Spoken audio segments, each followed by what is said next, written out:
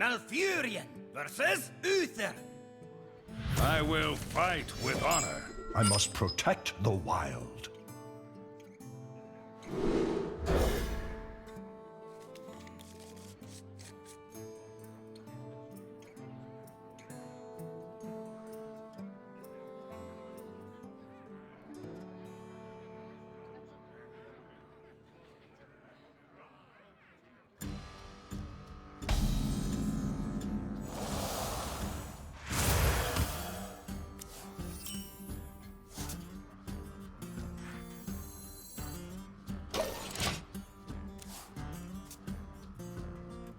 The light dims, but we fight.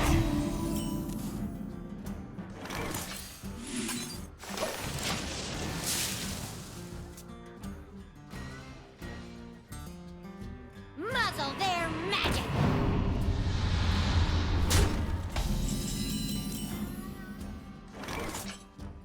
Pleasure of forth!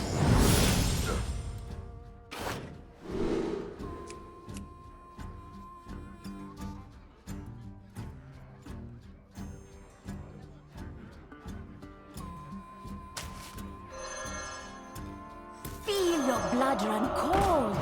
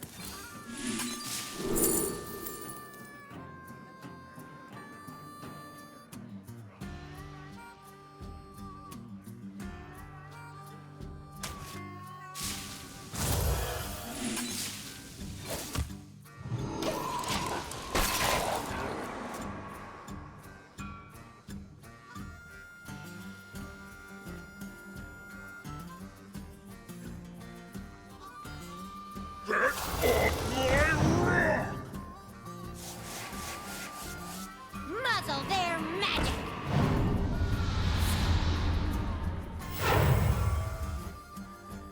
Nice to meet you.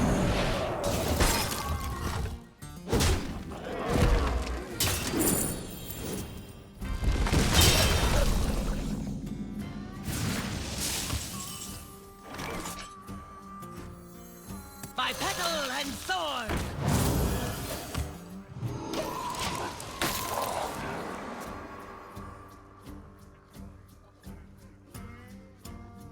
It's time to raise the stakes. Nice to meet you.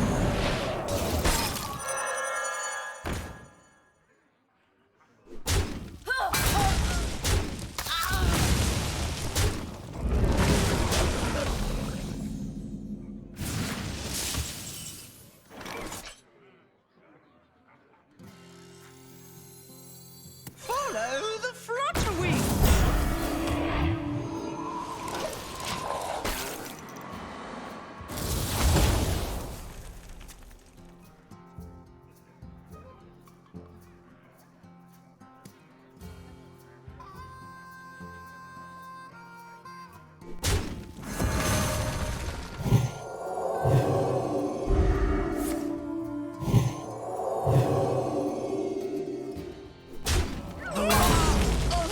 But we fight. Reporting for duty.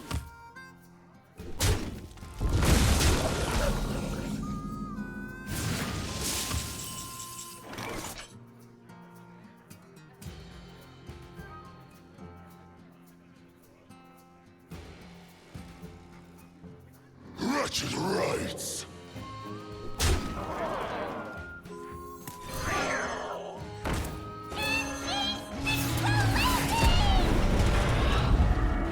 Nailed it! That minion already already attacked.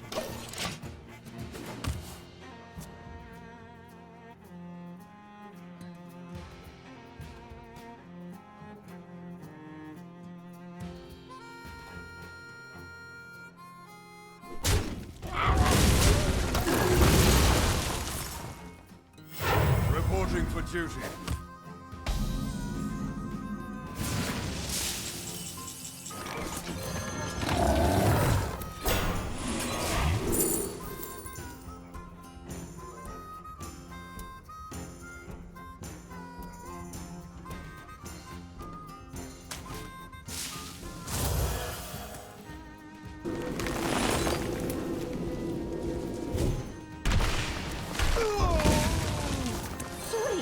Sotto. I am working.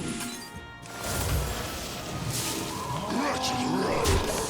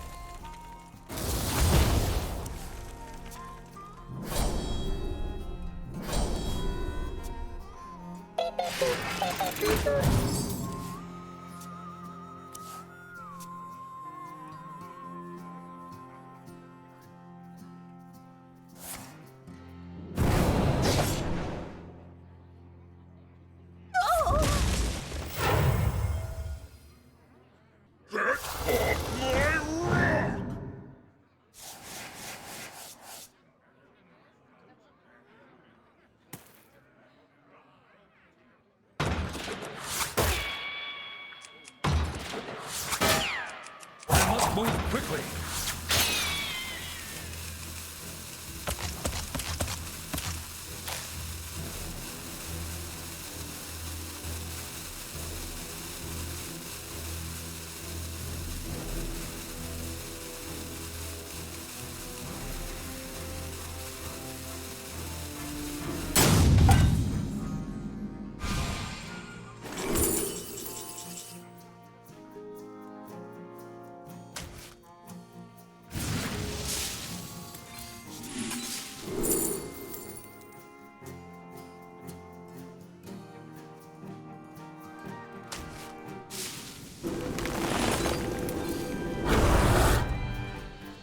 Wretched rights!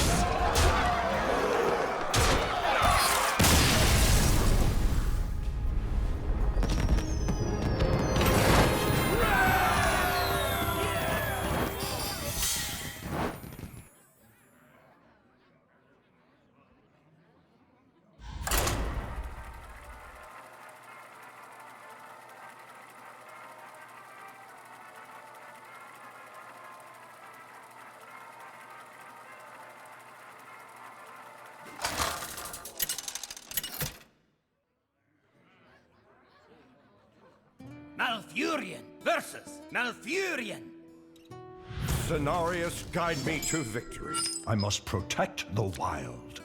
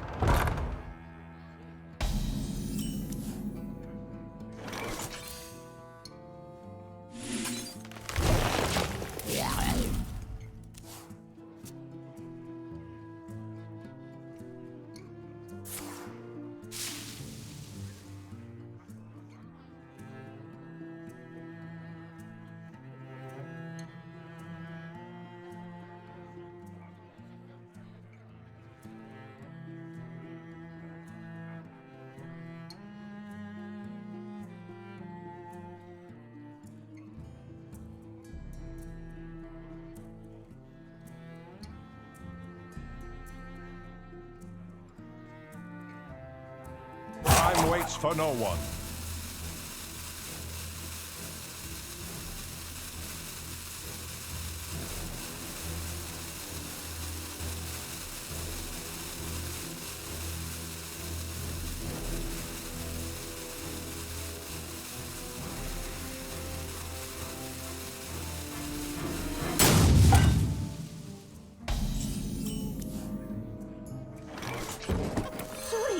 consultor. I am working.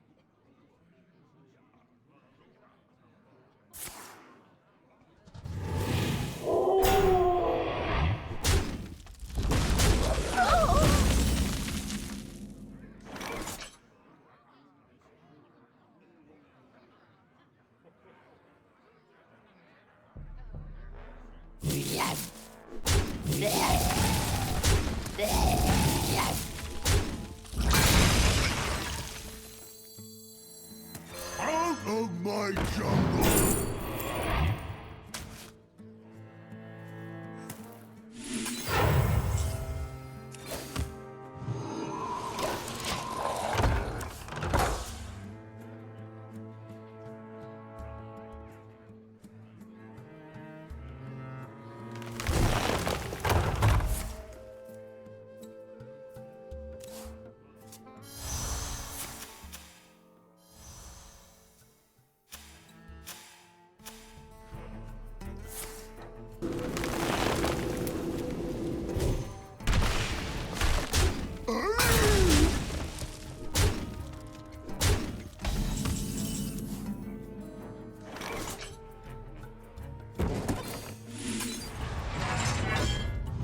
You're merely a pawn for the puppet.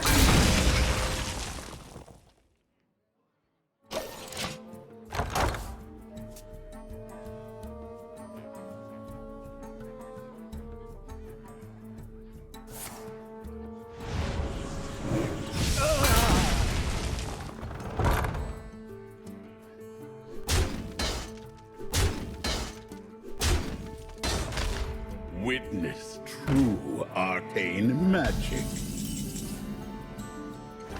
Follow the fluttering.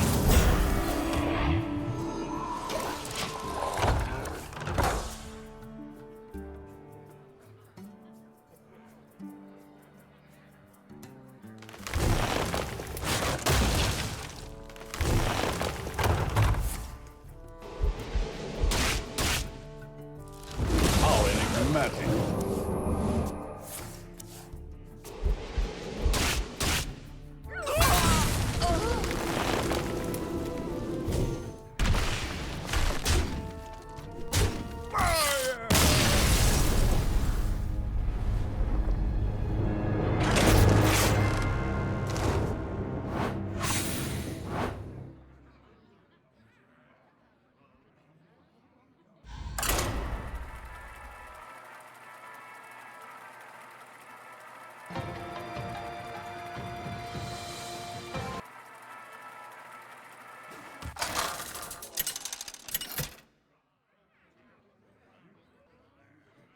Malfurion versus Nemzi. Let's have some fun. I must protect the wild.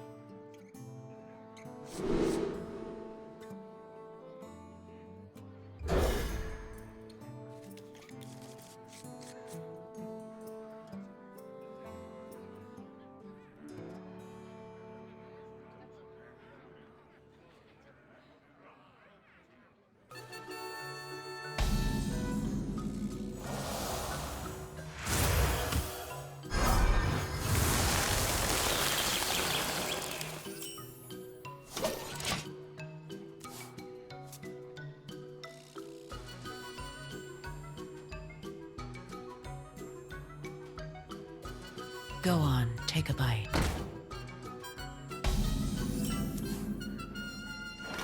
Sorry, Glisselton. I am working. Job's done.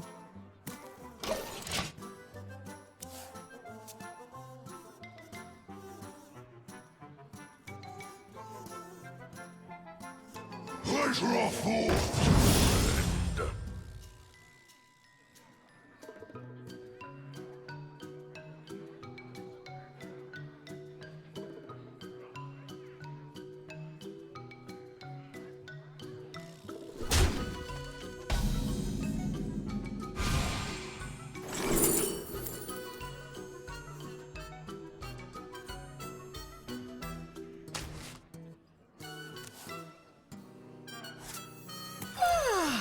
Must have slept in. You lost it.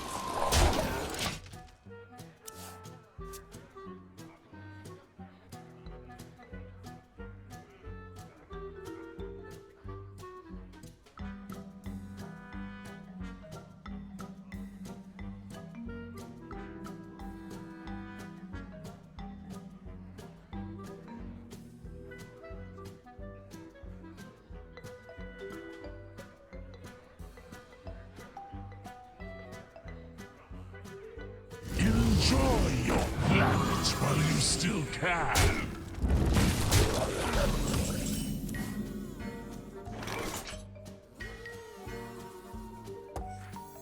By petal and sword. Just a dream.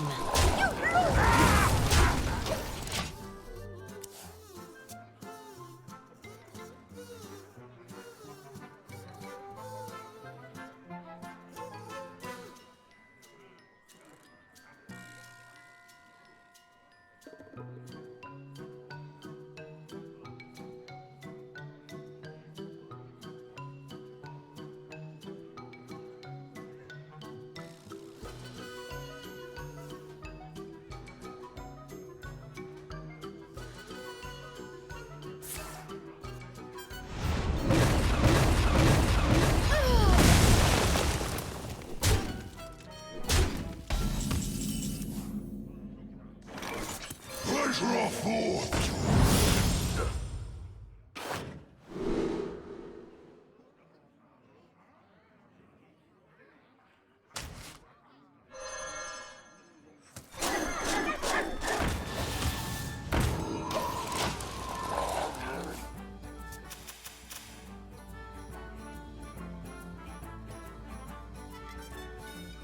Ah, Skolemance. Now that takes me back.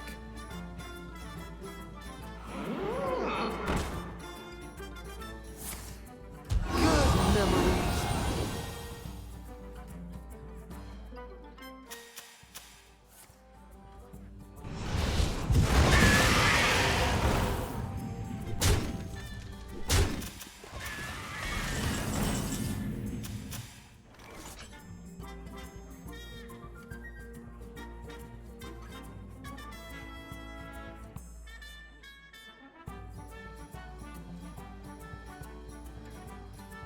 Sir, yes, sir!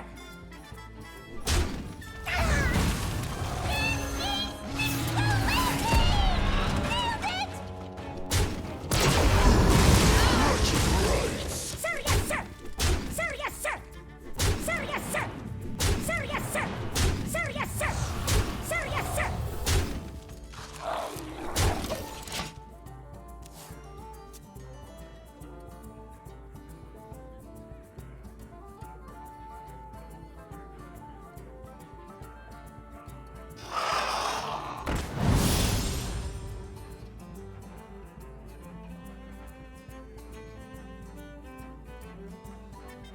Pleasure of force.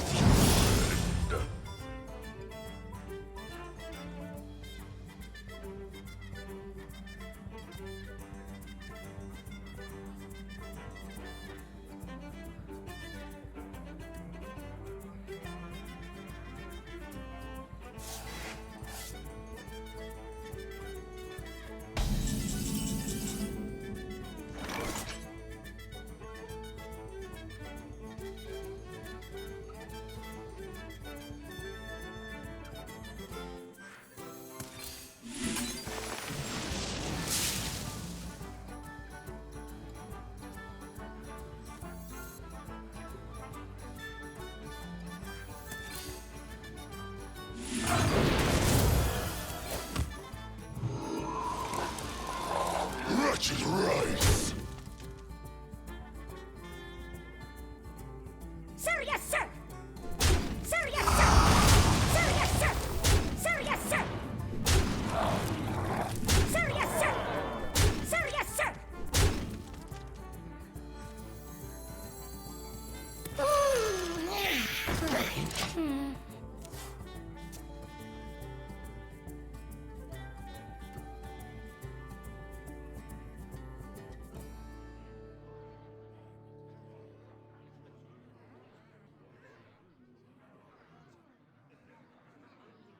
My collection is ever growing.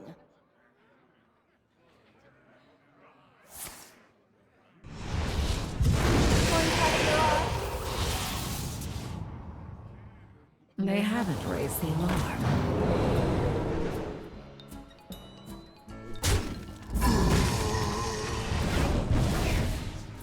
Remain silent and unseen.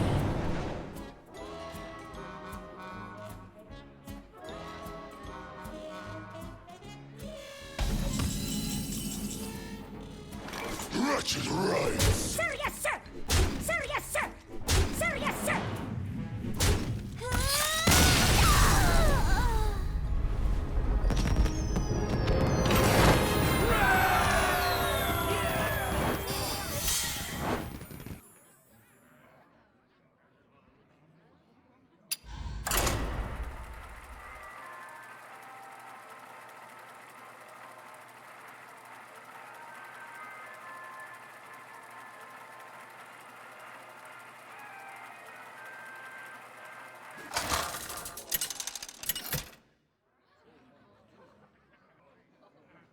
Malfurion versus Tyrande.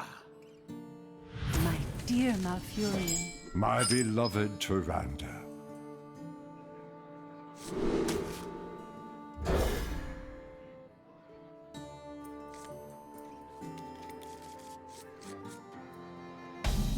Be at peace.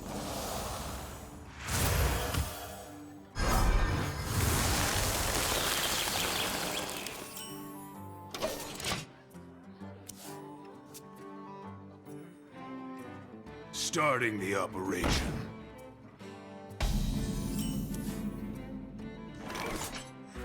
Sorry, Glisselton. I am working.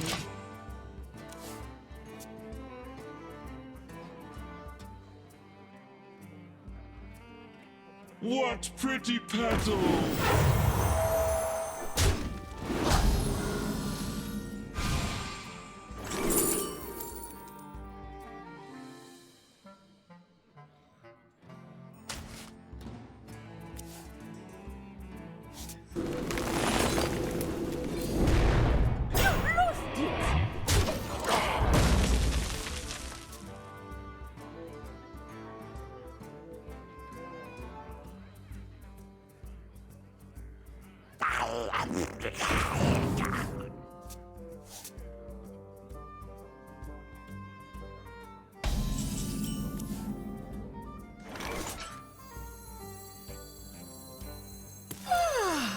Must have slept in.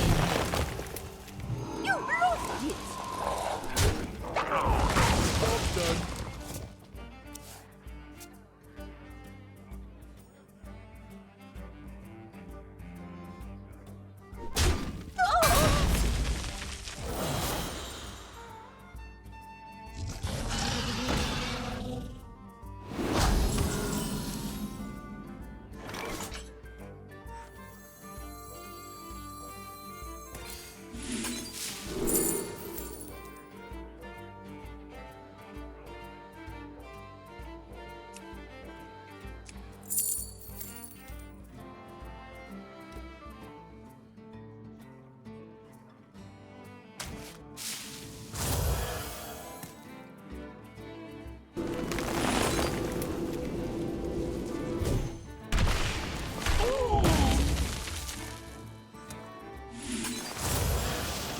By petal and sword!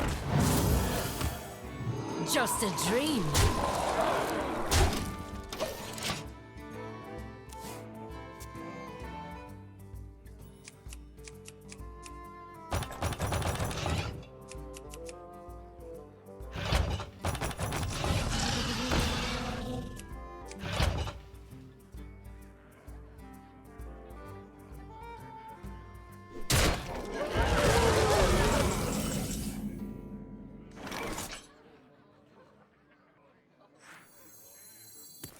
Draw forth your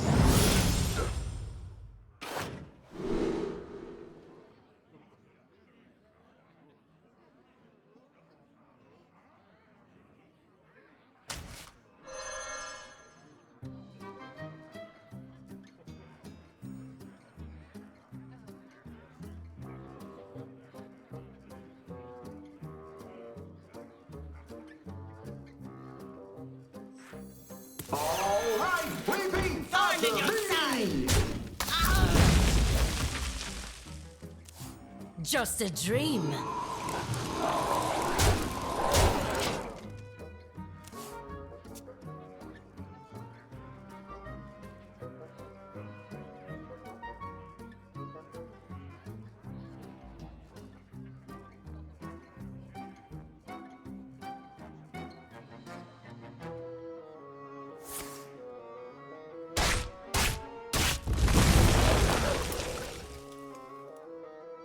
What was that?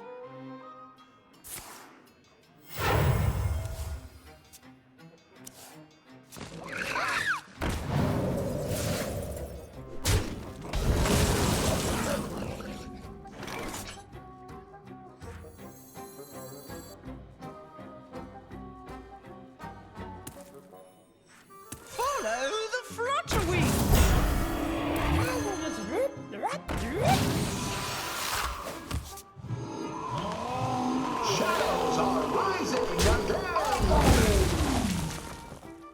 Job's done.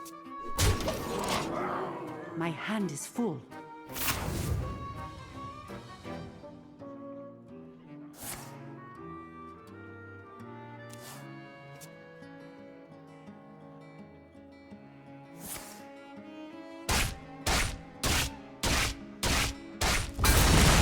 Starting the operation.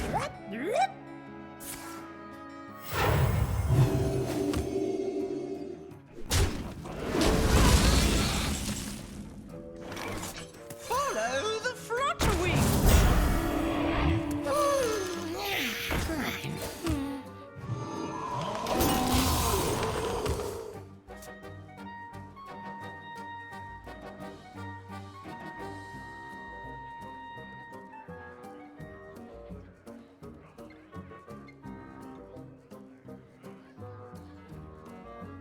Go forth on swift wings. All are nourished and the cycle renews. Need help? Let's give you some extra time.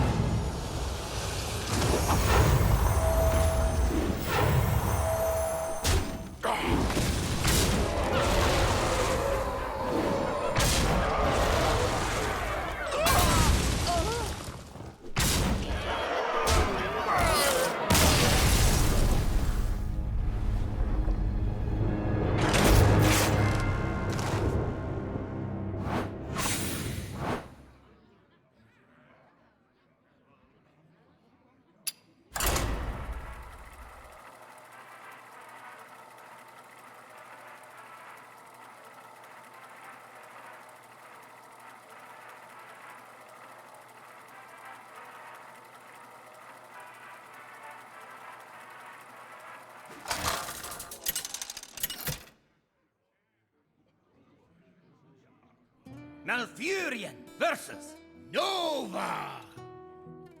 Ready for action. I must protect the wild.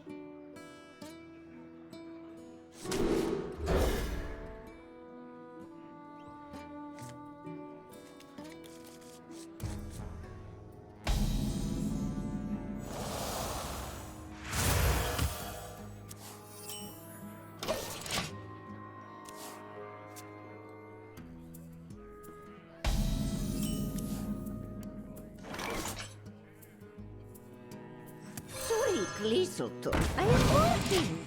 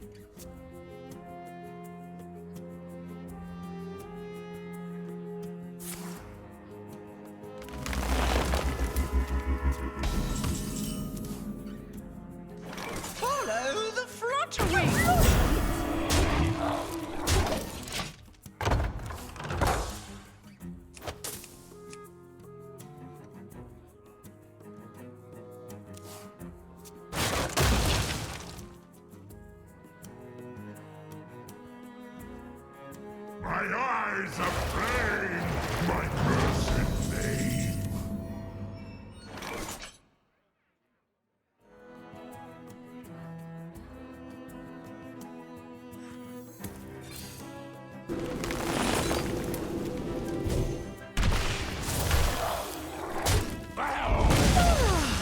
Must have slept in. Swarm them! You blew it!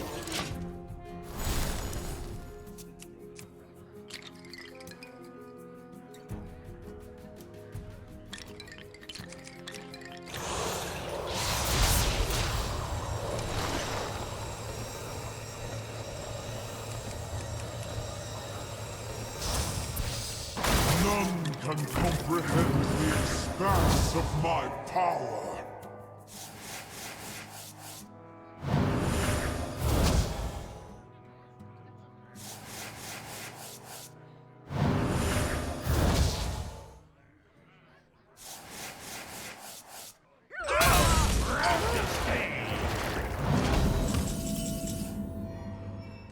You bluffed it! Oh! Find me in the dream. Just a dream.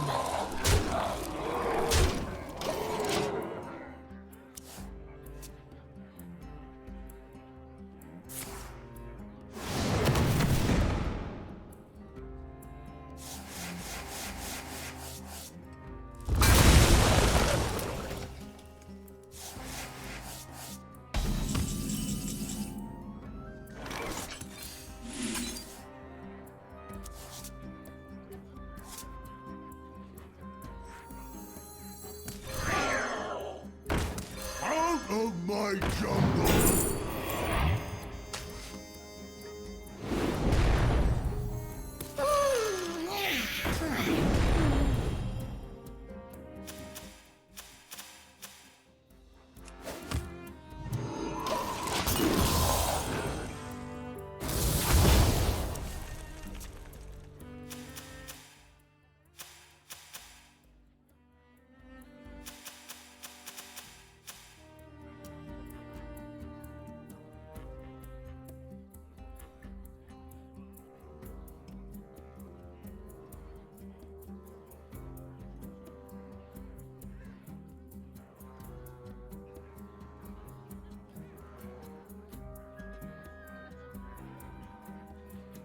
You are but a blip in space-time.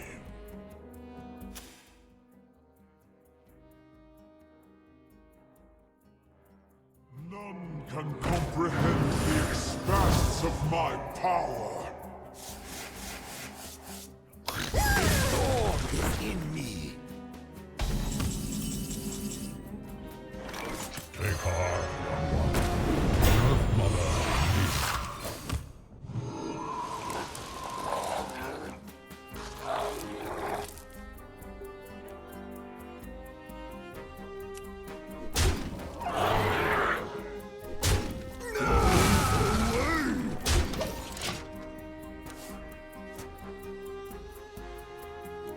No matter where we are, life can flourish.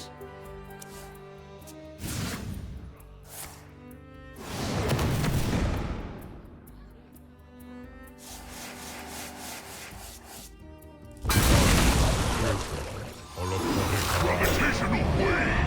The Earth Mother is near. Tactical retreat.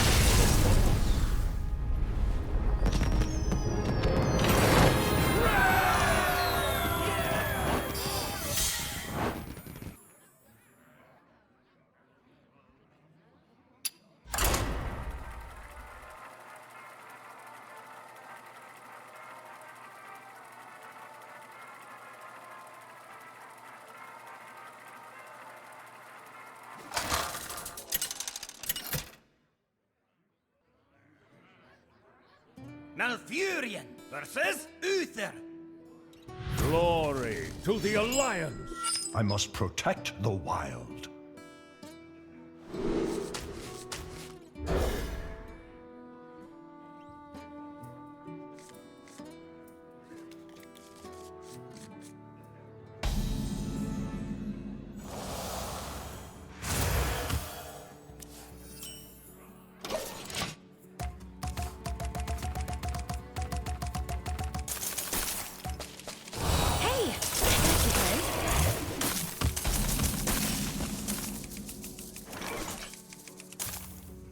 by petal and sword!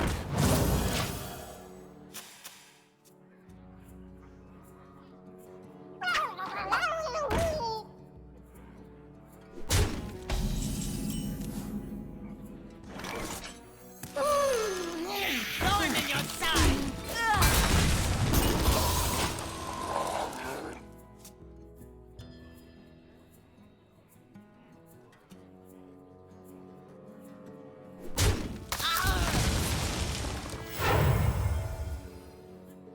Follow the flutter wings!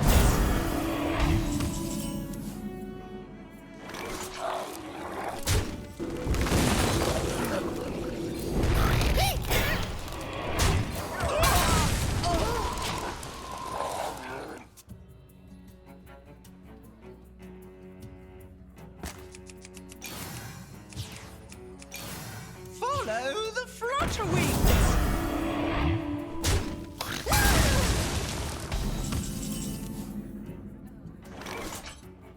Follow the flutter wings!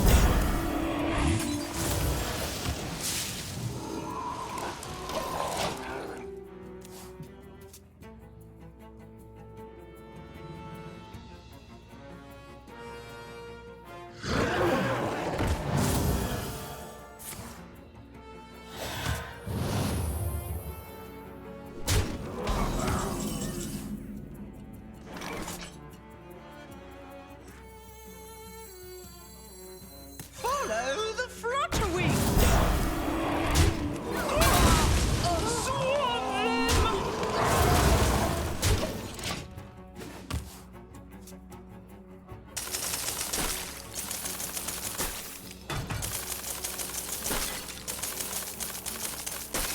I grow weary.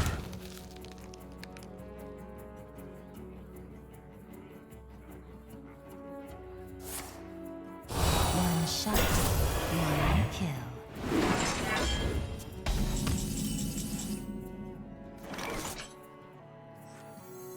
All right, baby, after me!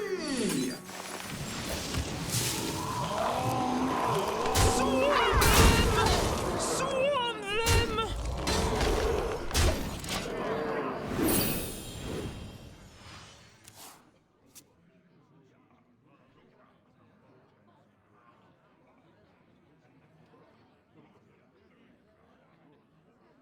Mistakes of the past, rewritten.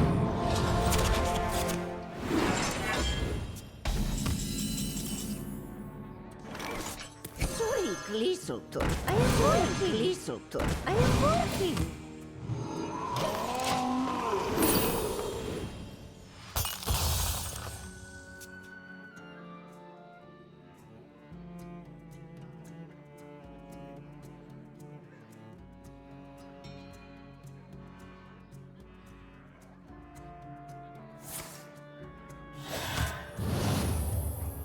Another realm awaits. Hold it in mind.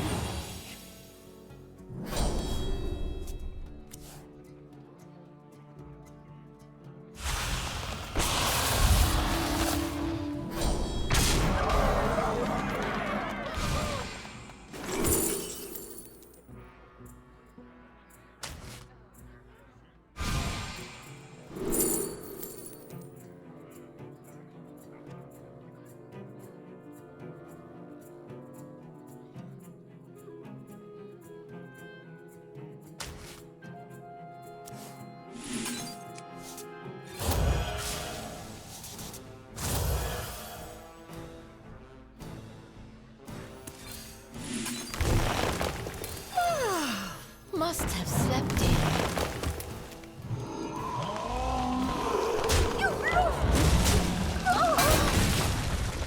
Follow the flutter wings!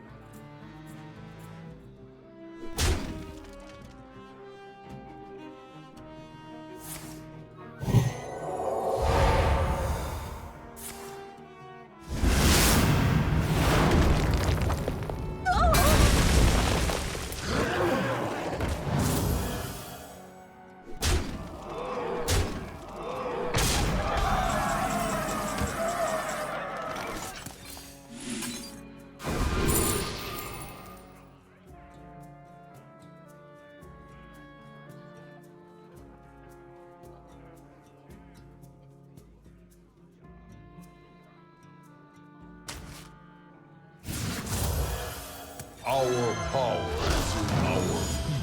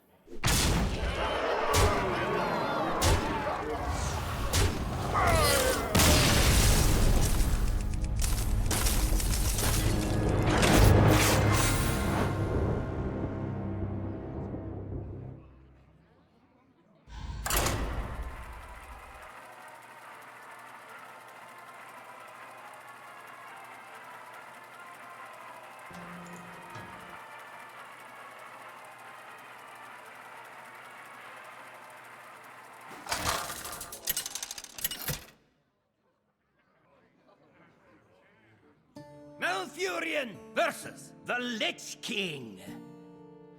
All will serve me in death. I must protect the wild.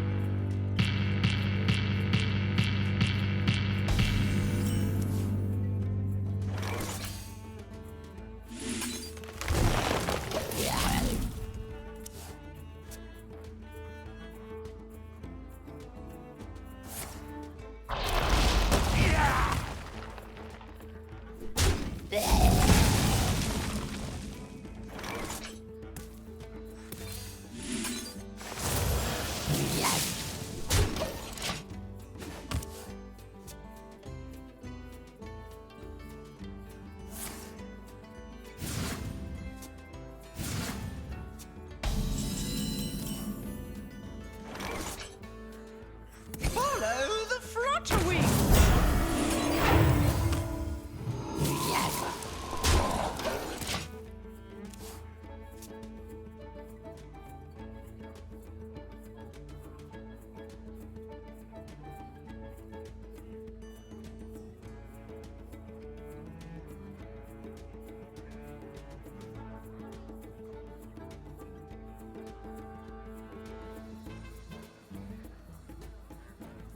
Eyes on the horizon!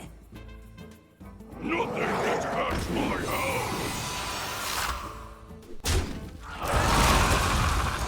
Nothing gets past my house!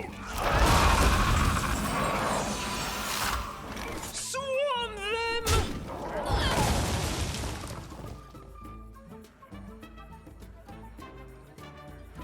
Sorry, Glisotto. I am working.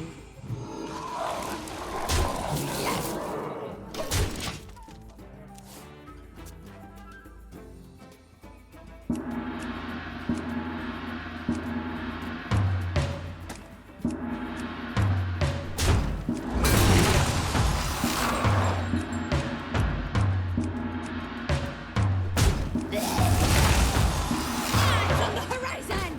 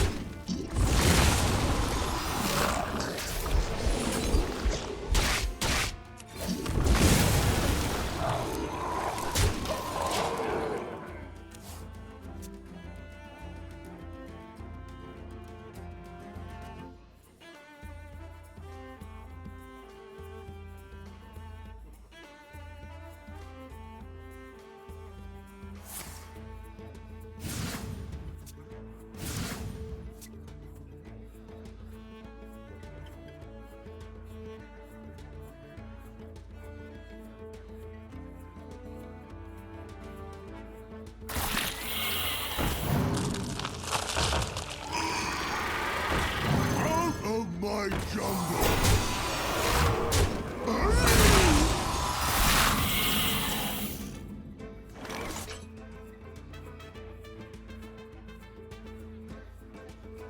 Pleasure affords!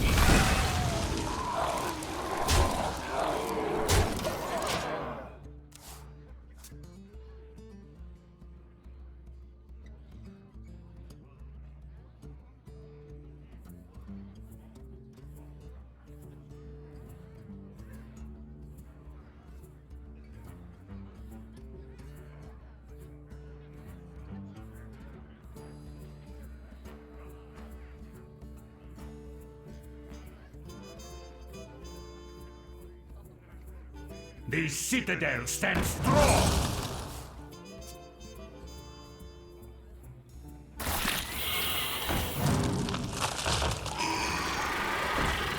None shall.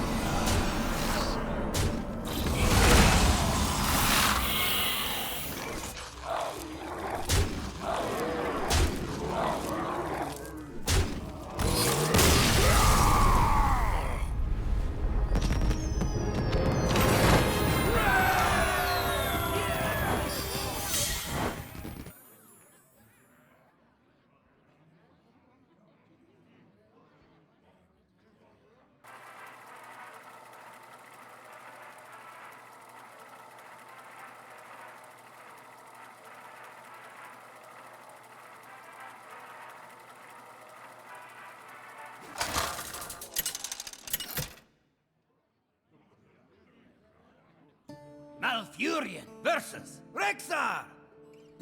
I'm acting on instinct. I must protect the wild.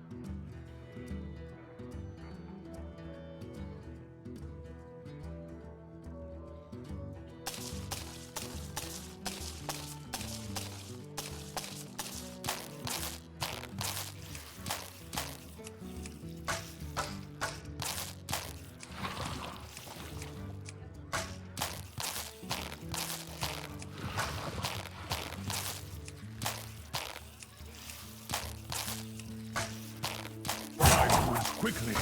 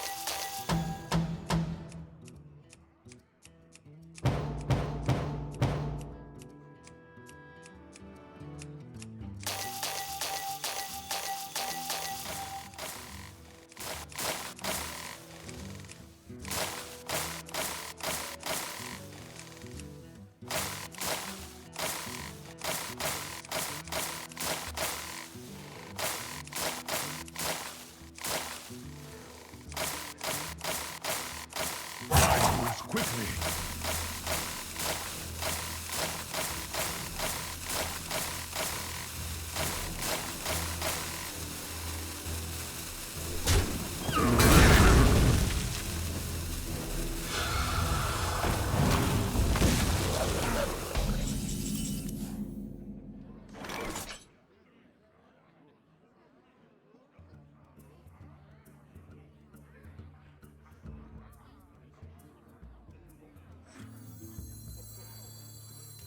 By petal and sword!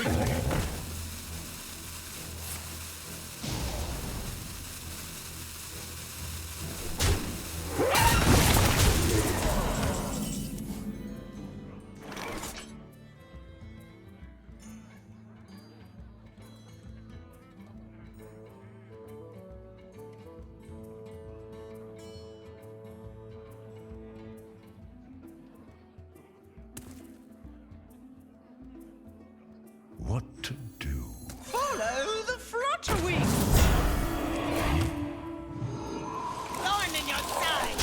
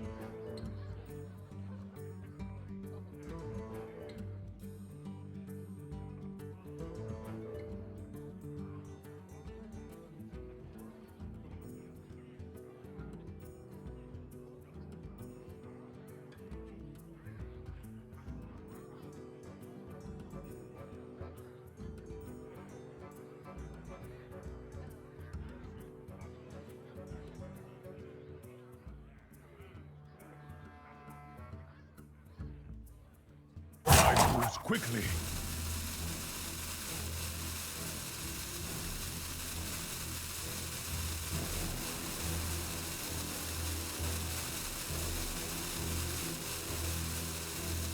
Twice as hot to cook twice as fast.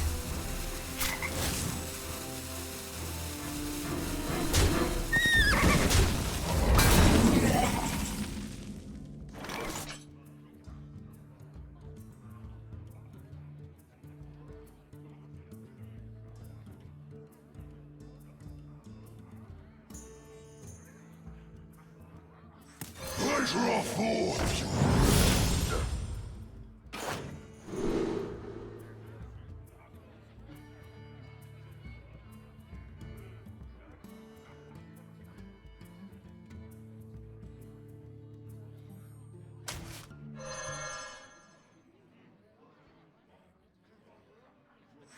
Ah, Skolemance. Now that takes me back.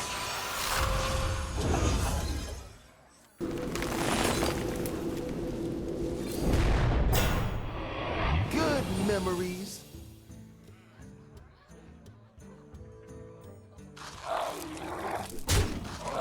Time waits for no one.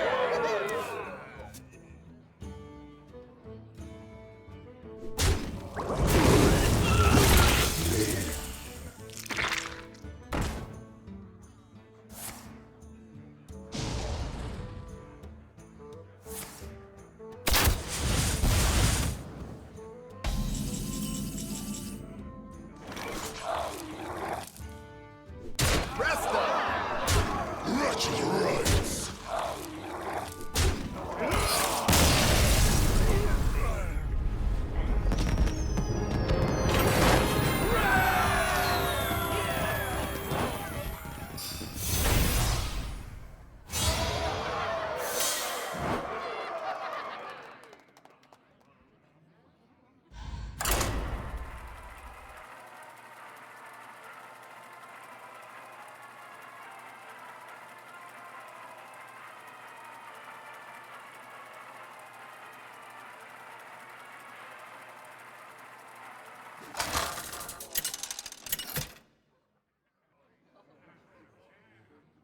Malfurion versus Anduin. I will protect the Alliance. I must protect the wild.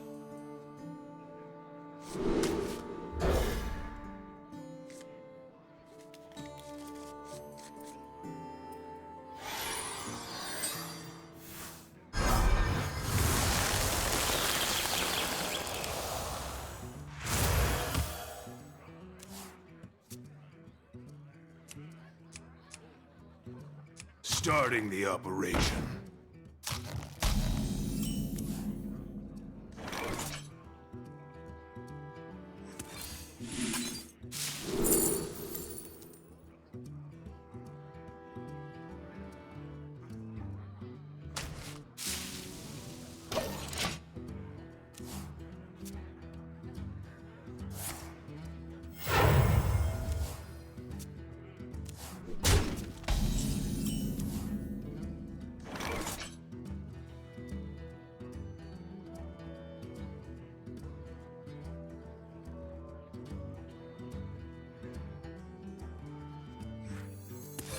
Liesotto, I am working.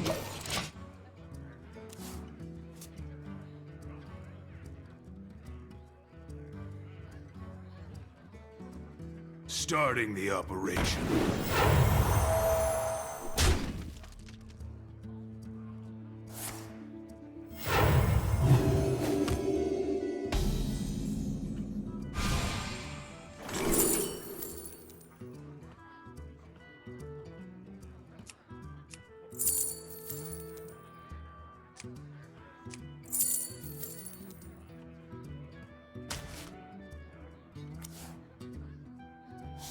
You bluffed it!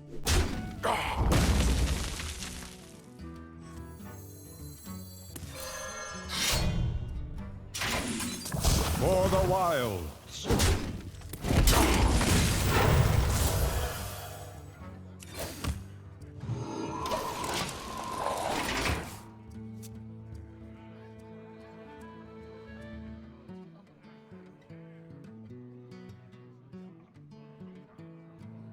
What pretty petals!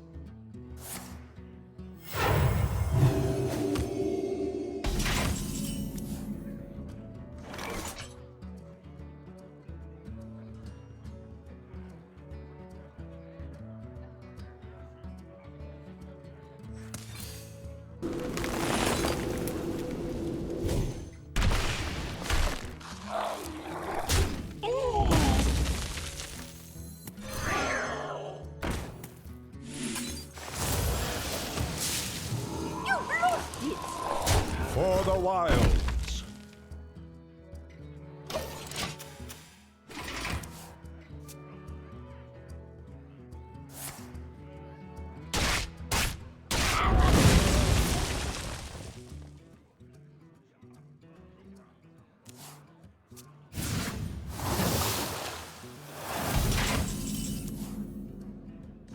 In any form, For the wilds.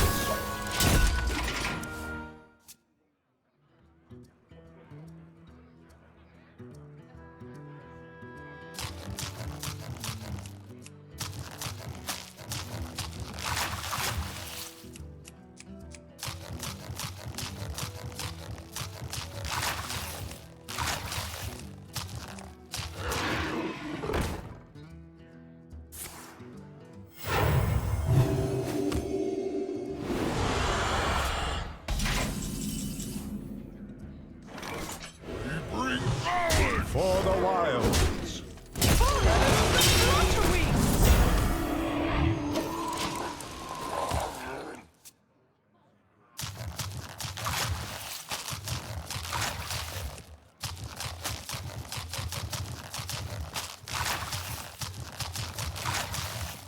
I grow weary.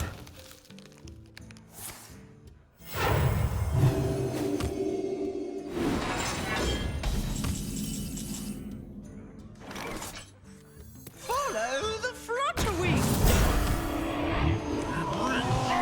Swarm them!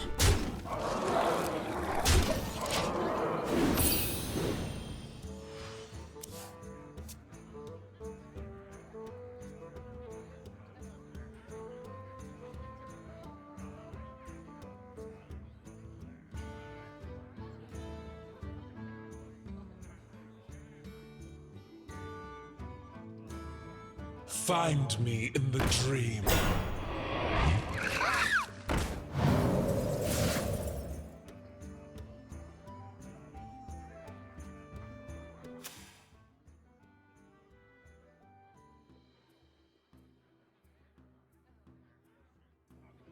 I should have taken a vacation ages ago.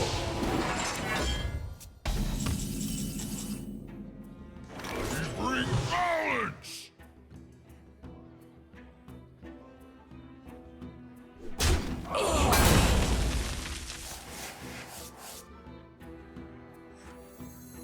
Action. Act. Perfection. Insignificant.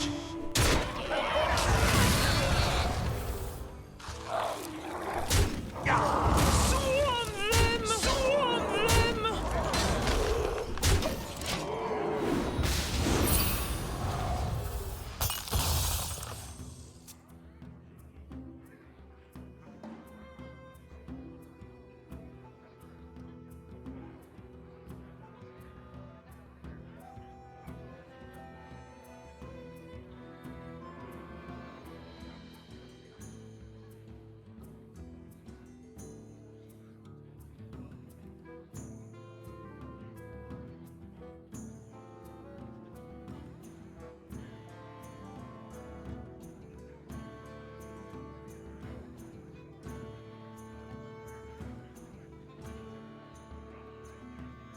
This is not what we stood for!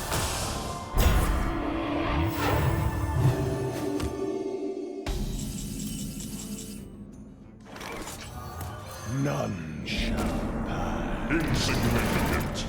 Swarm them! Swarm them!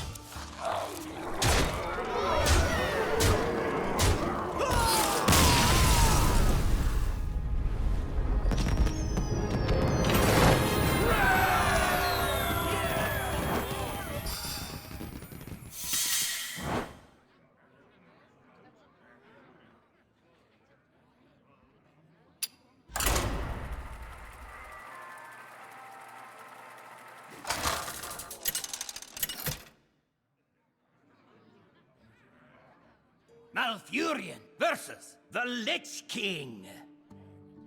All will serve me in death. I must protect the wild.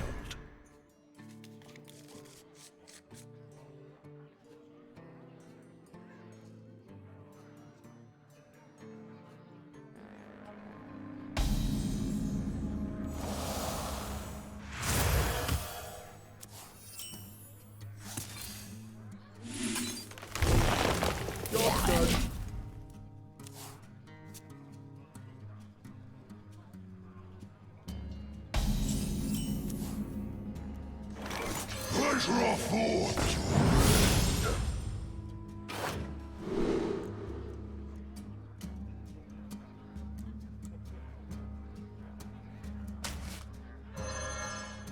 Yes.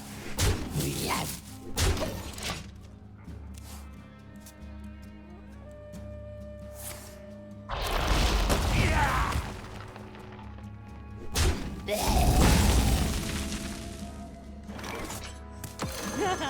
Another tower down. Wretched rights.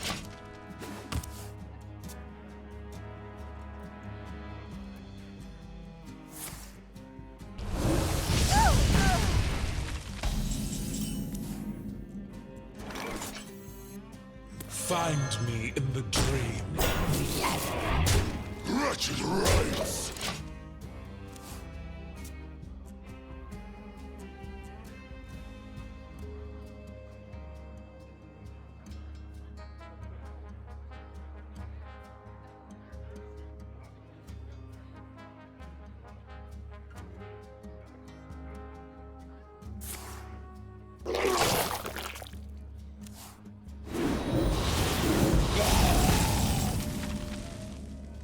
Many from one.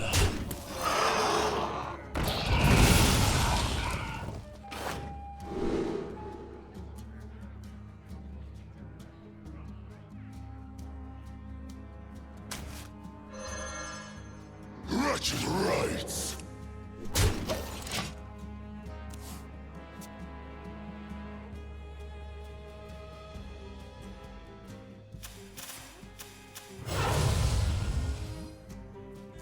Stand and fight in darkest night!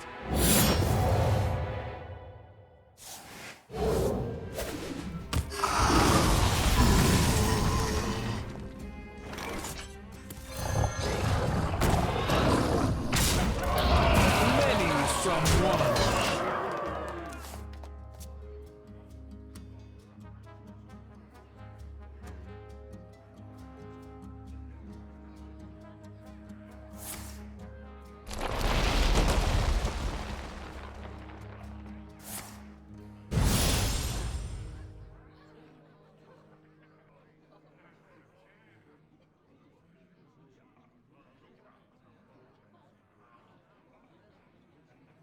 My blood for the Lich King!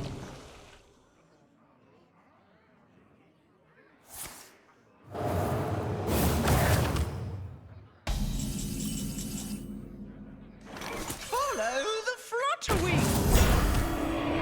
Many from one.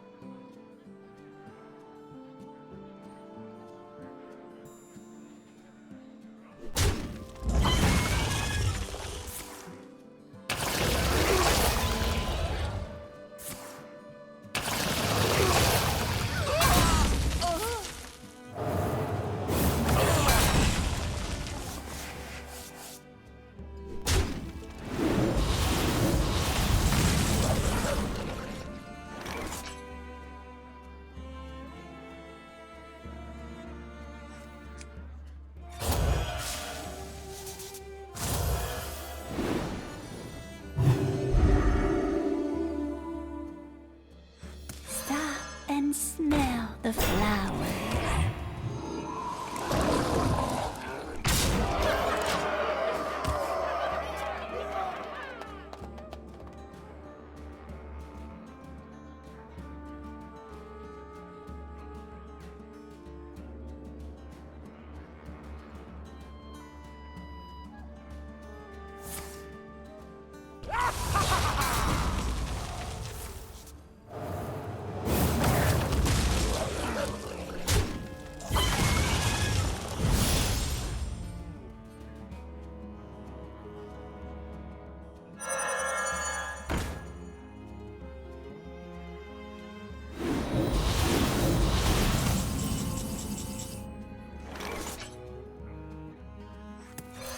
of my jungle!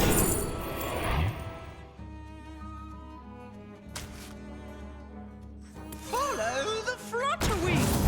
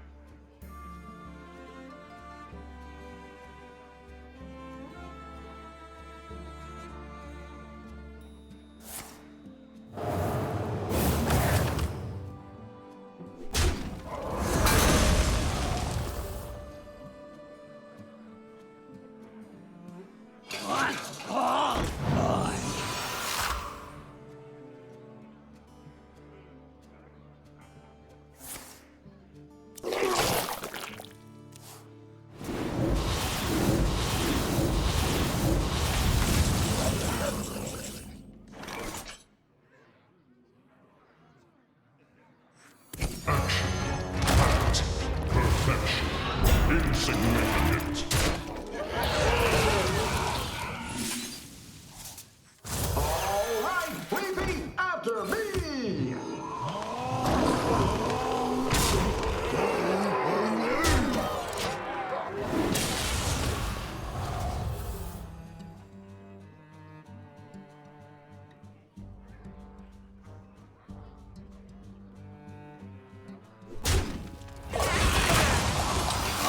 All eyes.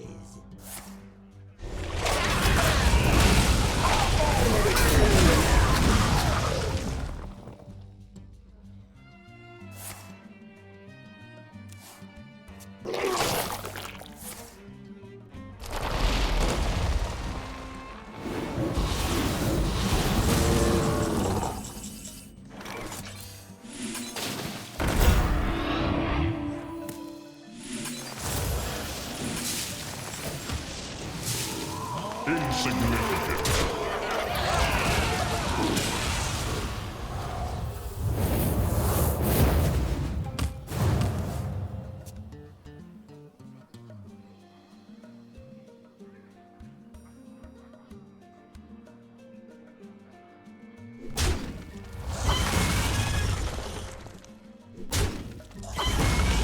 Corruption seize all.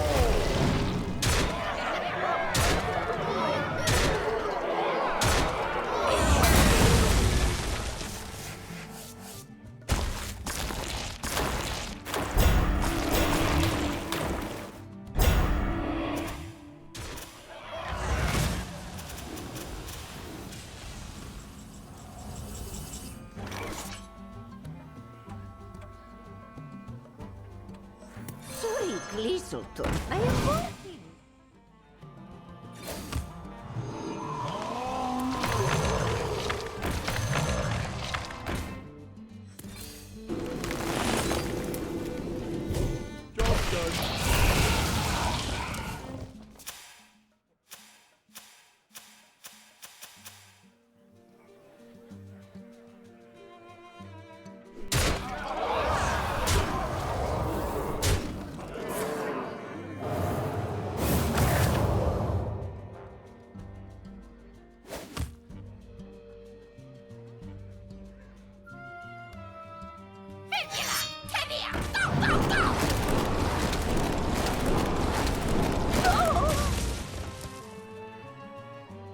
Nightmares are never forgotten.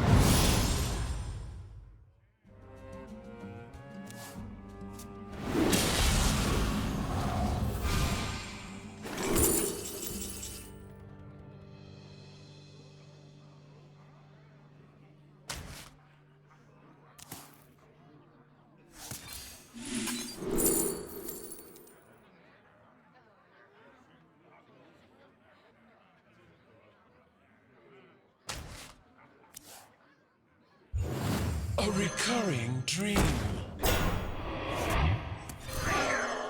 Follow the flutter wings!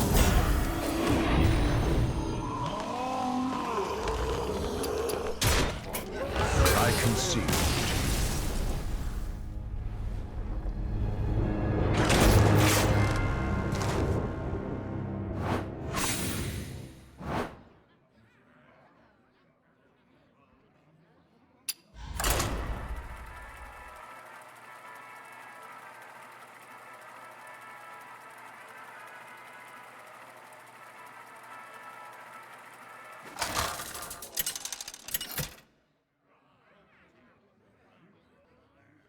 Malfurion versus Uther. I will fight with honor. I must protect the wild.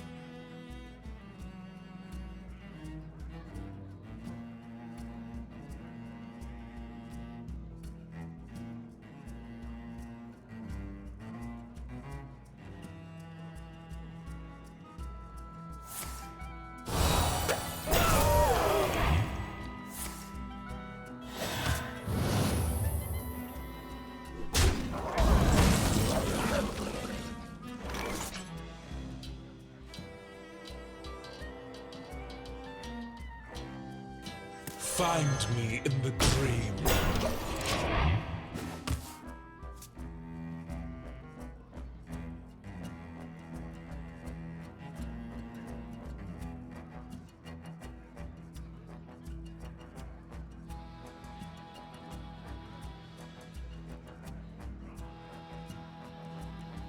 Follow the flutterwings!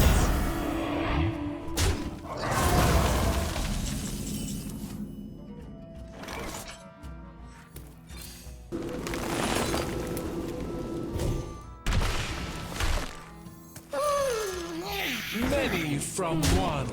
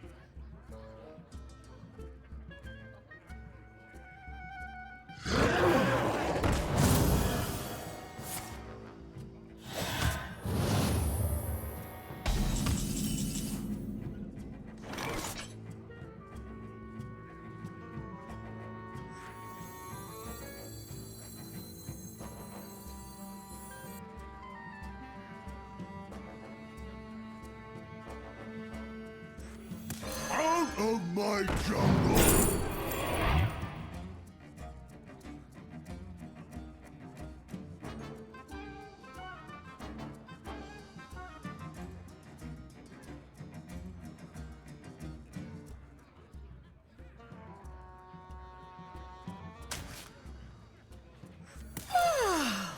must have slept.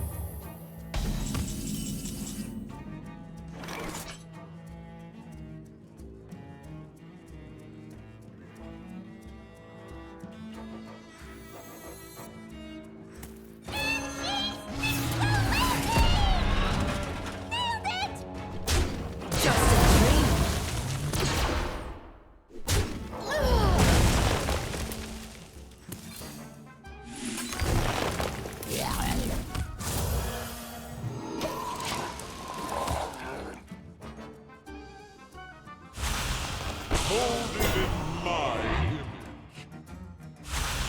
Hold it in my image.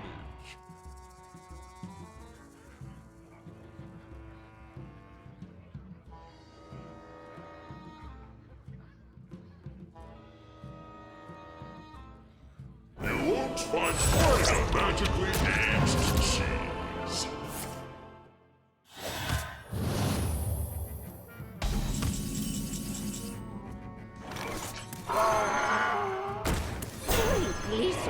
I am working.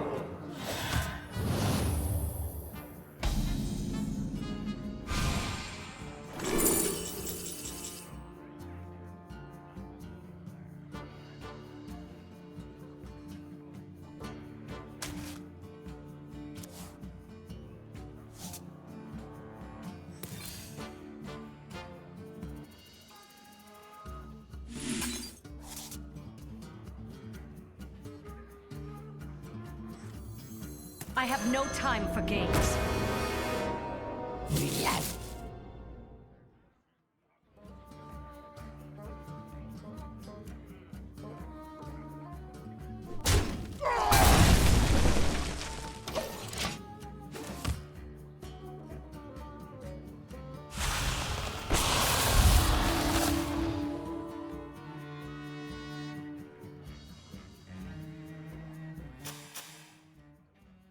Relaxation for all, and all thanks to me.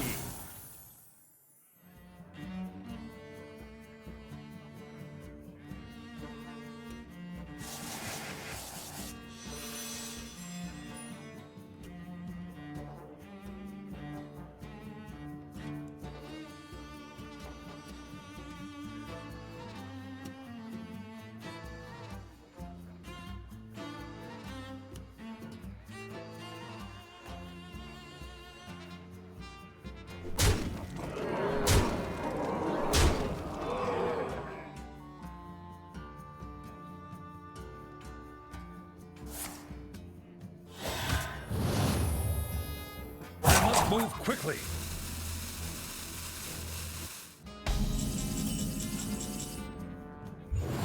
A recurring dream. Let none survive. I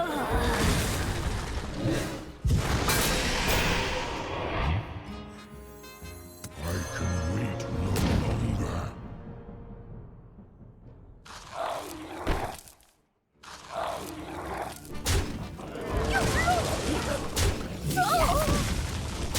I TV after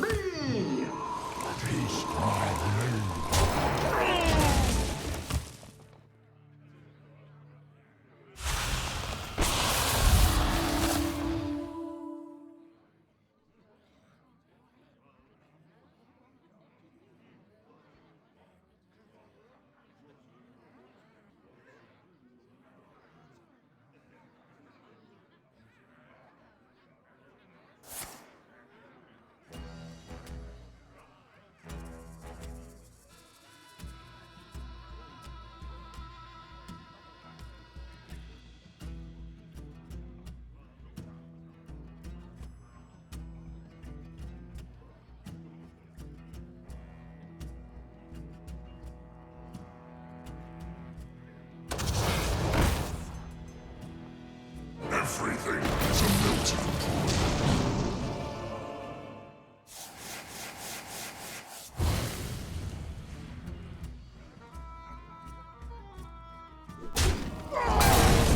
Move quickly.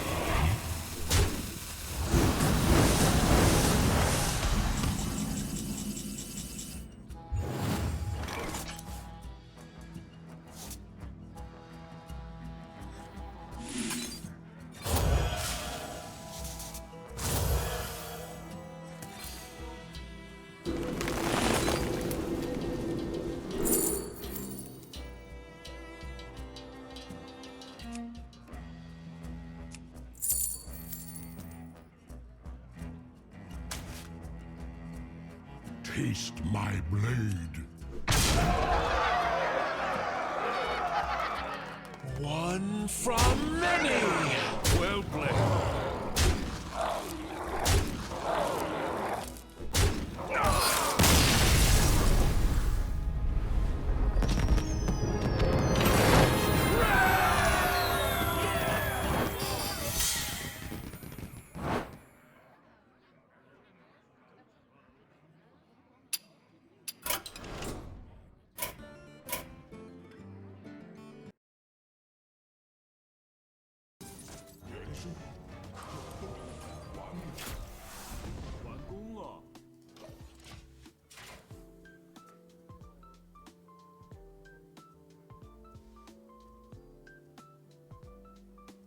这不要乱丢，为什么？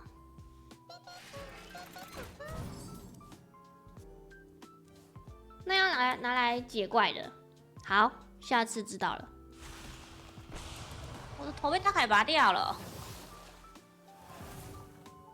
叫经理出来。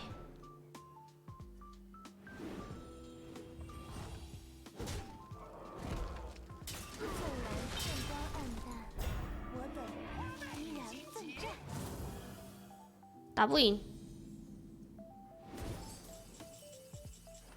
发现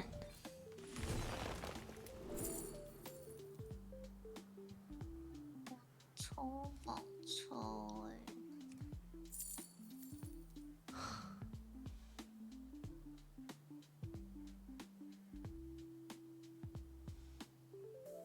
赢了，快速射击，为什么？为什么？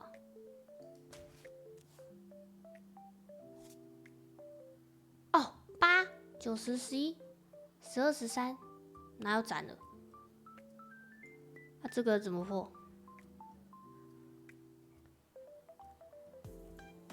用这个吗？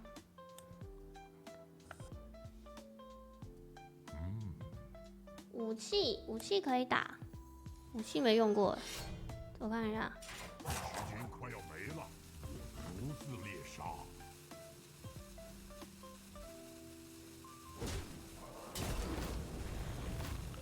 啊，这样怎么过？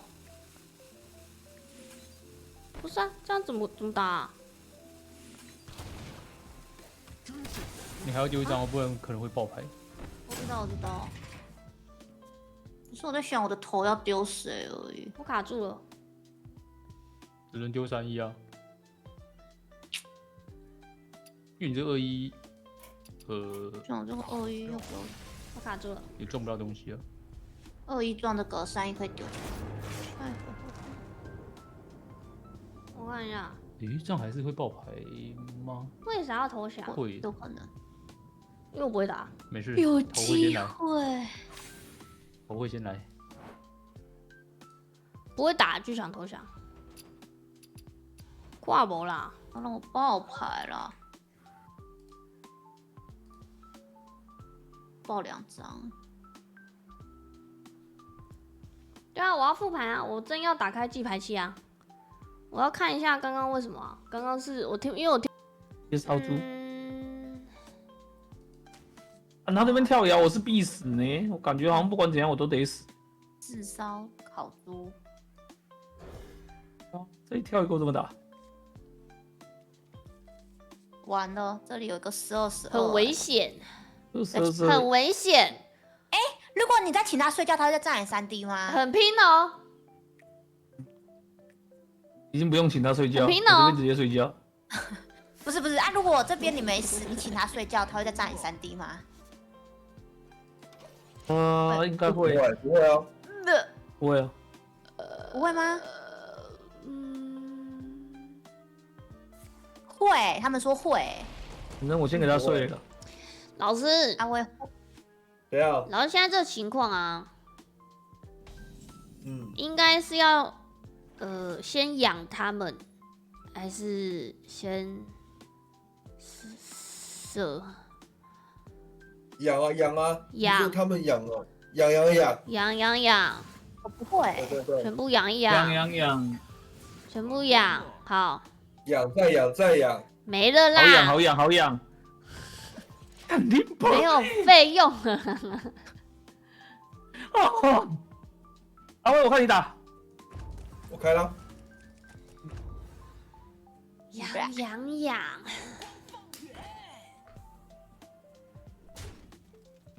你74名在那边大杀四方，真假啦？对没？但真假啦？那只有闪电叫姐哦。这只看来是我打的太烂了，我看你秀。解不你解得掉吗？好像解不掉。我好像解不掉，那没办法，那解不掉，那别理他了。先赏鸟吗？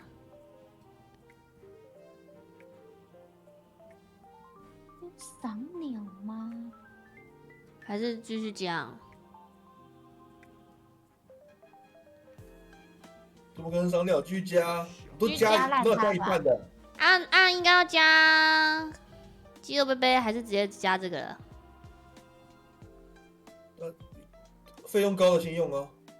费用高的先用。这样很尴尬，等下试飞要干嘛？哇，全部加在身上。再加，你还有最后一管再加。他只剩最后1杯了。对啊，最后1杯。然后喝饱，喝满，好喝。没有就是加，没有熊就一样照加。好喝。这个要解掉，可是我解不掉。解不掉就算了，别理他。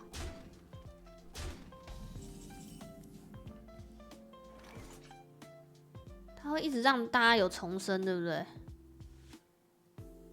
对，靠腰啦。阿威好猛哦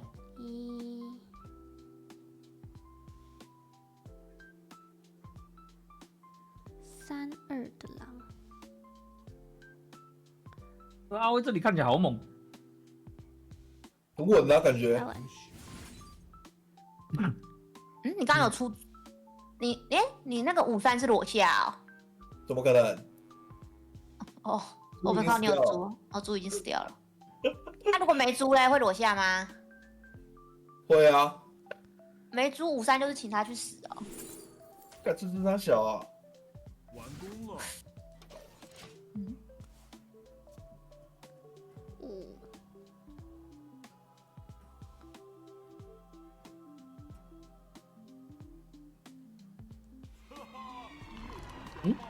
东西。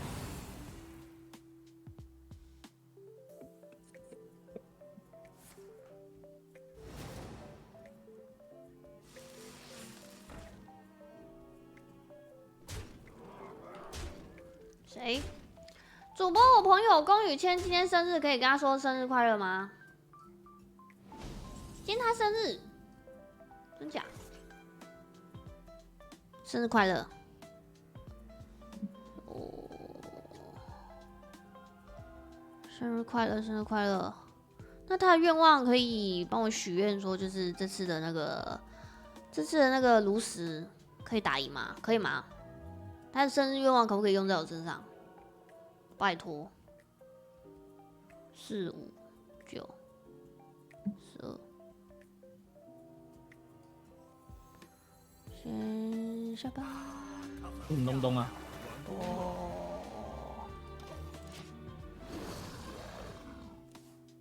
哦，超白痴鳄鱼，这是种菜的。那灰机看起来怎么是这样子在玩？场工哦，没注意。我今天看到一把德有跟法师混，我就在祝人家生日快乐没？哦，哦，在祝生日快乐哦。他愿望最好是用在我身上哦。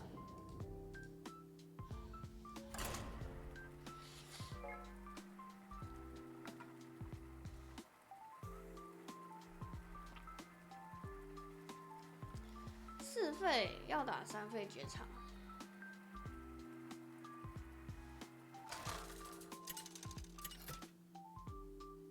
不知道哎，我觉得刚刚刚刚手牌不好，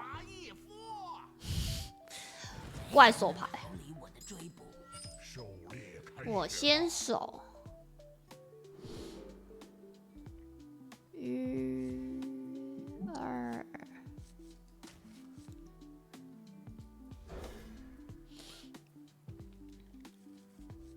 啊！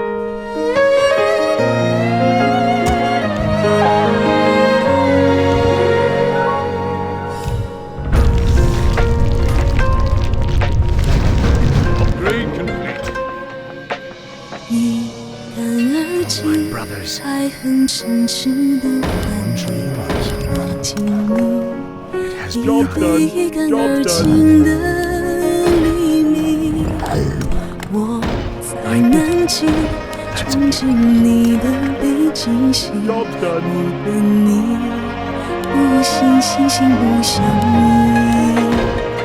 你是天意，你是大大的马蹄，滚滚了我的红尘，苦苦追寻冰天雪地。一寸光阴一寸心，一朵昙花一朵缘，一朵雪花一朵梦境，一捧在手掌心。一颗尘埃一菩提，一颗流星一个你，一心一意捧在手掌心。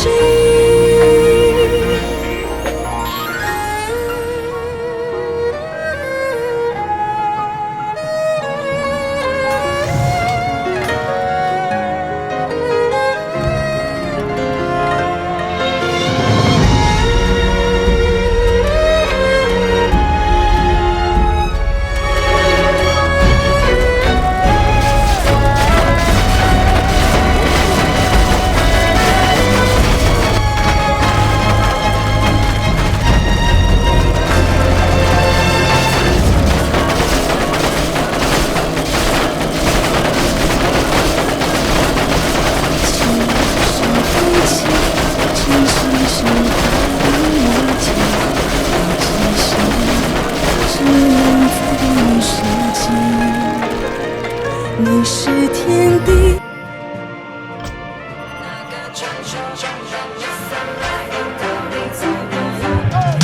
听着听着，最近这一首潘娜玛，周安明啊，邻居广场舞的大妈，不要不要不要，请不要再介绍，相亲的呆瓜，别逼我再给他。传说爱情应该是很伟大，那件偷偷是穿过季节奏的婚纱，此刻你和谁热吻在酒吧？昨天才对我说要为我做牛做马。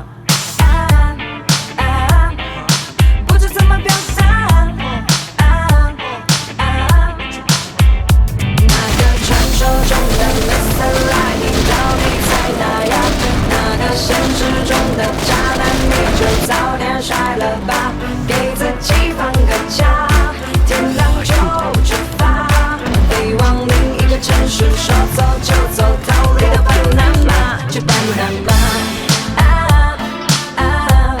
今晚不想回家，没空陪你玩耍，自己学着长大。听着听着，最近这一首潘娜玛，周安平啊，邻邻居广场舞的大妈，不要不要不要，请不要再介绍相亲的呆瓜，别逼我嫁给他。传说爱情应该是很伟大，那件偷偷是穿过季节走的婚纱，此刻你和谁热吻在酒吧？昨天才对我说要为我做牛做马，不知怎么表达。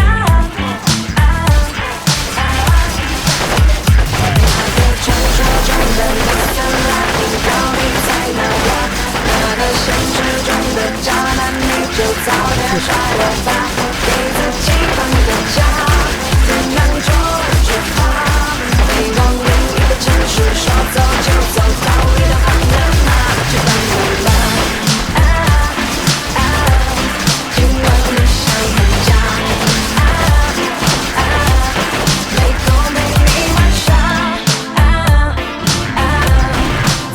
学着长大，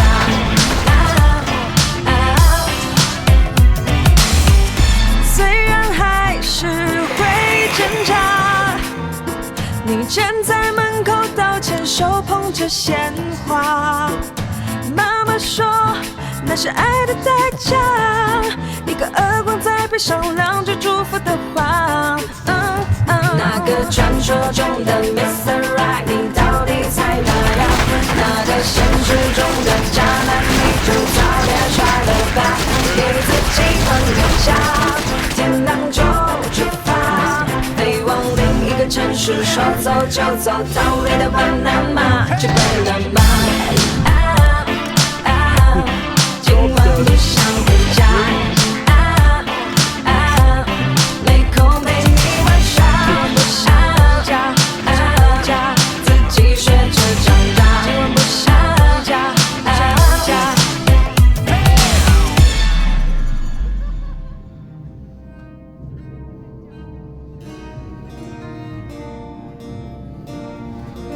I stand ready.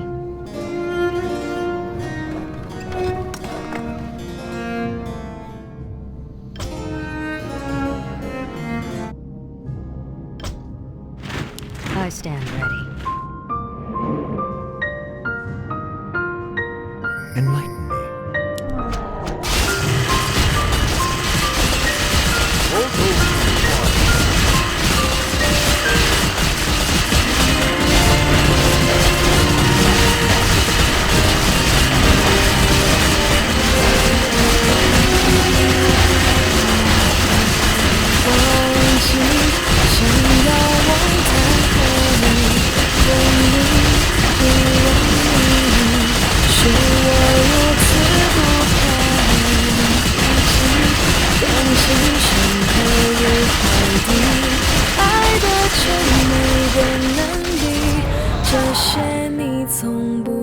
在眼里，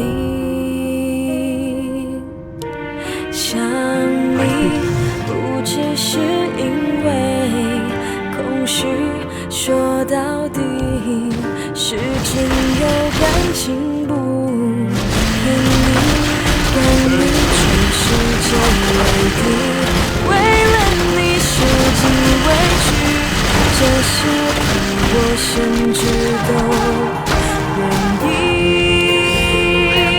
好可惜，终于失去你。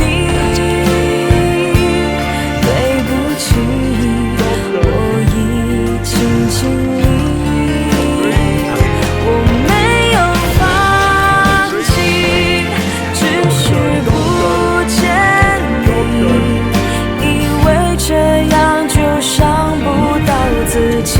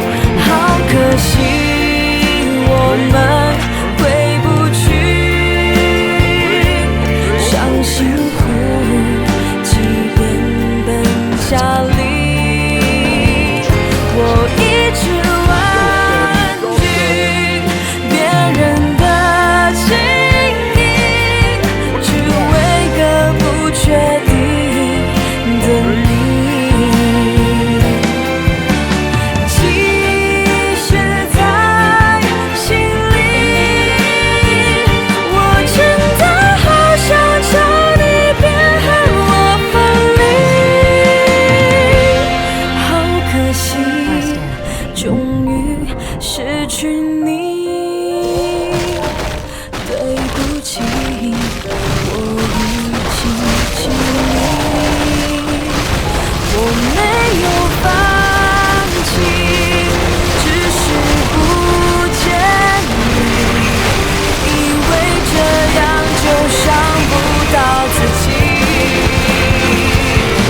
好可惜，我们回不去，像辛苦起点更加力，我一直婉拒别人的情意，只为个不确定的你。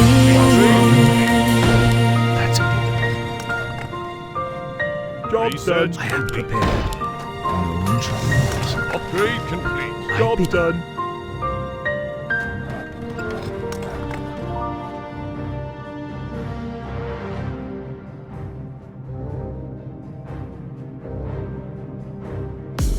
凸显音乐品味就靠 Premium， 与好友 Jam 起来，分享爱歌不受广告时间干扰，还能以偏好的播放顺序聆听喜爱专辑，也可无限次跳过和重复播放歌曲。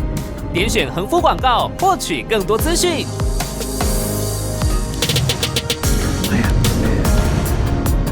I bid you.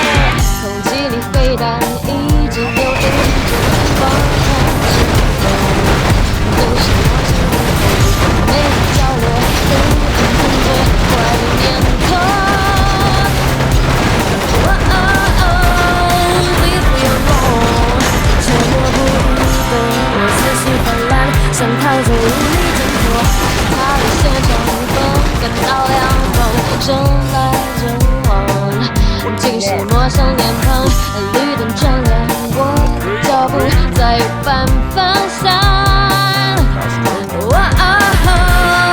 Leave me alone， 这世界疯狂 ，How can I go on？Yeah。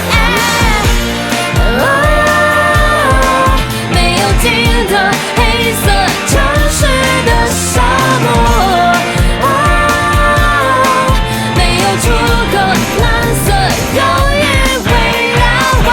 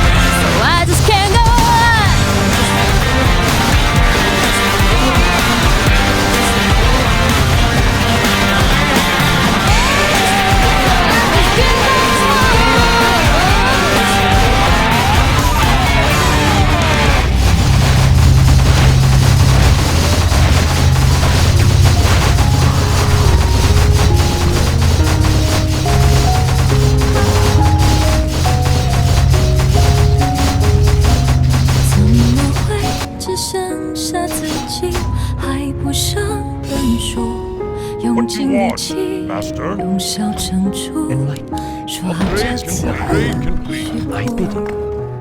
怎么会越难以呼吸，还不说痛苦？武装自己，从不是我，却比任何人无助。当时间不为谁而破离，让爱延续下一季。你可不可以轻轻地松开自己？就算你想放弃，也可以；失去也可以。别再步步紧逼，不留余地，爱只会窒息。就算多难舍的过去，最后还是会过去。怀念的拥抱的那体温，用微笑平息。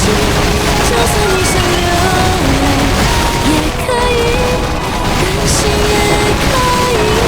别再苦苦压抑，所想情绪，心会更封闭。就算多难舍的泪滴，最后不让你沉溺。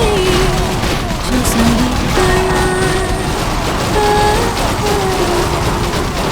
少还有自己。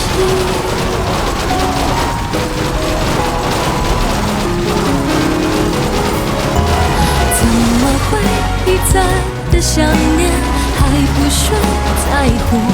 浑身解数，想要逃出，却什么也留不住。当时间不为谁而破离，让爱延续下一季。你可不可以轻轻地松开自己？就算你想放弃，也可以；失去也可以。别再步步紧逼，不留余地，爱只会窒息。就算多难舍的过去，最后还是会过去。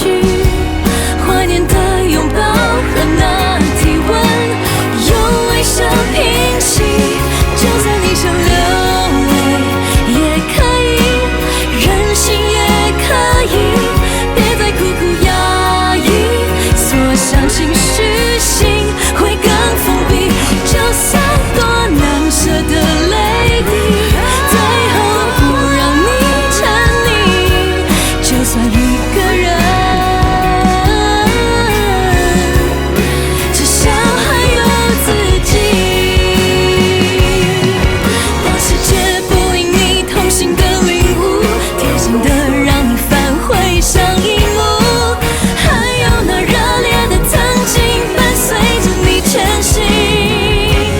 就算你想流泪，也可以；任性也可以。别再苦苦压抑，所想情绪，心会更封闭。就算多难舍的泪滴，最后不让你沉溺。就算一个人，至少还有自己。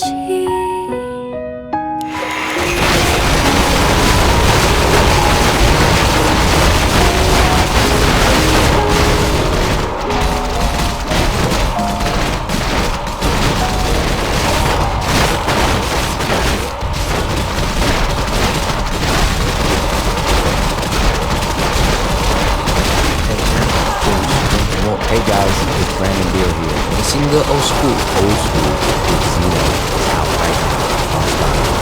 欢迎大家的 Spotify 上面搜索。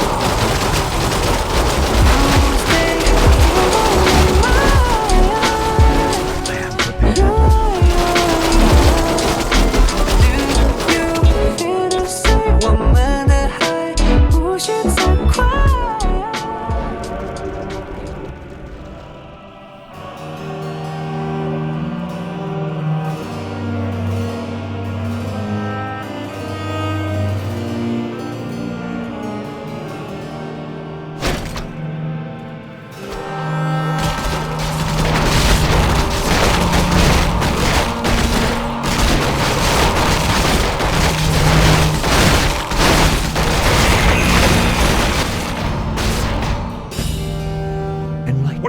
Master. I am prepared. Upgrade complete. Out with it. Upgrade complete. Upgrade complete. Job's done. Upgrade complete. That's a given. Upgrade complete. Job's done. Job's done. Job's Out done. with it.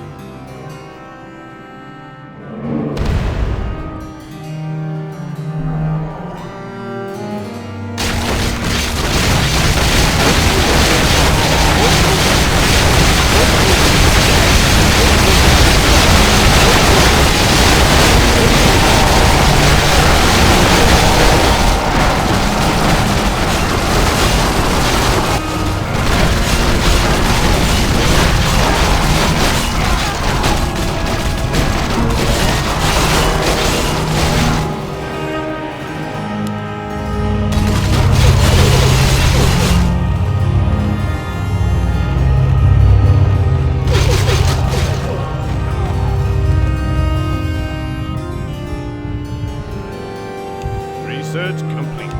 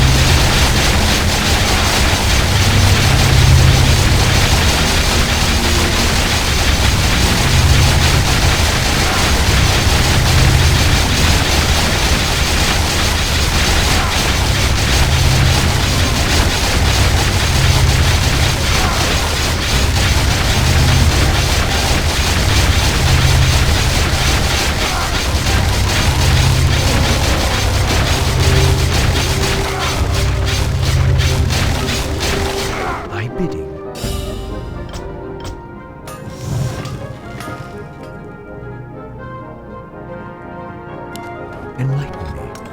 Yes? Out with it. Upgrade build more farms. Upgrade complete. I am prepared. For my brothers. Upgrade complete. No one shall be the wiser. For my brothers. Job's done. Enlighten me. No one shall Upgrade be the wiser. complete.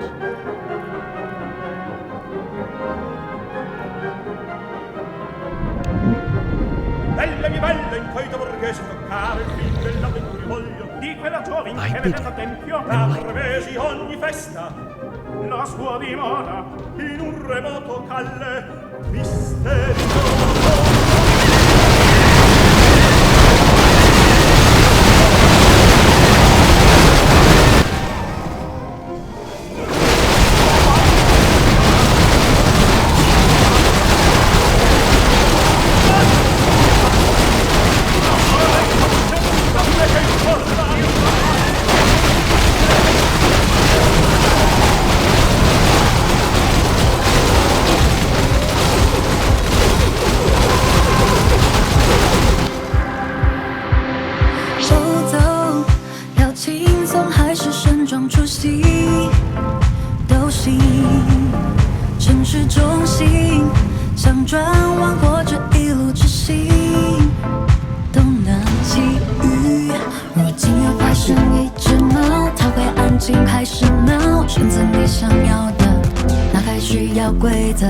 当聚光灯拥抱身体，欲望也无所遁形。你是你，不用再怀疑。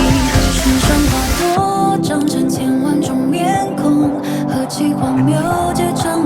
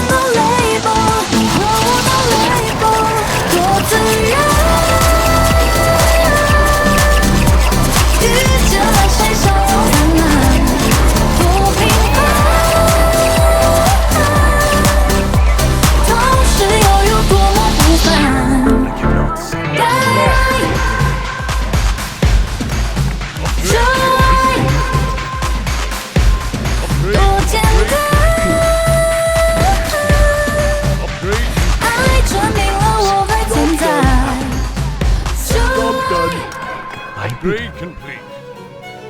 Upgrade complete. Out with it. Upgrade complete. Job's done. Job's done. Job's done.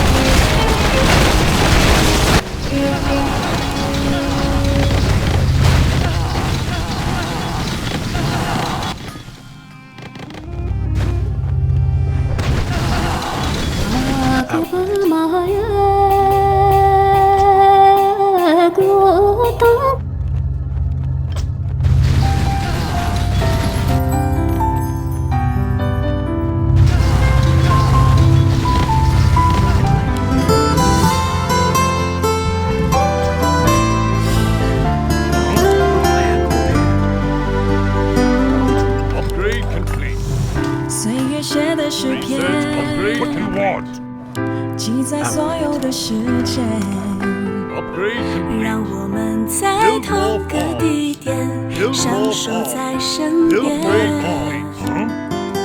情节写满心手相连，带着这份温馨绵绵，有难同当，有福同享，这片家园充满了这份情缘。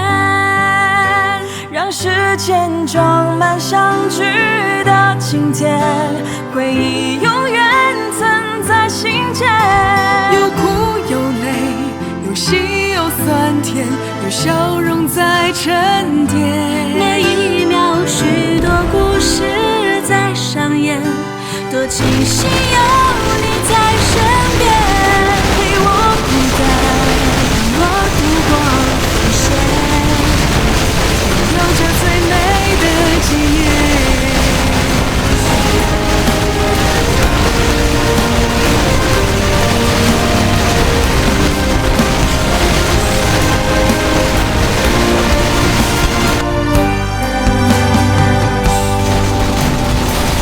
岁月写的诗篇，记载所有的时间。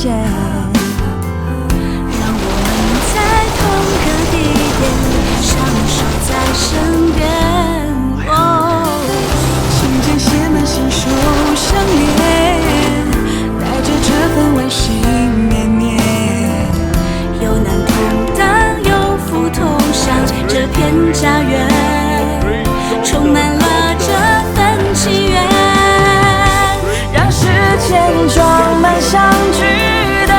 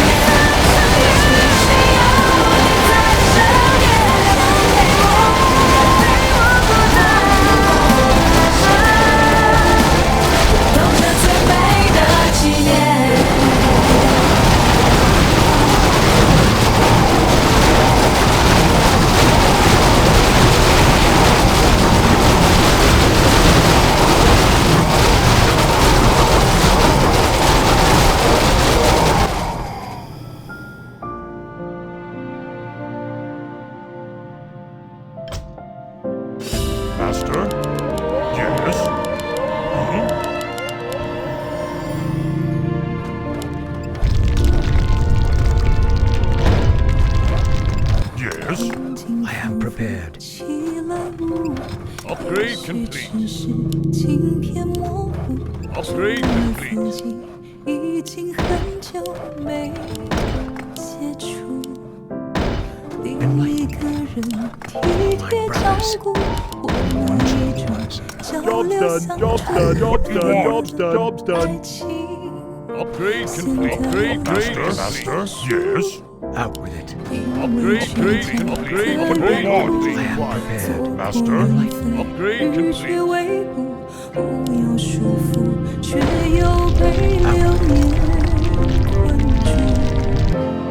柜子里的那一件最美的衣服，它还在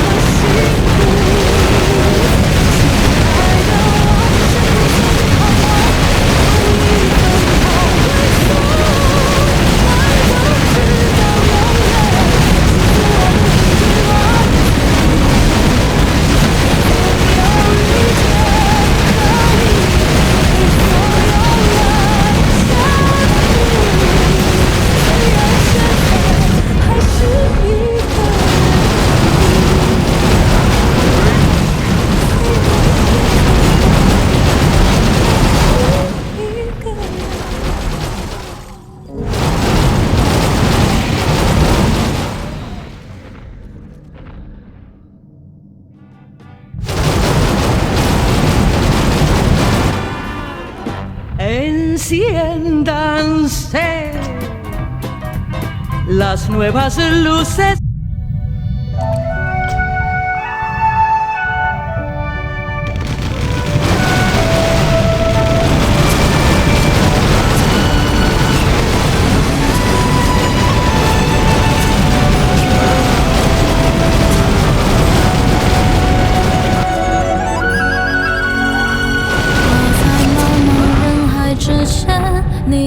在天涯之间，春和秋梦无人挂念。相逢渐入寒夜，桃花又开一年，你我已如分飞燕。遥看窗外飘零大雪，心间梦里千遍，似花似蝶若隐若现。想念不如不念，泪也苍老容颜，丝丝缕缕难搁浅。我们沦为双世恋人的那一天，再回不到最初的遇见。世人都只想爱擦过难以成全，偏还赌上一生的实现。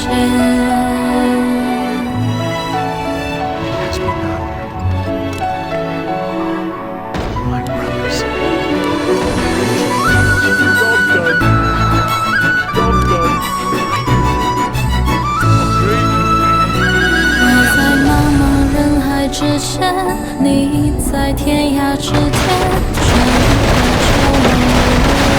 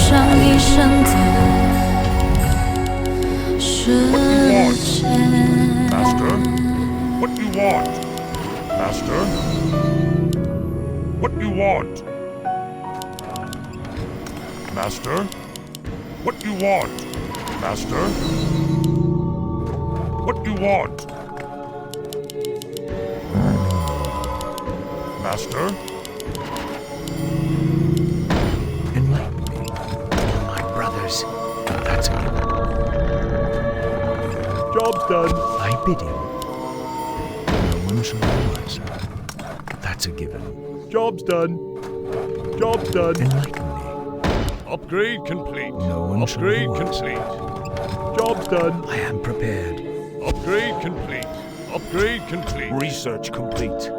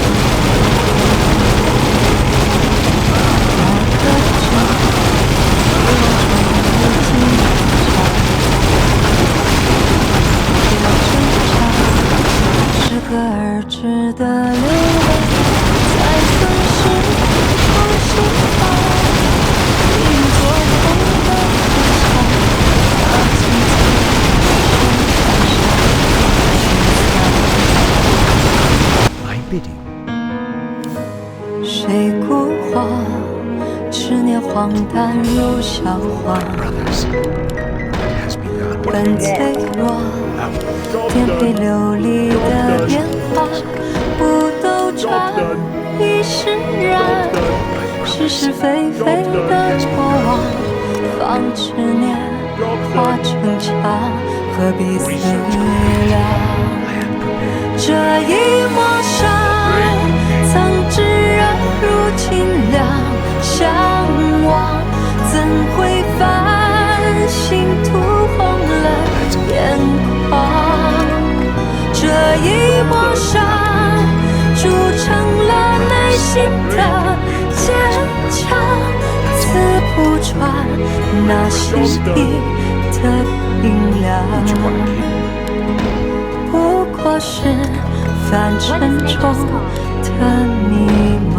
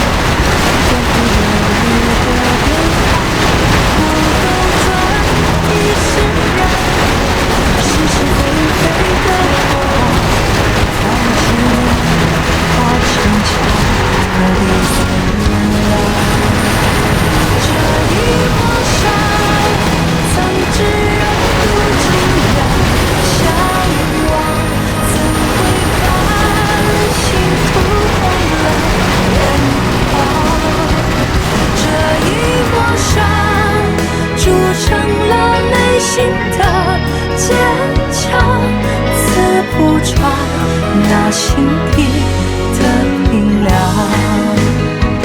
这一抹伤，曾炙热如清凉，向往怎会繁星涂红了眼眶？这一抹伤，铸成了内心的坚强，刺不穿那心底的冰凉，不过是凡尘中的迷茫。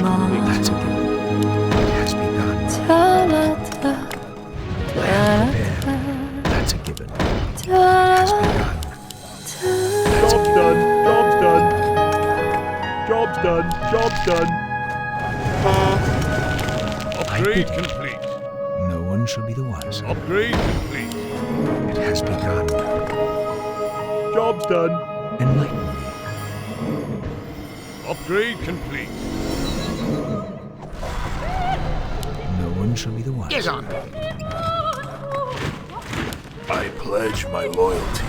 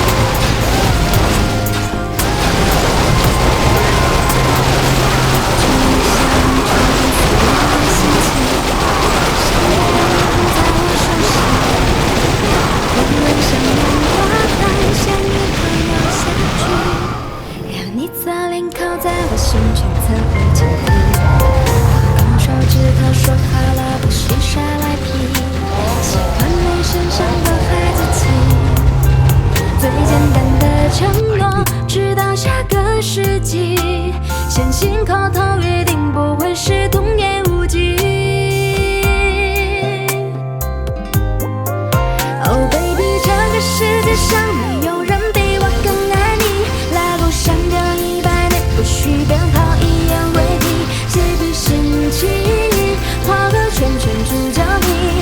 哦，其实我超级喜欢你。我的世界从此以后不能没有你。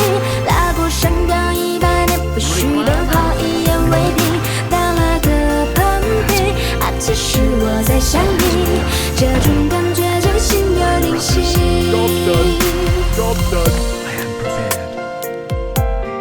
Yes, Great complete. That's a given. Job's done. Job's done. Upgrade complete. 他刚手指头说好了，不许耍赖皮。 Job's done. 喜欢你身上的孩子气。 Upgrade 最 complete. 简单的承诺，直到下个世纪。相信口头约定不会是童言无忌。Oh baby， 这个世界上没有人比我更爱你。拉钩上吊100年，不许编号，一言为定。谁比心情画个圈圈住着你？哦，其实我超级喜欢你。我的世界从此以后不能没有你。拉钩上吊100年，不许编号，一言为定。打了个喷嚏，啊，其实我在想你。这种感觉就心有灵犀。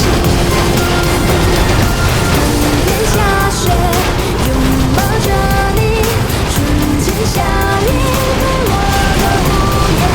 夏天对你，是我冰淇淋。昨天落叶了你，春天为你披上外衣。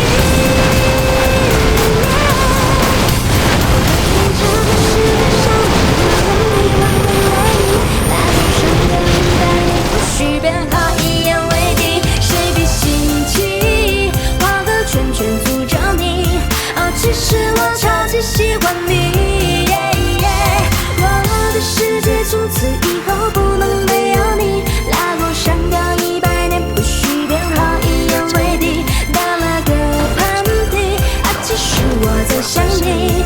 这种感觉就心有灵犀。这一生与你纠缠不清。 Upgrade complete.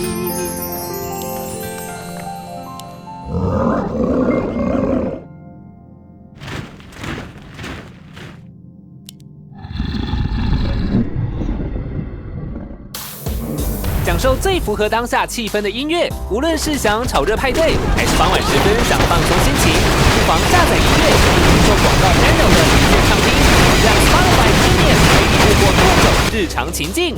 点选横幅了解更多资讯。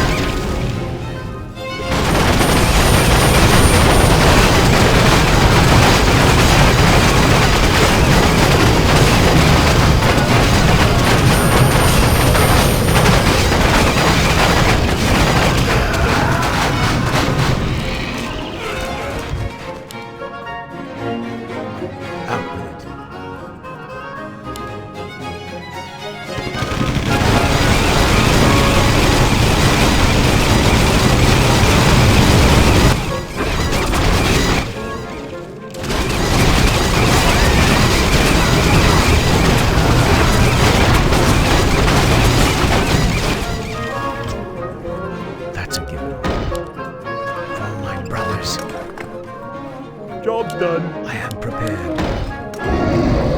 Upgrade complete. Job's done. Upgrade complete. That's a given. brothers has begun. For my brothers. Job done. Job done. I am prepared. Upgrade complete.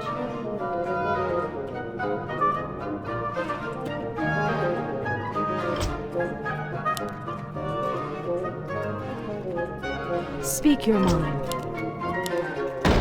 Enlighten me. No one shall be the wiser. Job done.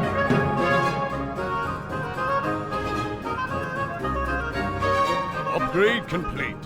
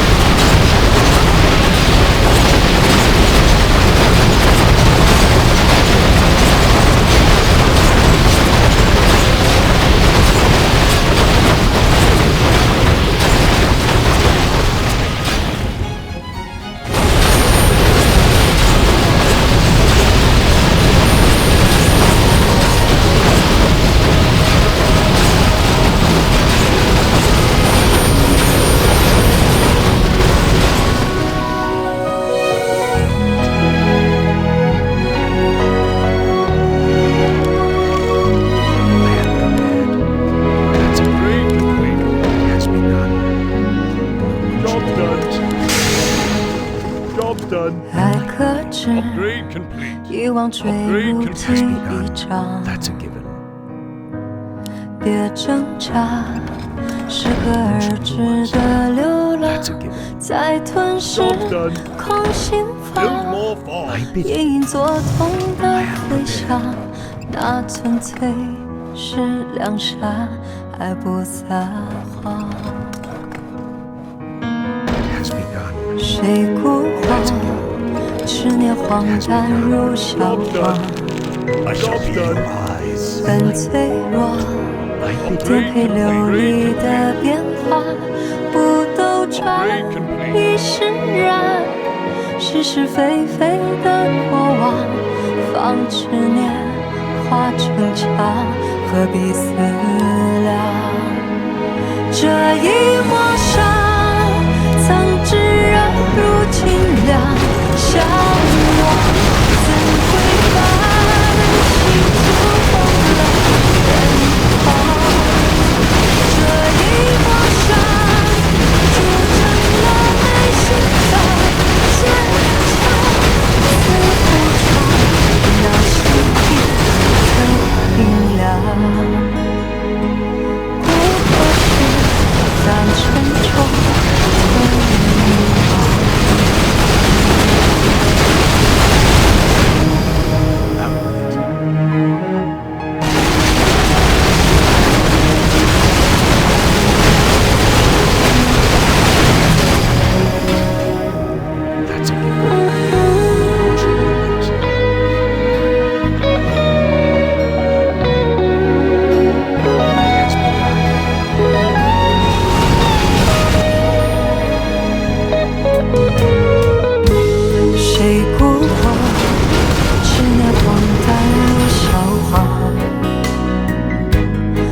脆弱，颠沛流离的变化，不兜转亦释然，是是非非的过往，让执念化成墙，何必思量？这一抹伤，曾炙热如清凉，向往怎会繁星突红了？ 眼眶，这一抹伤，铸成了内心的坚强。刺不穿那心底的冰凉。这一抹伤，曾炙热如清凉。向往，怎会繁星突红了眼眶？ 这一抹伤，铸成了内心心的坚强，刺不穿那心底的冰凉。不过是感觉中。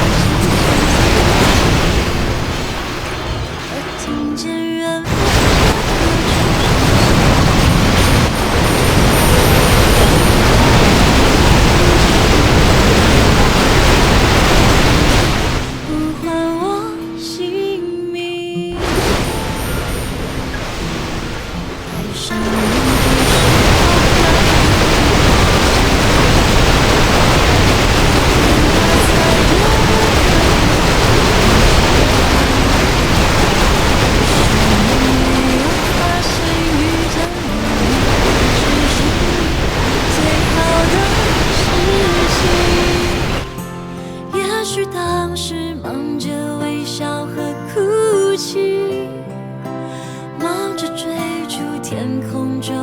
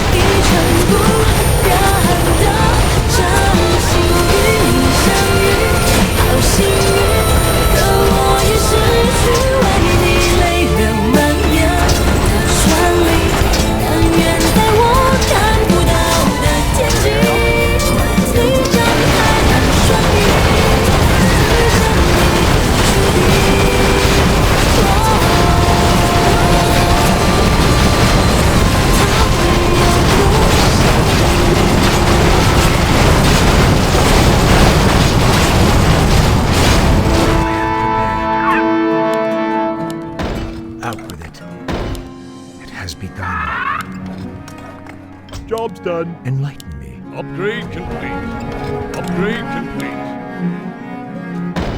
Out with it. I await your command. Enlighten me. No one shall be the wiser. It has begun. Job's done. What do you think? Job's done. Job's done. Upgrade Job's complete. Done. Upgrade complete. No one shall be the wiser. Upgrade complete. That's a given. Job's done. Job's done. How may I Build serve? more farms. I bid you.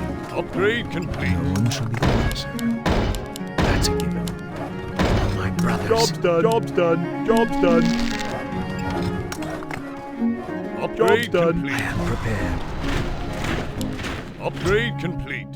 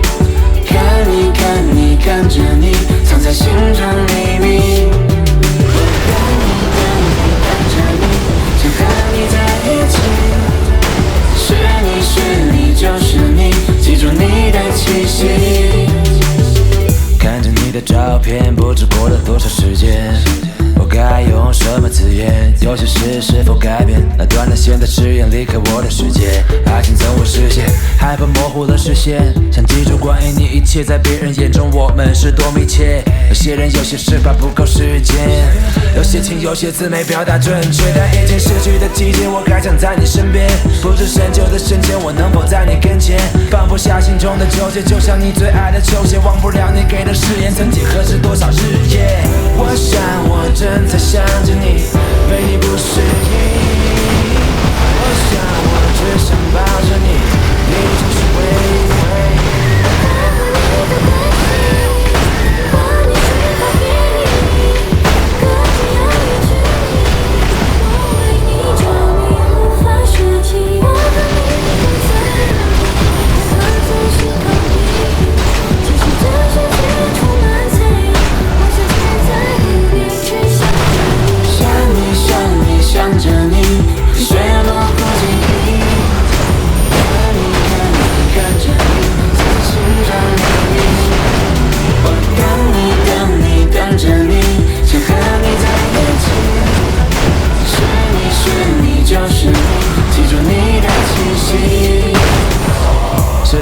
滴答滴，有些感情你压低，懂爱的人更是一大批。结局虽然轻，一个是大悲剧，思绪延续，回首是否还会有爱情里是对应结局，让你死就更不是为了把你骗去。为了你我可以失去话语，为了你也可以用尽力气。我爱你伤你，怕你伤心，有些事情不会放弃，即便滑稽。为了讨你开心，想象各种话题，即使淋着大雨，我身上也总能忘记保护着你。我想我可能没有你，没办法舍去。我想我只想陪着你，一直走下去。无法控制情绪，表达我的言语，偶尔想告诉你，有个人他很想你。无法控制情绪，表达我的言语，爱像一场电影，别把我放在背景。我和你的关系，帮你释放秘密，隔着遥远距离，我为你着迷，无法说起。我和你都在原地，没法总是逃避。即使这世界充满猜疑，我就只在乎你，只想和你，想你，想你，想着你，虽然模糊记忆，看你，看你，看着你，藏在心中秘密。我等你，等你，等着你，想和你在一起。牛奶内线，一起说故事。越热我越爱出门，我用 Kotex 茶树凉感含天然茶树精油，天然凉靠得住，闷热拜拜。来就来，无所谓。Alright, take intro time, and this time we're playing with portals. So for this combo, we're first going to start by imbuing our hero power many times to overwhelm the opponent with our large dragons. And we also could OTK the opponent by playing Gnarlex, Alexstrasza, Bran, and Alexstrasza. So I think that's pretty much it for the deck intro this time, guys. I hope you enjoyed tormenting your opponent. Remember to like and subscribe, and thanks so much for watching.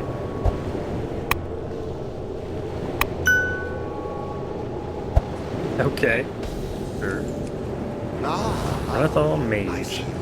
Well, I do have Eater of Secrets in my ETC, so I can get around the ice blocking situation. Let's put that first. Probably not going to hero power anytime soon, so. Oh, gold. Could be a problem. Doing it. May the light guide you. Not too bad. Who's ready for another round?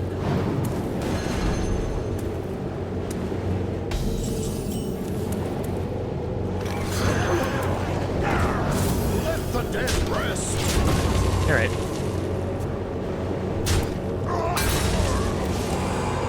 Interesting, he didn't just play his 2-drop. Weird choice. If he's waiting for another bouncer, I guess. They can deal with that. I guess I could have put more damage on the 3-drop. Probably would be fine too.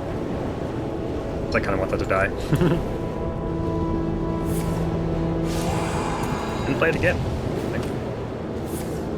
Where's the touch? I guess that makes sense. All the wisp. Okay, that's fair.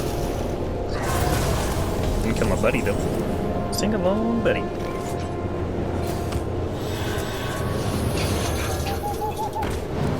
Shadows are rising. Actually, I probably should have waited. Guess I gotta rush one or something. I have 7 portals on my deck. Sadly, they aren't that big, but hopefully it'll help soak up some damage from his hero power. Although if he has Reckless Apprentice, it's still scary.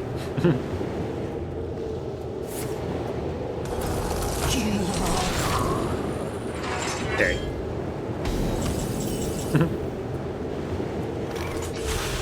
I will be your doom.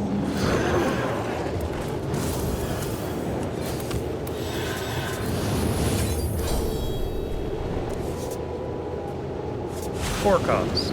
Oh! That was a bit of a high roll.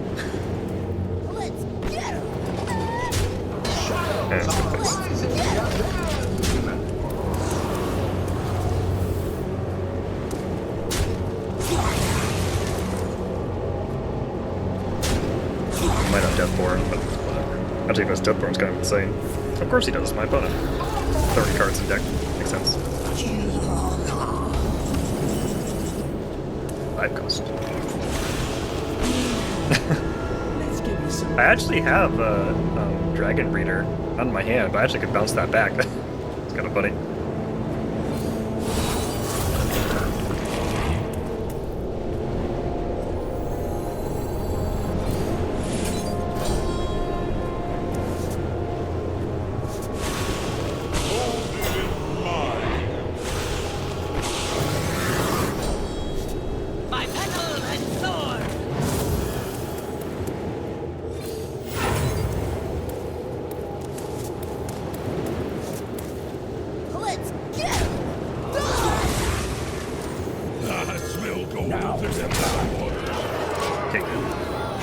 Okay, hopefully it survives. That'd be hilarious. How many have I played?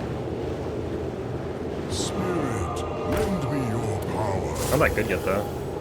0.22. Darn. No, don't go that wide. That's fine. We've created a temporal anomaly. Can't hero power if he plays that. Lend me your power.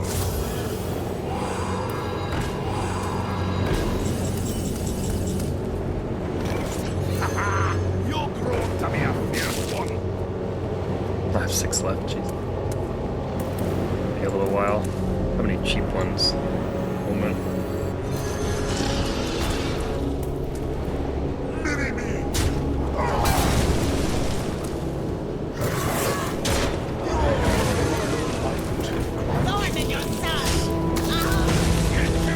I guess I can leave that alive. He could mill me probably, but it's fine. More Nozdormu!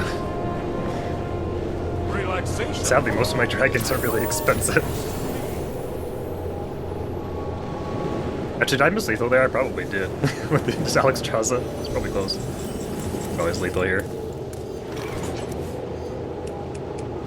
Let the dead rest. Get your own pan. Go forth on swift wings. A waste of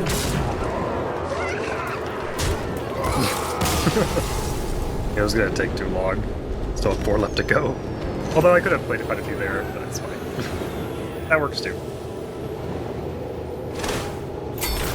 Could have played my Ysera and played some of my expensive ones. Reno. Okay, it's a fun hand. Also playing Ysera bot. I see. Why not? I see your broadcast. Okay, sure. May the light grant you peace. I missed the imbue one, darn.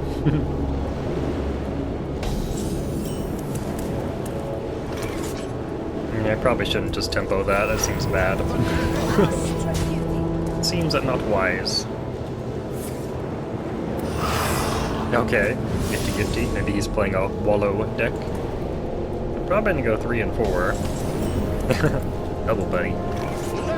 Got all my buddies.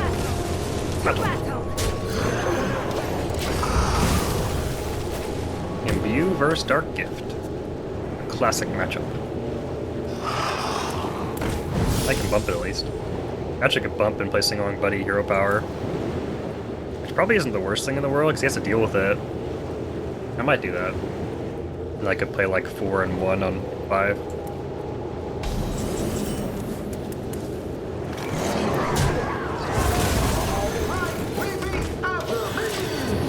Repeat after me! Can you not deal with it? Oh. Interesting. Getting strange. Follow the flutter wing. I don't know if I should kill that or not. I mean, I can't kill it right now, but... Right wing hog.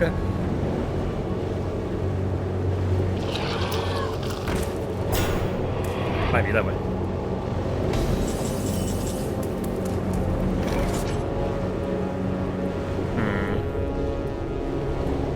This hero power first. I could just bring this back too. You've created a temporal anomaly. Follow the flutter wings! Swarm them!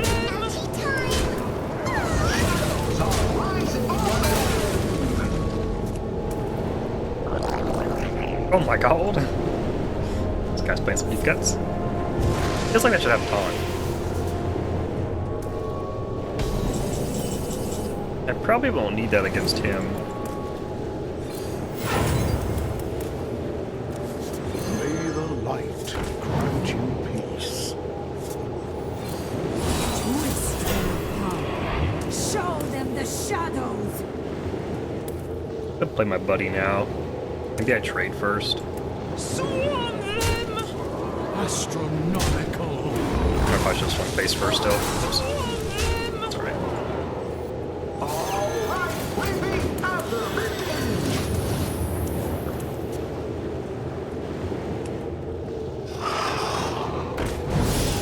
More nifty gifties.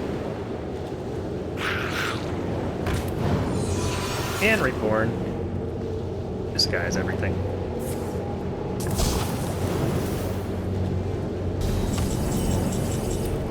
Spicy. A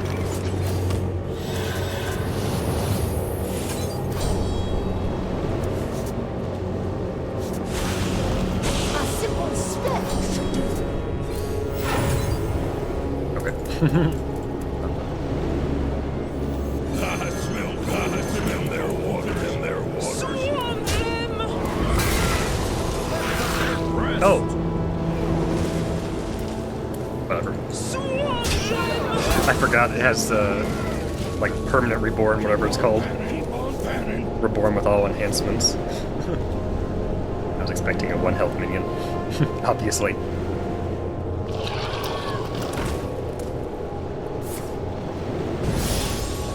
He hasn't gotten the good ones yet. He could have them in hand, of course. He could have like Charge and Wind Fury in hand or whatever, but he hasn't played them yet. Ooh. All are nourished and the cycle renews. Yeah, sure.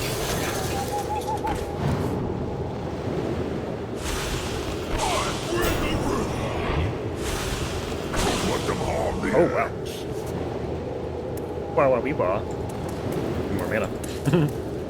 Yeah, I'll make more space. Keep on panning. Am I dead? Finally, I can rest in peace. Doesn't work that way, but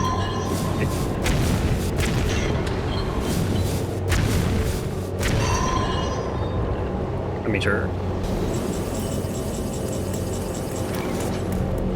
Go forth on swift wing. Get your own pan. Feel the wind. Can you get us here? My duty fulfilled! I feel like Curse Campaign is way too slow for Wild. Alright.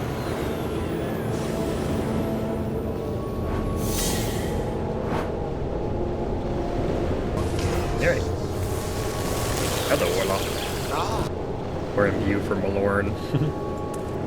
Ready for action. Used. Okay. Used to.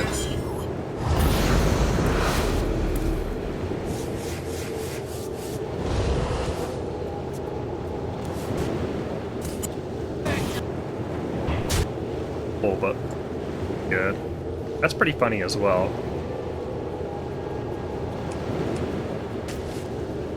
Witness the heart of this land. Hard to resist that. I'm gonna leave a board spot. I could summon the taunt, but I have a bunch of portals in my deck.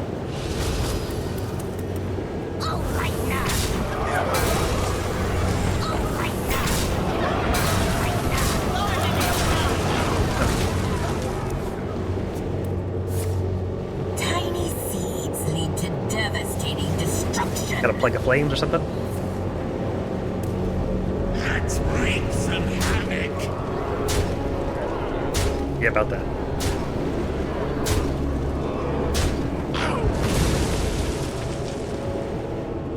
it. Turns out pretty good. 一起说故事。越热我越爱出门，我用 Kotex 茶树凉感含天然茶树精油，天然凉靠得住，闷热拜拜，来就来无所谓。Kotex。 Hello and welcome back to the channel. Today I'm playing YouTube chess. You may have seen the games YouTube added called YouTube Playables. One of these playables is chess. My goal is to beat every level. Let's get started with level 1. Alright, so we're gonna go ahead and go in, and I think it's hilarious the way they chose to show the levels. Level 1 is shown by a teeny tiny brain, and then as you go up the levels, the brain gets bigger inside the avatar's head, all the way up to level 6. So we have 6 games in store for us. I'm gonna go ahead and pick black and white to be randomly selected for us to play, and let's go ahead and start with level 1. All right, we do get the black pieces. Let's go ahead and play D5. And right away we get a very Martin-esque move. This is a very beginner mistake where you kind of put the bishop right behind a pawn and it becomes a honorary pawn. We'll go ahead and basically play the London system with the black pieces. One thing I do like, oh, can I highlight squares? No, I can't. I can only highlight pieces. Okay. I was kind of hoping I would be able to make all sorts of arrows. Okay, we get the piece moving twice in the opening, another beginner error. We get queen to d2. I wonder if I hit the queen. Oh, actually the bot defends against it. Very nice. So that was an unnecessary trade, and then we get knight back to g1. Let's go and play knight to d7 with the idea of supporting c5. Opponent does castle long. I might get smoked by the level 6 bot if this is how strong the level 1 bot is playing. Because it's really interesting, it makes positional mistakes, like it moves a piece twice in the opening, or it'll develop a bishop behind a pawn, it'll put a knight on the side of the board, all positional errors. But it's not making any critical mistakes, like hanging a queen, for example. So let's see, let's play rook to c8, lining up the rook with the king on the semi-open file. Knight to f4, seems to drop f2, so we'll go ahead and pick up that free pawn. h4 allows rook takes c2, and we sack a rook and a bishop for the queen rather, which does technically win us a point, so technically we are ahead by 2 points right now, but I would argue there's still a lot of chess to play. Let's play queen to f6, target the knight. Knight goes back, we'll ignore the fact that it's hitting the bishop and play rook to c8 check. King moves out of the way, and it looks like I have queen h6 here. Forces pawn to e3, and then we get checkmate. Nice, in 1 minute 49 seconds. Oh, I like that there's a timer. That definitely means this game lends itself to speed running. So we get 1 minute 49 second victory for game number 1. Let's go ahead and move on to level 2. All right, we're gonna go ahead and increase the brain size to level 2. All right, we get the white pieces this time, nice. All right, we'll play bishop to f4. Again, normal London system. And I'm very curious to see what kinds of errors are basically programmed into these bots as we start to get stronger. Because the first bot honestly didn't make such terrible mistakes. I mean, it was like the bot didn't hang pieces randomly, it just made beginner principle errors. So here we get bishop to g4, which I wouldn't necessarily call an error, but it is moving a piece twice where it's kind of unnecessary. Okay, we do get long castles again. These bots love to castle long apparently. Go ahead and take back. And since our natural castling side right now is castling kingside, we will go ahead and castle kingside and be prepared for that kingside attack. Very nice. Let's play c4. Obviously, it's a race now since our opponent castled to the queen side and we castled to the opposite side of the board. Our opponent's plan is to steamroll the king side, and our plan is to steamroll the queen side. So it's kind of a race to see who can get their attack rolling a little bit faster. We get queen to f5, which is a little bit weird since there hasn't been any opening in my position for the queen to need to become active to take advantage of. So let's play a3 with the idea of b4. Oh, b5. This is usually another beginner error where you're getting attacked on one side of the board, and instead of kind of ignoring it and leaving your pieces as far back as possible and continuing your own attack, you start to play defensive or counterattack on the side that your king is on. And usually engaging where your opponent wants you to engage doesn't turn out very good. Let's play a4 to try to open up the file. We do get that open file. Do we take with the rook or the queen? Let's take with the queen so we can connect the rooks, maybe bring this rook over to c1. Nice, we target the knight. a5, okay, that's the first free piece that we've actually gotten. We get queen back to d7. Let's double the rooks with the idea of the queen taking on a5. Nice, we'll take on a5. We threaten mate on a8. And with that, we beat level 2 in 0 seconds, question mark? Okay. Don't know why it says that we beat it in 0 seconds, but you know what? I'll take it. Let's go to move on to level 3. All right, let's go ahead and boost the brain size to level 3. We're now halfway through, and this really hasn't taken us all that long. All right, we get the white pieces again. Nice. I feel like level 2 was somehow weaker than level 1. I mean, level 1 made more mistakes, but... Okay, F5 with the idea of F4, so we play E3 to stop that idea. Knight to C6, we'll play C3. What? Okay, hold on. These brains are not getting any bigger. That's definitely just a free pawn, isn't it? Right, and the queen hits the knight, so the knight has to go run for its life, basically. Okay, that was a little bit interesting. Knight to F3 defends our pawn. Let's play bishop D3, put a little pressure on F5. H5 with the obvious idea of H4. It doesn't work right now, but it could be annoying later, so let's play H3. So we have that little escape square for the bishop. Knight to D2, just continuing normal development. Sure, we can trade off pawns. Pawn takes back. Let's play queen to C2. I'm kind of leaving both options open in terms of which side I castle to. I'm not really sure which side I prefer, to be honest. I guess I'll just settle for kingside. There's no reason to get too crazy or fancy. Rook to H6, a little bit of a premature rook lift. Let's play E4. I mean, if the king is going to hang out in the center, then I'm going to bring all my pieces to the center. All right, we have knight to D6 check. D5 obviously targets our knight, so we have to do something about it. There's also knight to C5, but honestly, that check just looks so amazing, I have to take it. King to D7. Are there any spectacular tactics that I'm missing here? I don't really think there are. Let's play A4, open up the queen side, since that's where the king is running to. H4 targets the bishop. It looks like I could take a free pawn, but then this bishop is overloaded, trying to defend the knight, trying to defend the other knight, so we'll just drop the bishop back instead. Okay, knight to G8, sure, let's take on B5. Ooh, knight to A7 does not recapture the pawn. Actually, I've just realized knight to E7 was threatening bishop takes D6. So obviously by taking this pawn, we were threatening the knight, so it would have been a fair trade anyways, and we would have won a pawn. But for knight to A7, if I take this free pawn, I lose this knight. So let's play knight to E5 check. King C7, nice. I was hoping the opponent would take on D7, and then I had knight to F7, discover check by the bishop, and then the knight can win the queen. But we get king to C7 instead. Let's play B6, lure the king out a little bit more, nice. Now we do have to protect this knight, but the king is so exposed that I almost feel like ignoring it. So let's play queen to B3 check. King goes back to C7. Queen B7 seems to force the capture on D6. Let me make sure that there's not mate here before I play knight F7. Okay, let's play knight to F7. King C5 seems to be forced. There's no way. And then B4 is mate. Oh, that was amazing. Okay, it seems like our timer just completely gave up on us. It worked one time and it hasn't worked since. But with that, we beat level 3. Let's go with a pretty spectacular mate at that. Let's go ahead and move on to level 4. All right. Boost the brain size, level 4 out of 6 now. And we get the black pieces for this one. Let's play D5. Knight to C3, sure. E4. Okay, it seems that these bots resort to playing badly by either moving pieces twice or giving away free pawns. Okay, bishop to G5. Okay, maybe my opponent is actually trying to take advantage of my knight placement to take it and then win back on E4. That's possible. Let's play knight to D7 to try to make that difficult.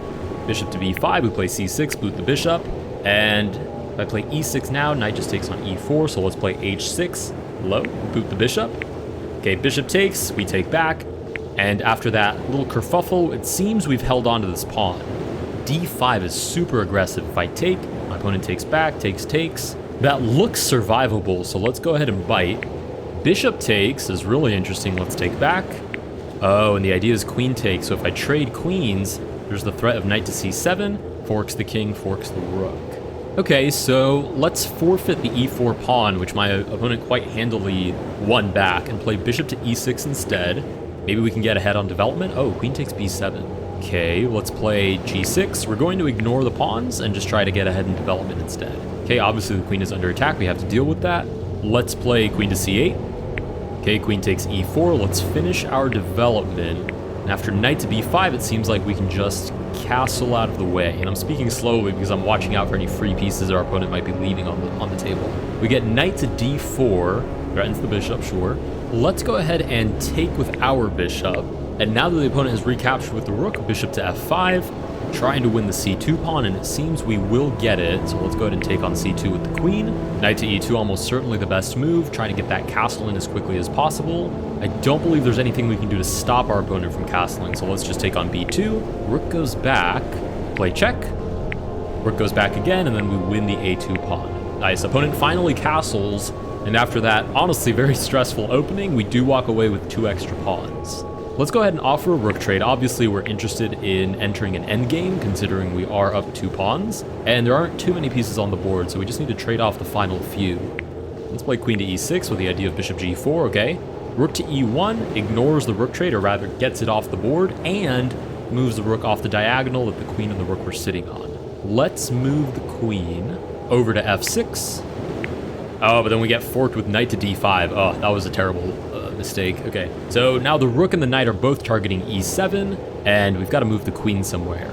Let's not move her to c6, where there's just knight takes e7, and then we lose the queen. Instead, I guess we'll just settle for queen to d4. Oh, the issue is knight takes e7 also threatens knight takes f5. So the queen still needs to be defending this bishop. Let's play queen to g5. Knight takes. Let's move the king to h7. We do get that trade. I'm going to try to go for a queen trade while we're at it. Okay, opponent still ignores it. We're only up 1 pawn now. Queen to c6. Probably threatening queen to c7, which could be a little bit annoying. The issue is here, how do I prevent rook to e7 and then queen to c7, which takes control of the 7th rank and puts me in a very defensive position. Let's try queen to d7, again trying to force that trade. Queen to f6 dodges it, but now I can play rook to e8 and offer that trade again. Okay, rook to a1. Let's go ahead and start pushing this pawn. I need to have some sort of pressure on my opponent's position, and it's not just going to manifest itself.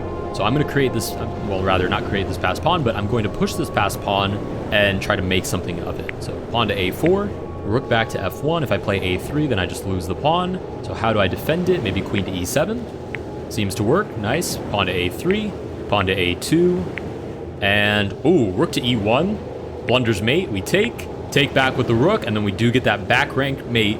Again, apparently in 0 seconds, we defeat level 4. Let's go ahead and move on to level 5. All right, we boost that brain up to level 5. Let's go ahead and hit play. We do get the white pieces. I'm kind of surprised we've made it this far. Oh, okay, this one's a tough one. Because a bot might play randomly very precisely if I do accept the gambit. Although against a human, I would always take the pawn because I feel like I can normally get away with keeping it. Or at least getting some developmental advantage while they try to take back the pawn. I'm going to try it anyways. It's only level 5, quote unquote. Okay, pawn to e6 right away, looking to recapture. Let's play knight to f3. Bishop takes. Now I do want to develop with some tempo, so I'll play bishop g5, hitting the queen f6. Wow. No regard whatsoever for where this knight is supposed to land. No regard whatsoever for this short diagonal. Let's just drop the bishop back to f4. Knight to c6, let's play e3.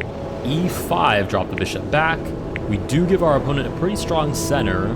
We get queen to b6, targeting b2. Let's play b3, seems to be the only viable defensive move, and we get e4. Okay, if I play knight to d4, takes, loses a pawn, so I kind of have to drop the knight back.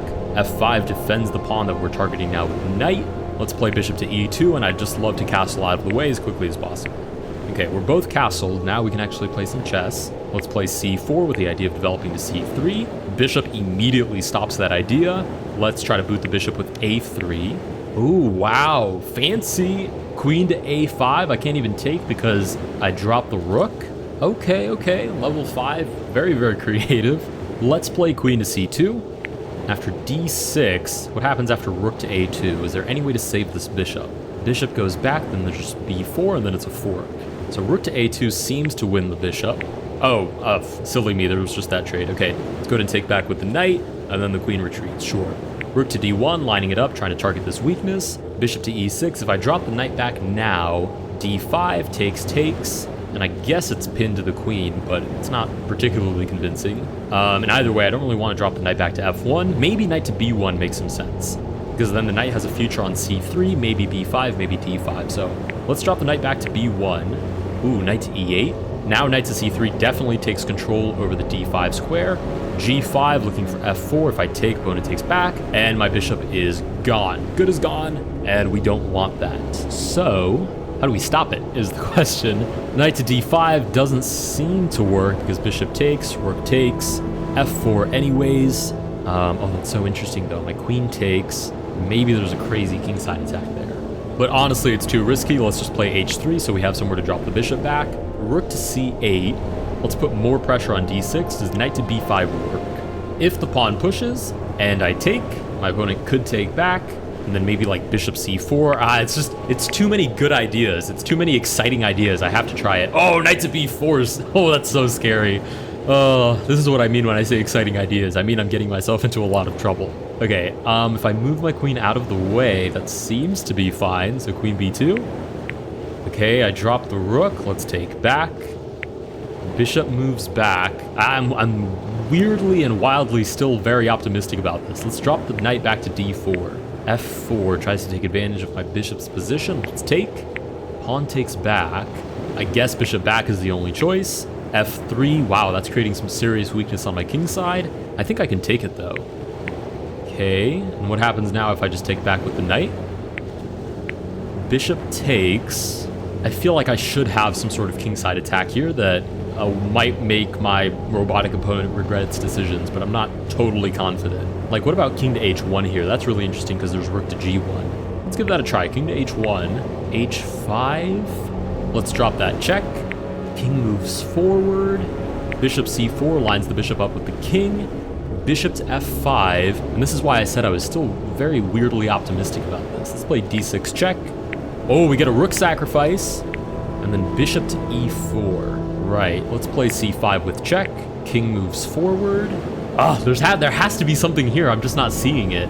Obviously, my knight is pinned to my king, and I'm losing it if I don't give a forcing move, so everything has to be check.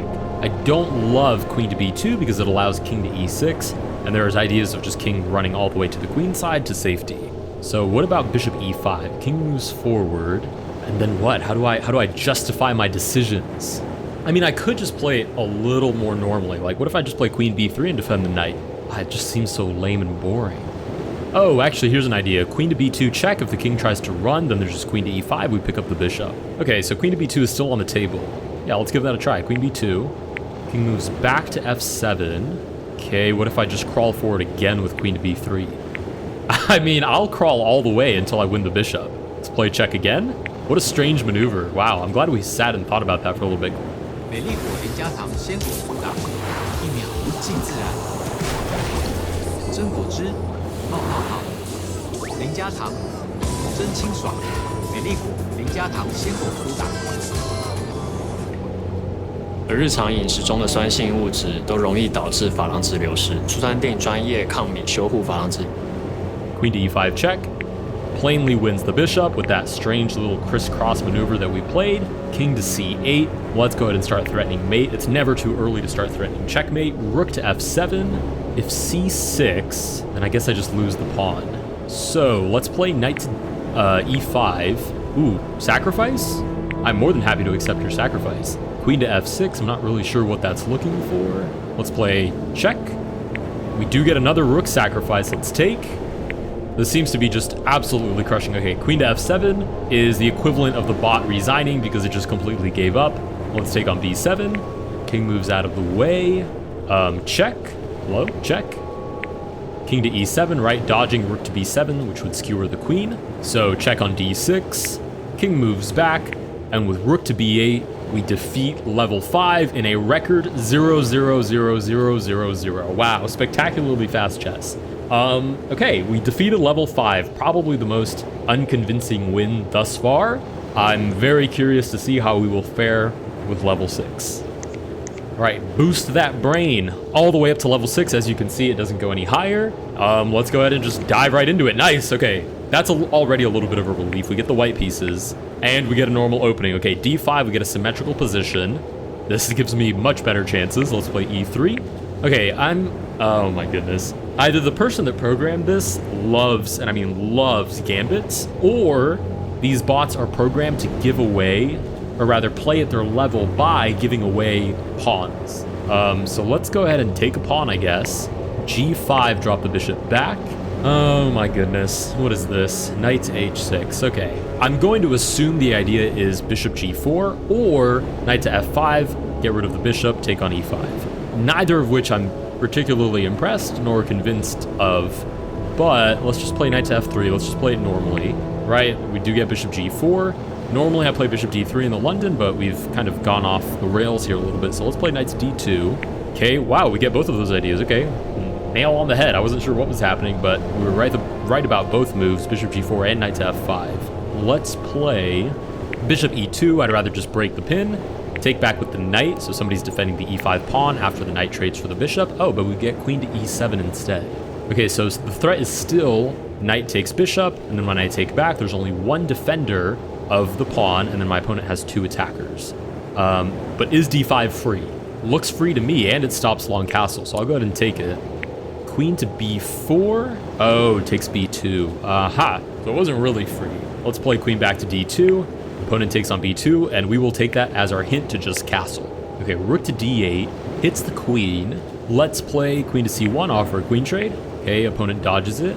Rook to b1, targeting b7. Wow, bishop to a3. There's only one good move for my queen, and that's queen to e1. Offers another queen trade, but drops c2. But my opponent in turn drops b7. So maybe we're fine here? I'm really having a hard time figuring out how strong this bot is because it doesn't play like ridiculously well, but it's not giving me an easy time either. I mean, look at this crazy position.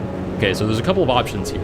We take on c7 and we pin the knight to the queen. We take on g5 and try to weaken the king side, or we try to untangle this mess before we take any material. And if you guys know me, you know that I'm already interested in taking more material. So I'm liking g5 because it weakens the king side, but the problem is with how stuffed up my pieces are, I'm not sure how I would even take advantage of it. So I'm going to take on c7 instead. We do get g4, protecting the pawn by moving it out of the line of sight of danger. Knight to d4 is interesting, but then just takes, and this pawn didn't have to move a muscle. I guess, well, no, we couldn't take on g4 if the rook takes back. Very strange, very, very strange position. I guess let's play knight to g5, lean into it. Bishop back to e7, hits the knight. I have no idea what's going on in this position. It's so terrible to look at. There's the idea of h4. The idea of en passant, the knight takes on h3, and we kind of save everybody. So let's give that a try, h4. We do get en passant, we take back with the knight, and it turns into basically just a pawn trade. Okay, rook to c8, getting rid of the rook that's pinning the knight. I guess I'll just take it, so the tempo comes back to me after the recapture. Bishop g4 is kind of interesting, pinning the knight to the rook.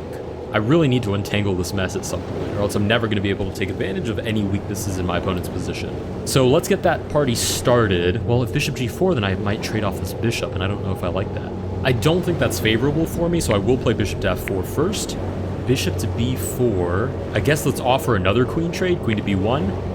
Okay, our opponent decides to take the bishop, so we will take the knight in turn. And I think that move right there was probably our opponent's first, I don't want to say critical, but first practical error that I can actually do something about. Because by trading this passive, undeveloped bishop for the knight that is guarding a very, very sparse, empty king side, I think my opponents set themselves up for a bit of trouble here. The question is, how do we take advantage of it? Let's start with queen to f6. Obviously, the dark squares are pretty weak here, so maybe bishop h6, and there could be ideas of mate. Okay, rook to c6 very handily defends the position.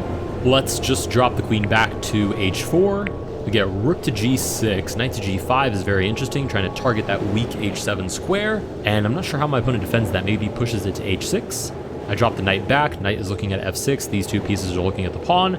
That looks too great to pass up on. We do get h6, knight to e4. I'm starting to see a practical... Ooh, I was going to say I'm starting to see a practical... Game time. We all know Ellie, Gunner, and Paul's road to the show, but what about yours? The amateur years are just the stepping stone. Advantage here, and my opponent immediately takes the queen and goes pawn hunting, which I don't think is going to be justified in this position. Let's take on h6 first. We get knight to d5, which does protect f6, but it also seems to open up the back rank. So let's see, if I play this check now, king to h7, probably a little too rushed. Let's try bishop to g5, and my idea is knight to f6 check, takes, and then I'm threatening mate with the queen and the bishop looking at h8 together. So let's play check. Bishop takes, I take back. Ah, we do get the rook sack. Okay, we get the rook sacrifice. Let's take with the pawn. We want to continue with the ideas of mate on g7, but the bishop drops back. Okay. This should be completely winning anyways. Let's play queen to g5. Check. King moves out of the way. And what happens now if I play g3, king up, and then slide the rook over? How is my opponent stopping that idea? Let's give it a try. g3. Okay. What is this? Slowest pawn push in existence. Not even a double push because it hangs the pawn. So just a6. Just getting it a little bit closer, but not too close. Okay, king to g2 seems unstoppable. Since the queen now needs 2 tempo to get on the long diagonal and give check. We'll give check on h1. The queen defends, we take. And we are now steamrolling level 6. We can target this pawn because this bishop can never defend a light squared pawn. We take, defend our own pawn. And there's so many ways to win this. I'm just going to push everybody. Check. Just give check everywhere and just push all of my pawns. And eventually I'll have a second queen appear on the board, and it'll be an easy mate from there. Sure, e6. Thank you. Takes, fine by me. Now g5. Wait, I may have played this too quickly, hold on. Okay, let's play queen c6 first, target the bishop. Okay, bishop moves back. I mean, the queen defends the pawn. There's really no objective issue there. Let's play queen to d7. Bishop moves away, and now we can play check. Draw the king away from defending e7, we push. Bishop sacrifice is basically forced, and we have a gorgeous king and queen endgame. Nice, we just push.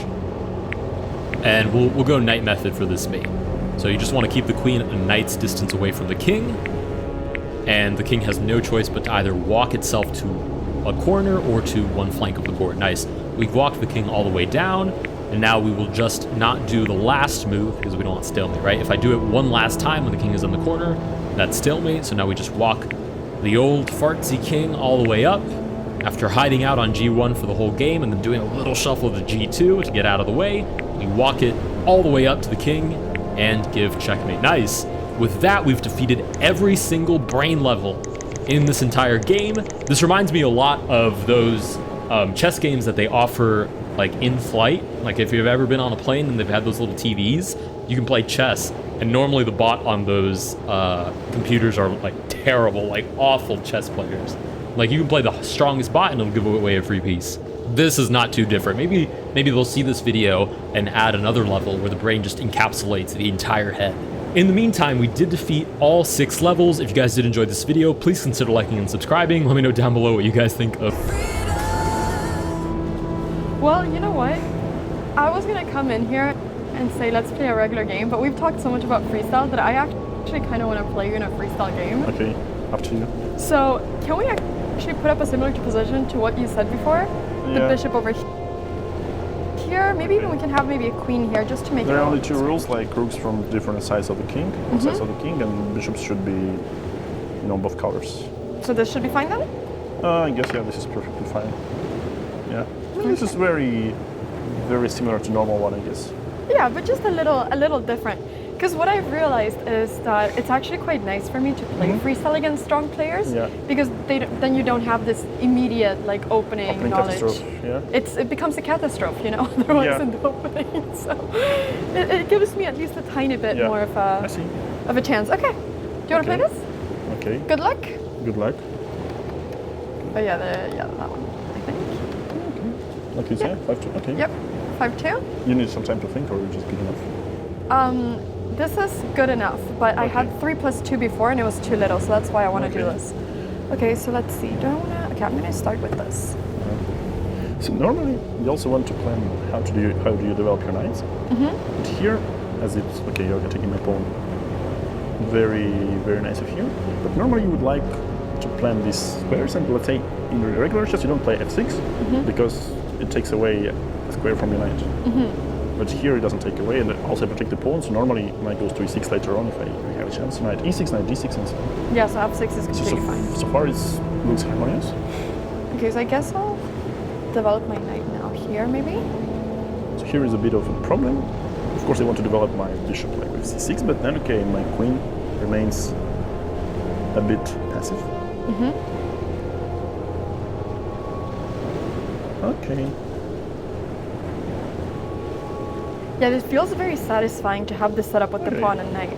Yeah, the center, that looks good. That looks good. That's, What if I copy you? That's pleasing. No, you can't copy me, you're playing white. No, I know, but I'm the copycat, the real guy. Well, you're not copycatting me, so... Well, if I would copycat you, I would lose in move 1. I know. I think just, not entirely losing, but very close to that stage. It is. It would have been extremely nice. That's why I'm really excited to play freestyle against beginners because I feel like they're gonna blunder stuff like this immediately. Yeah. Okay, I'm gonna go. I played some qualifiers in January and I was losing against Bortnik in 2 moves. It was like d4, d5, bishop e4, e5, and king goes to b4. I mean, I won the game eventually, but I was like dead lost after 2 moves, minus 1.5. Wow. Move 2. And it was like a very logical move. Like imagine like playing the London with the pawn on b2 after queen b4 check. I don't have a good move. Wow. It was super ugly. Okay, so what's your plan? Okay, let's just. You're just taking the center, right? Yeah, I mean, okay, I'm going for my 96, 96. I can't go down. G6 maybe. Yeah. I'm giving you a queen also. For the next whatever, like 10 moves. Please do. The queen can stay there in jail forever. That's what I call it. I call it jail. Okay. Or garage is also another word. Ooh. Okay, you told me to develop the knights, right? I'm developing my knights at least. Well, I have to give some credit, so it's not me first who implemented this rule into chess. that is but yeah. I'm giving you some credit here. If you once will tell it. The guy I learned these like simple rules from. Yeah, it was Nepo. I mean, of course, I will be very pleased. Do people typically call you Nepo or Ian? Outside of Russia, probably Nepo, and even like sometimes now inside of Russia because it's the nickname for their chess fans and some forums and online and socials. Yeah. But doesn't that feel a bit those strange? who know what's my name, they say Jan. Oh, Jan. Yeah, that's how you pronounce it. Yeah. Because like I would feel weird if everyone just called me Kremling. Hello, Kremling. Krem. Krem. Yeah. Hello, Krem. Krem. But Krem also, goes into Krem for Kremlik. Yeah. Do you know the amount of people? Do they mix up you with Kremlik? They do. Sometimes they think I'm the daughter of Kremlik. Jesus. Yeah. Yeah. So like Kremlik and Kremlik. Yeah. There's a movie like Kramer against Kramer, yeah, I think. Maybe, yeah. Yeah, so also. Yeah, no, but there's a lot. But the Kramnik one I've heard so many times in my life. It's actually crazy. Okay, I'm not happy about the queen situation. Why does the queen... How would you put knights badly? I mean, not badly, but knight on b3 somehow. Like before I played b6. So imagine if my pawn would be on b5, it would be nice. Yeah, but now it's not nice anymore. Now it's just bad. No, not like bad, but it's sort of a bit of restricted, yeah, like, so it has no moves forwards. So. I feel like I have to go deep. Okay, I have a new plan. Oh, very,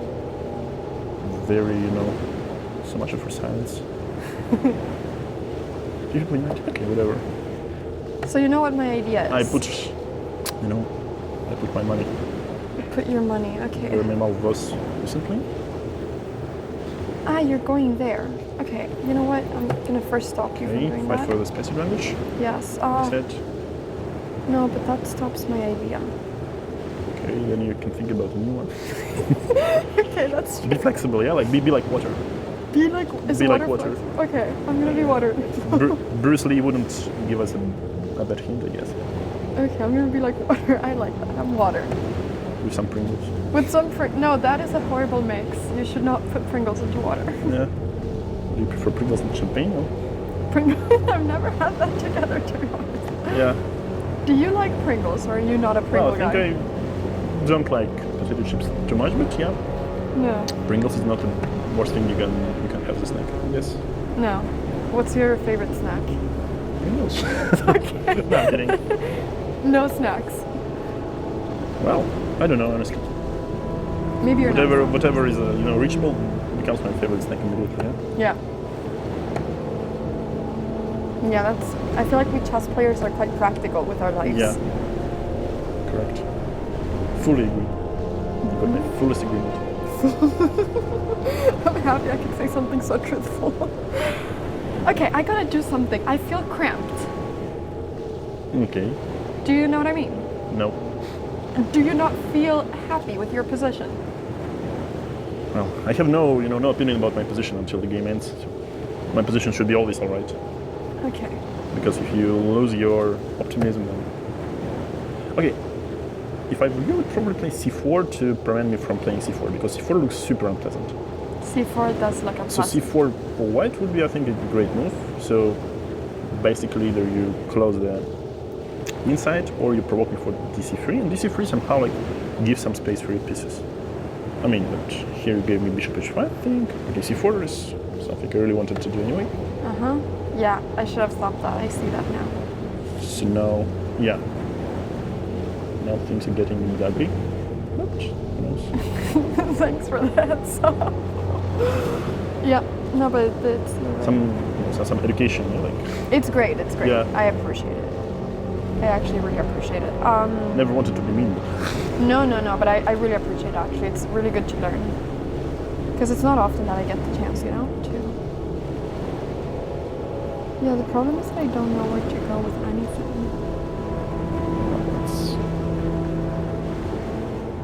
So C4 you would get some, you would get some space. Okay, I think we must. So tactical. That's quite nice, yeah, approach whenever you can't. Okay, you have too much time, so you have to. You do have too much time. Yeah, you want to change sides, yeah. No, I'll take my 37 seconds. Yeah. 37 is a nice number. I'll take it. You'll take it on that case, yeah. Yeah. In that go certain. Okay. Okay, now my idea was to go here. Jesus. Well. My bishop is coming. Coming, sorry. Coming there exactly? Listen, it has... Okay, it's yet to be revealed, yeah. It's yet to be revealed. Okay, let's get this out of the way. Okay. And then I guess we gotta go here. So surely, definitely I'm taking on e4. But I'm still wondering if it's good enough to take with the queen on e4 or still secondly knight. Okay. Ah! I shouldn't do so much booting. My pieces are so cramped. But you know, Stein is taught that pieces should be placed at the first rank. Yeah. I suppose. Oh my. Yeah. This is a bit unfortunate. I mean, we can count it as an opening catastrophe. Queen on e1 and bishop on b1 still not taking the big part into the game. Can you just move this? Oh, indeed you can. Is this horrible? Interesting. 让我们一起创造一个全新的故事。你想去哪里呢？美丽镇。一只聪明的小狐狸，陪孩子一起创造精彩的儿童故事，与健达巧克力含牛奶内馅一起说故事吧。So divide and conquer. How do they divide et conquer? Or what did they say in the ancient Rome? I don't know Latin. Well, it's like never a common expression. So like you should like separate like forces, like divide it a little bit and then a bit. So you did all the dirty work instead of me. Look at this bishop. This bishop is the worst bishop ever right now. Well, it has the potential though, but you know this would be even worse. That's true. It's even worse. But can you make it? Now, can be boring. Speeding up, yeah. Yeah, I have to. I have 7 seconds. Okay, but you have 2 seconds increment, yeah. I do. Okay. That feels good. Keep it boring. Why do you have to keep it boring? Okay, I need this. I just didn't want to lose my pawn. I'm just a boring person. You're not a boring person. That's why. You have your moments. Oh, you.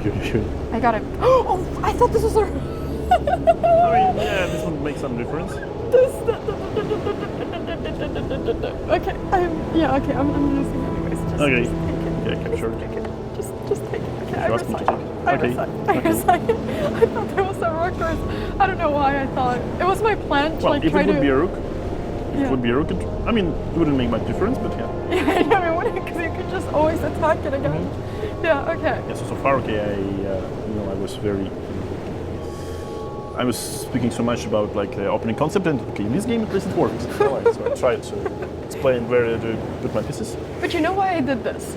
No. I did this so you would have the biggest confidence boost coming into the tournament. This is priceless. Thank you. Right? Now you feel like you're going to be able to beat anyone with your openings because of how you destroyed me. True. Yeah. Correct. So, so see it as my gift. Yeah. Yeah. All right. I'll take this. Thank you very much. Thank you. I had a lot of fun, even if I lost. It was great that you were explaining stuff. I had a lot of fun. I appreciated that. Hopefully it wasn't too arrogant from my side. You are no, absolutely not, absolutely not. Okay. No.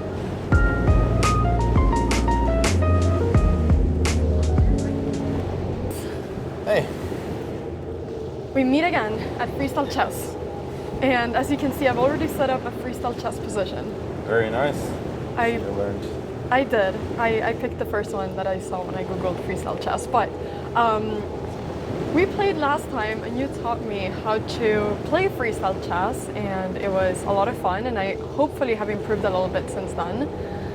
But I thought this time, you're the #1 ranked chess player in the world. I am not there. I'm 2,000 rated, so I'm not even close to being there. So I thought, to make this a little bit more fair, I was wondering if you thought that you'd be up for a challenge, which is to play freestyle chess blindfolded against me. Oh wow. Okay, I gotta lock in, and because normally playing blindfold is quite easy because you remember the patterns and so on, but freestyle obviously the patterns are a bit different, so I just gotta lock in, try and remember the starting position.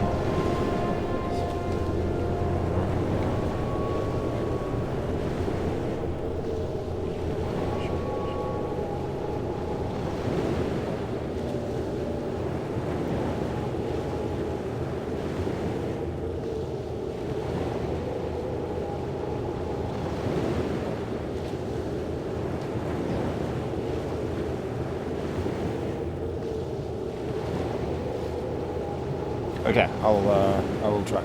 Okay, amazing. So either I brought a scarf with me. Yeah, I should be physically blindfolded. That's better for the camera. If that's okay. I was gonna bring a blindfold, but all the ones I had at home were with like pandas and animals, and I was like, I don't want to give you that. So here you go. I will let you do it yourself. Unless you want my help. One more look at the position. No, okay.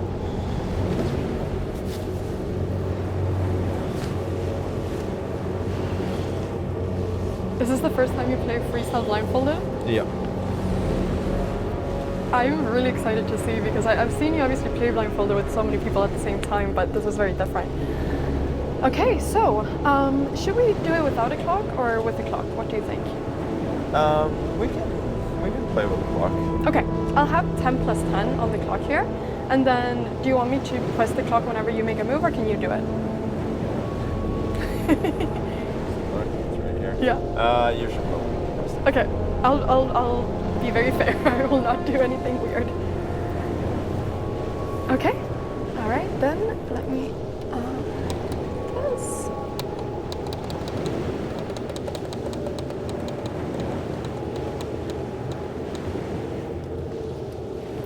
Okay, I'm starting the clock. Good luck. Okay.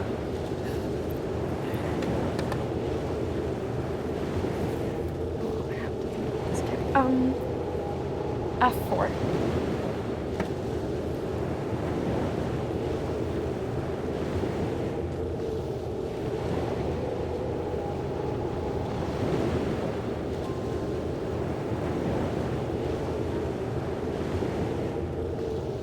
E5.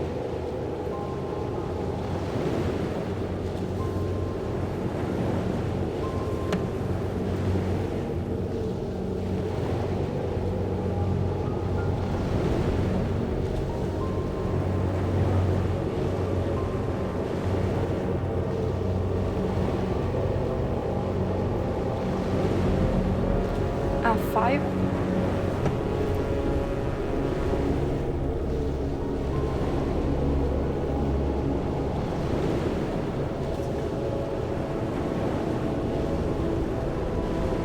D5.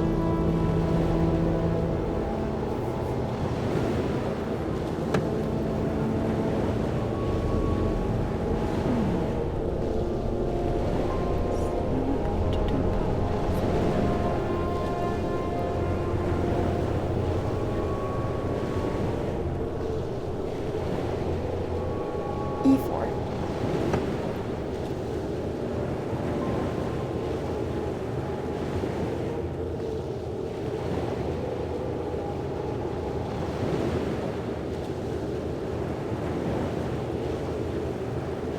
D4.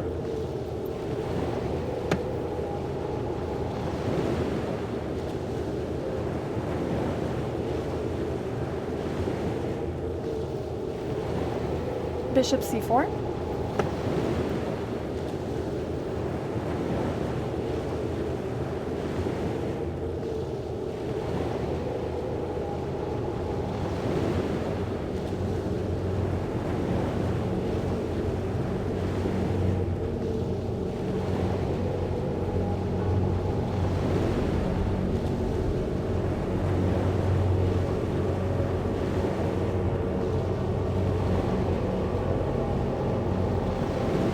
Bishop d6.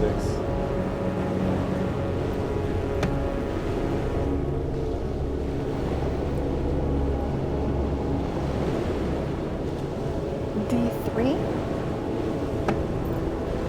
f6.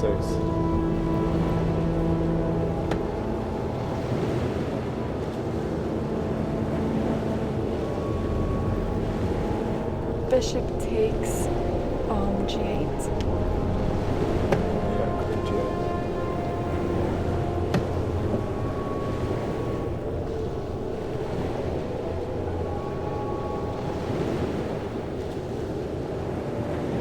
g4.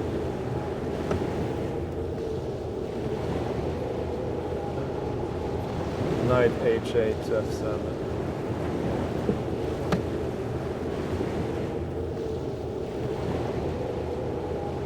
h4. c5.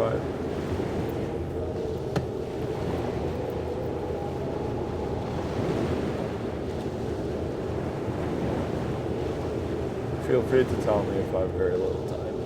I will. You somehow have the same time as me right now. 9:34.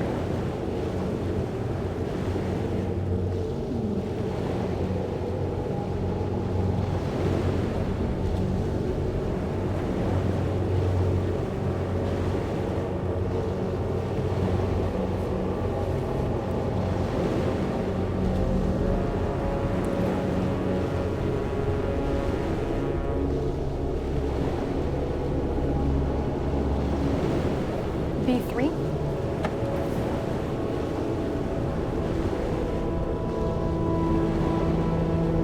Knight c6.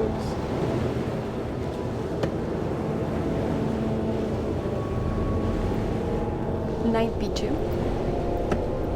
Bishop c7.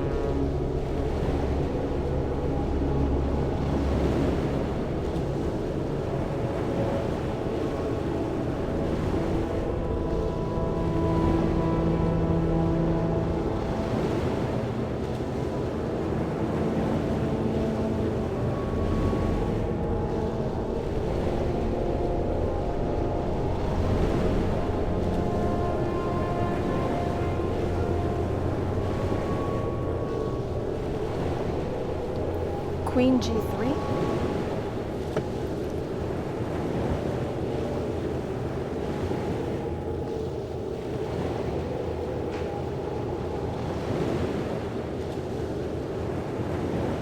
d5.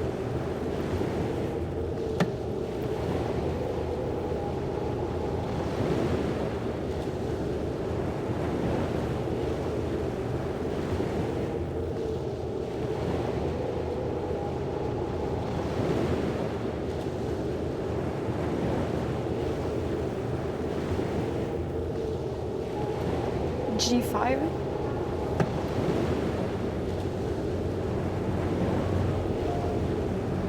King B7.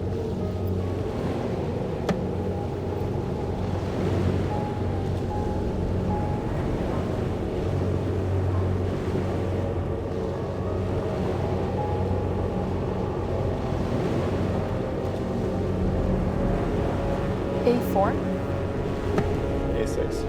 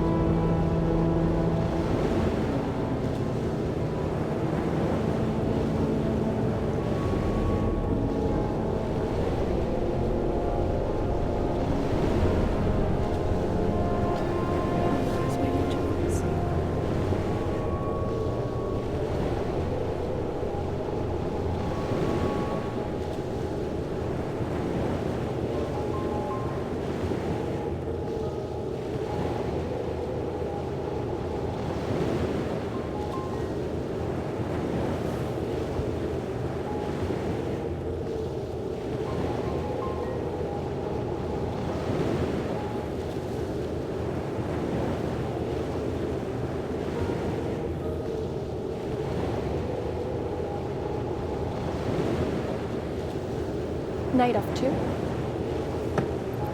Knight D6.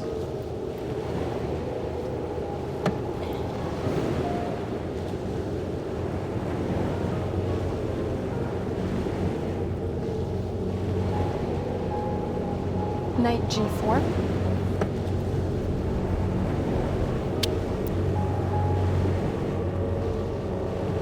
Bishop A5.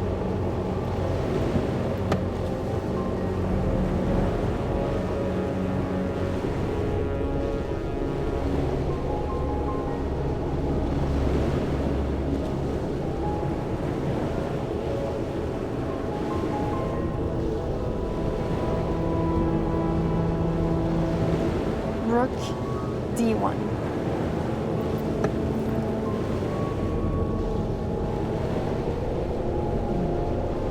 Bishop C3.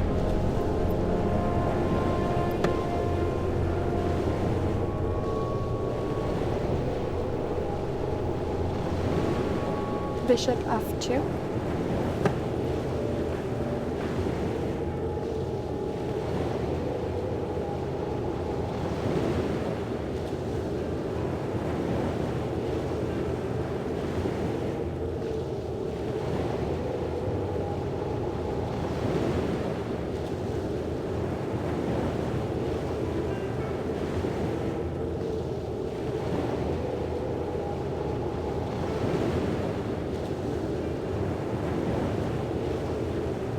C4.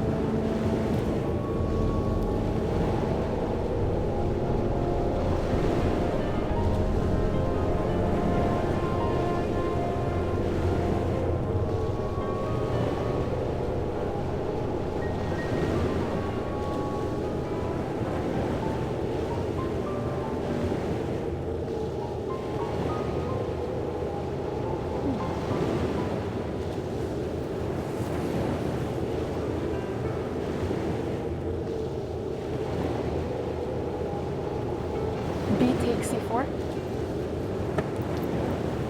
E takes C4. G takes F6.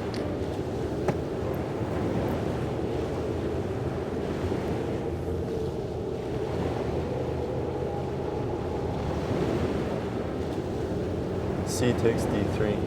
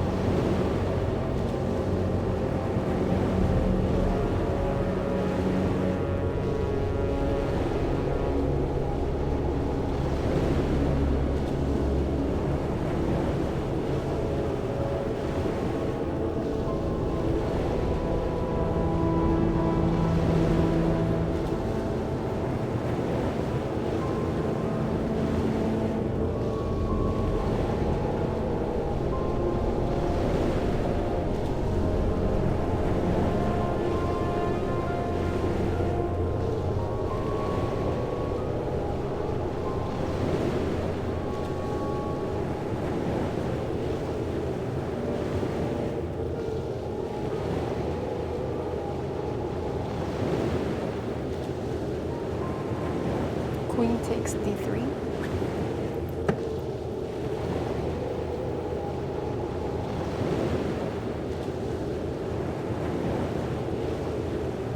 Knight B4.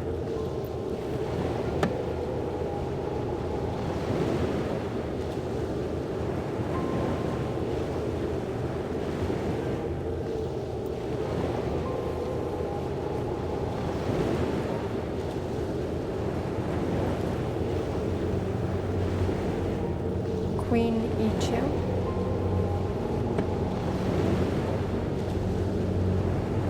Bishop takes B2.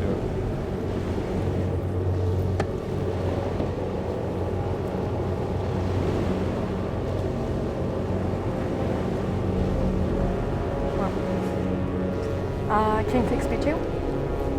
Rook takes C2 check.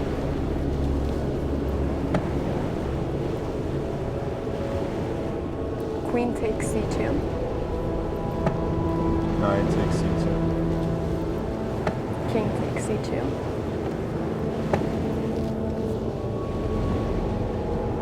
Rook C8 check.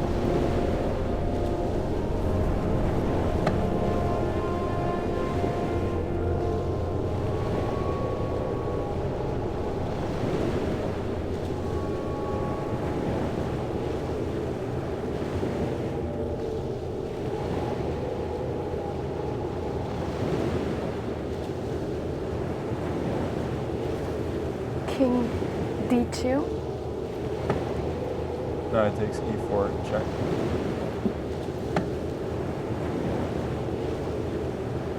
King E2. G takes F6.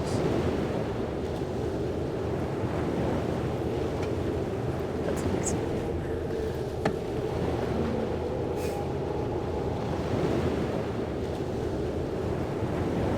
Rook A B1 check. King A8.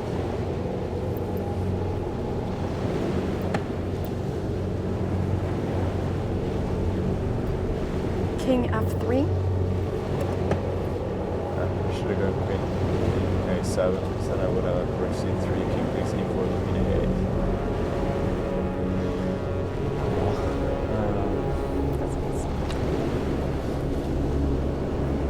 Queen D5.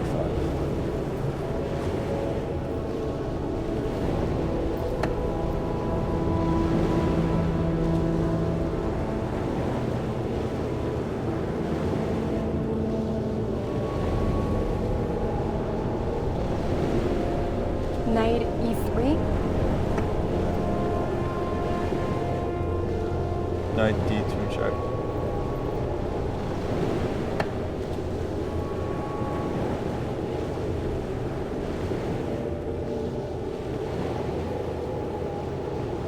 King G3.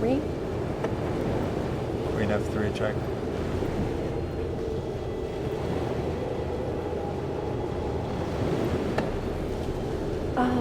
King H2.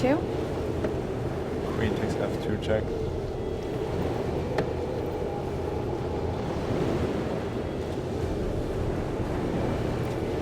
Knight G2. Knight F3 check. King H1.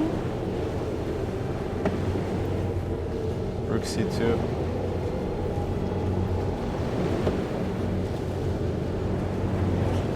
I will let you finish it. Rook G1. Queen takes H4 check. Knight takes H4. Rook H2 check. Wow. Okay. Good game. Wow. That is a beautiful checkmate. Yeah, continuing the theme of queen sacks for me, yeah. How do you always sacrifice your queen against me? That's crazy. How did that feel? Was it as easy as always? Oh boy. This is bright. Yeah, I would say I needed quite a bit of time to get used to the starting position. Yeah. And once that happened, then it was a bit easier. And it also helped that it was like a very fixed, kind of familiar pawn structure, a little bit like King's Indian types of positions. And then at least some of the pieces were going to familiar squares. You know, there was the knight coming here, maneuver with the other knight, the bishop coming to like C7, A5, which imagine if you're playing white, like putting the bishop to C2 and A4 is quite typical. So yeah, I think I got lucky in that sense that I just managed to find some patterns. And I thought you were playing well at the start, but I think you should probably have gone for C4. That's what I wanted to do at one point. When I said this is maybe too crazy, I wanted to go C4 to open up for the bishop attacking there. Yeah, but I think most of all, like once you go A4 and B3, like these dark squares are really weakened. So then, like, unless you can somehow escape with the king to the other side, before I can get the bishop over here, then it's going to be quite dangerous. Yeah. When you got the bishop there, it already felt like it was very difficult. You had 9 minutes, like 20 seconds at the end. It was crazy. No, but that was fun, and it was so impressive how you, anyways, only spent like a couple of minutes looking at the position in the beginning. It wasn't like you needed, 10 minutes or something like that. Yeah, I just I was just trying to find some patterns. And to see, I mean, this queen just in between the rooks is quite typical for freestyle, so that part was at the very least familiar. So that was easy to remember. I think maybe, I think relatively speaking, I was lucky with the starting position. Okay, so I should have done a better homework and found a more difficult one. Yeah, maybe. Well, but it was still a fun game. It's the first time I've done this. I think I'm still a bit away from playing freestyle simuls, at least if it's different positions on each move, on each board. But it was really fun to try. So thank you for that. I'm happy you enjoyed it. I wasn't sure if you were gonna like it or not, but I'm happy you enjoyed it. Do you think that you'd be able to do a freestyle simul if it was the same position on each board? I think so. At least if it's only a few boards, but it would be interesting to try sometime. Okay, well that'll be in the future. Thank you so much, and good luck in the tournament. I'm rooting for a fellow Scandinavian. Thank you. Thank you.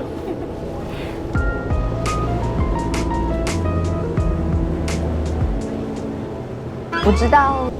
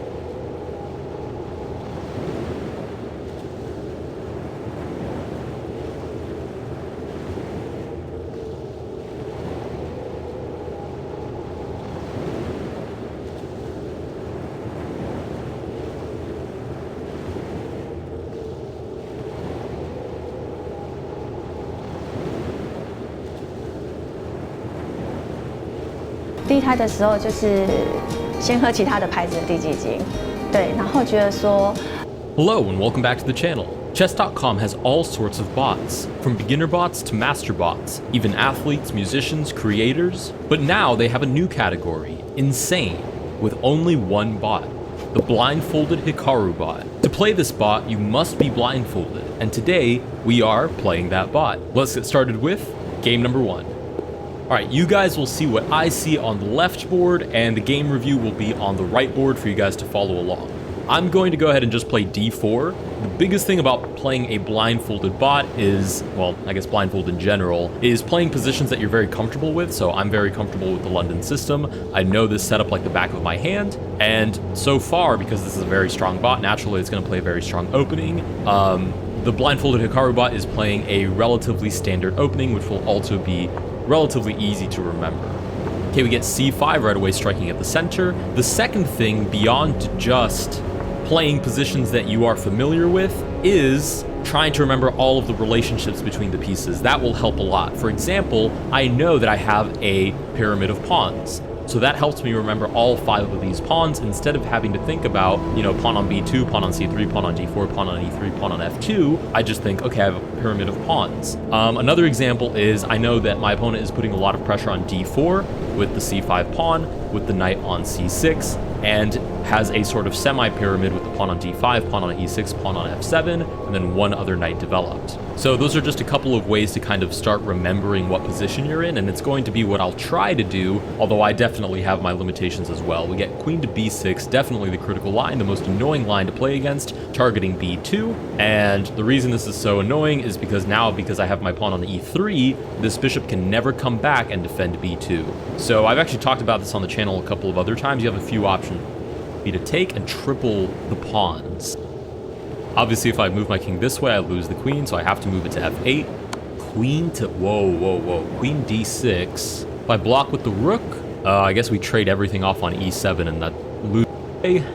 Queen to h7 back, and then I'm sure we get mated on f7. Surely, right. Oh, not even. Queen to h8, just to be extra fancy. Alright. We do lose with the black pieces to the Hikaru bot, but we did get 2 good games in, and honestly, I'm still very, very happy with that initial draw.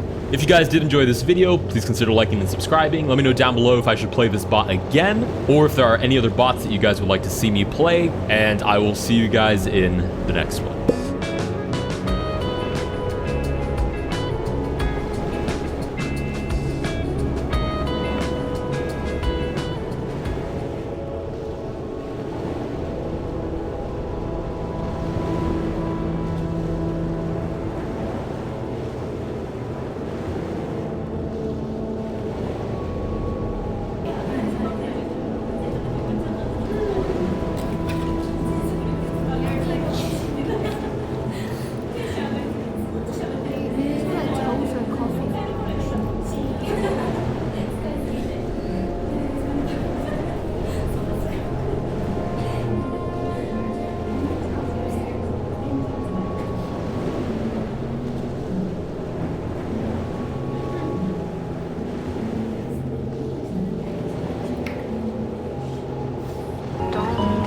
我期待的不是月，而是和你的遇见。我期待烟花满天，我可以永远靠在你左肩。我期待的不是一句抱歉。号码变作位置断了线，有人经过后注定失联。玻璃窗写着情缘，美梦挤满房间。哦，冬夜的雪吹来就消失不见。离别像天亮，不知不觉，无言比谎话更像再见。一个人坠入冬天，孤独与我周旋。哦，漫天的雪，不及再看你一眼。我期待的不是雪，而是有你的冬天。我期待的不是月，而是和你的遇见。我期待烟花满天，我可以永远靠在你左肩。我期待的不是一句抱歉，我期待的不是雪，而是有你的冬天。我期待的不是风，而是归根的落叶。我期待染白了头，我和你相拥走很远很远，不顾一切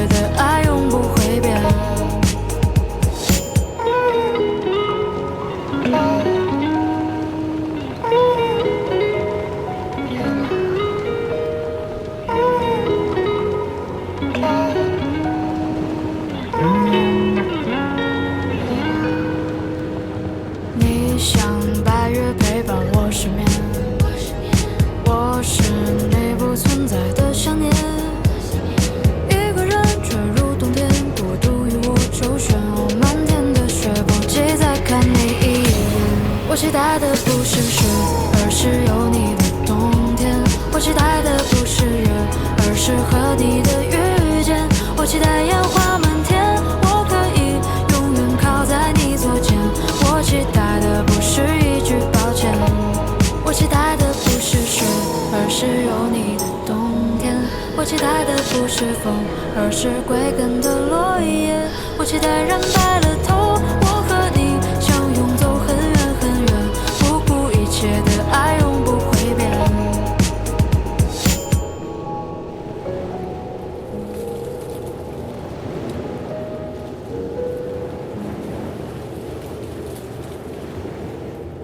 Hope you are good, and you know that I played with Magnus Carlsen, Maximum, Alpha Zero Engine, and LC Zero. But I never played with Hikaru Nakamura, so I decided to play chess with Hikaru and sacrifice my 2 rooks against him. So let's go. I started the game with a4 to sacrifice the rook like this. Do you know the plan? We have e5 followed by rook a3 to sacrifice it. Hikaru takes rook, knight takes a3. I need lot more developing moves to hold the position with dark square bishop and pawn structure. We have knight f6, e3, and Hikaru played simply castle, b3, knight c6, bishop b2, and he pushed the d pawn. This d pawn move insecure the queen structure and the knight. You know what does that mean? However, you can't understand it because you have 2G brain with 2 GB RAM. I want to make the double pawns on c file. Always remember that you are absolutely unique, just like everyone else. So queen d6 to protect it, knight e2, and we have a6. The bishop have no square to run, which is why I decided to take the knight. Queen can't take this because of this. B takes c6 and the pawns are doubled. He maybe want to push the pawn, and the b file is useless for the rook because of the b3 pawn, so castle. c5, knight to b3. I want to play h3, d3 to control the center squares of the 4th rank. We have bishop e6, d3, rook e8. His next move is to play c4 with the supporting of the bishop and try to open the d file. I am down a rook, so I played queen e1, threatening to play f4. He played h5 as a true stockfish subscriber. The way I see it, if you want the rainbow, you gotta put up with the rain. You want to push the h-pawn, so I played f4 first to target the e-pawn with the bishop. After takes we have rook takes f4. I am targeting to the knight, and Hikaru played d4 to block the bishop diagonal, but he don't know that Levi Rosman is watching my video. I sacrificed. Yes, you are right, the rook. Levi Rosman may feel great and leave a comment because life is about making an impact, not making an income. After takes, the file gets open, so queen f2 to target the pawn. If you play queen e7 to protect it. Tell me and I forget, teach me and I may remember, involve me and I learn. So let me involve you to the variation. Then knight h5 will come to target the pawn with queen, but the real problem is that the checkmate is coming with queen and knight. We will play king f8. You may think to move the queen like this and checkmate him, but that is not the best move. Best move is like choosing a sharp pin from grass. Best move is to play knight takes pawn.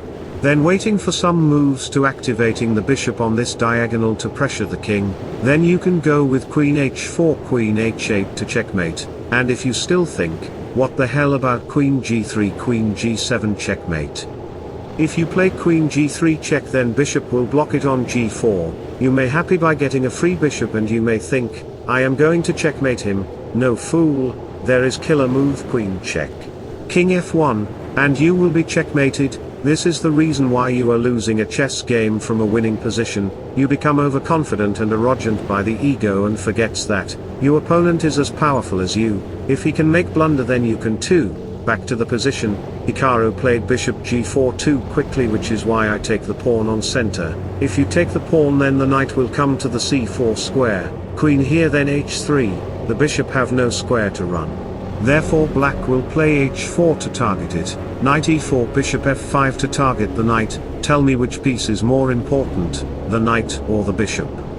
The knight is controlling many squares with a great knight outpost, and the knight can create many problems to the king because the king have no army. and bishop is less active than the knight. His only job is to stay with king. So we will play knight d2 to help the another knight. The knight can get the great outpost to control many squares like the e4 knight. This is targeted by the pieces. Queen takes pawn is coming. Position will be very bad for Hikaru. If you set your goals ridiculously high and it's a failure, you will fail above everyone else's success. So we have queen e7 to offer queen exchange with a check, and if you move back your bishop on d7, then I will play knight e4 to target the pawn with queen, and the big problem is that the bishop is about to get the diagonal to attack kingside. Black will play f5, then queen g3 check king f8 d5, sacrificing the knight, if you take it, and of course you will take it because you are a 200 elo player. And the game will be over with queen and bishop. So back to the position. If you haven't subscribed to my YouTube channel, then you can like and subscribe. h4 by Hikaru to target the knight. The king have no army to protect the king, because I sacrificed my rook for his knight long time ago. Can you remember? That's my plan. Knight e4 to target the pawn. f5 and I played d5, opening up the diagonal for the bishop and sacrificing the knight at the same time. I told you that knight sacrifice is a trick, but Hikaru takes the knight because he is only 2800 elo rated player. However, it's a drawable position. Bishop takes f6 and he played queen d6. Blunder move. I always love to sacrifice my pieces against human because of this reason. Humans always play at least one blunder or mistake move in 50 chess moves.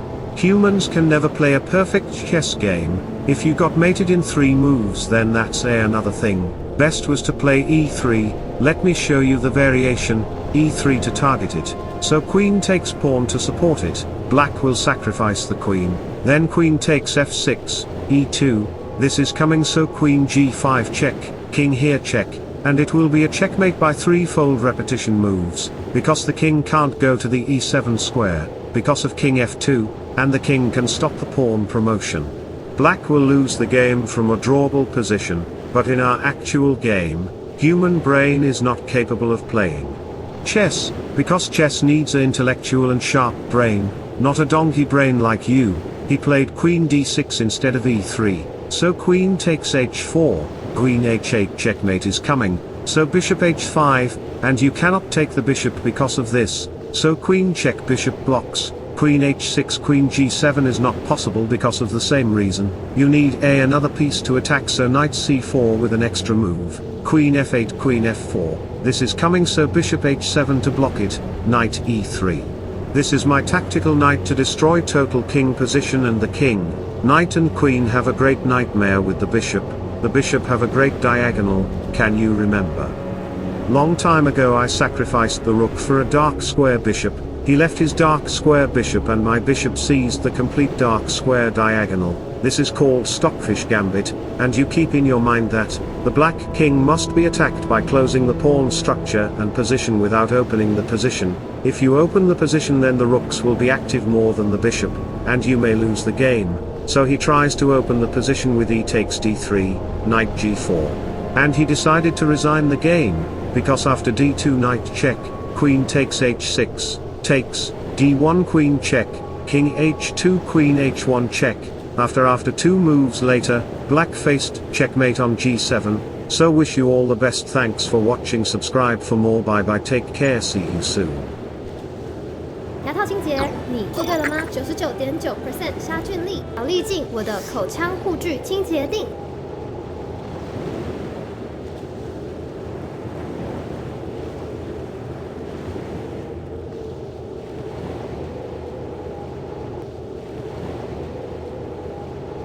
Hello everyone and welcome to one of the best games that was played in the preliminary phase of the Freestyle Chess Grand Slam Paris tournament, Magnus Carlsen versus Nodirbek Abdusattorov in round 8 of the event. You guys will absolutely love this one. If this was played in a normal classical way, the chess is played without scrambled pieces, this game would be all over the place. It would be everywhere, you know. Maybe even in books, but here, as it's played in freestyle chess, we're just gonna enjoy it and then probably forget about it, but we'll see what happens. I thought you guys didn't enjoy this freestyle chess business all that much, but seems like you do. So yeah, let's dive straight into it.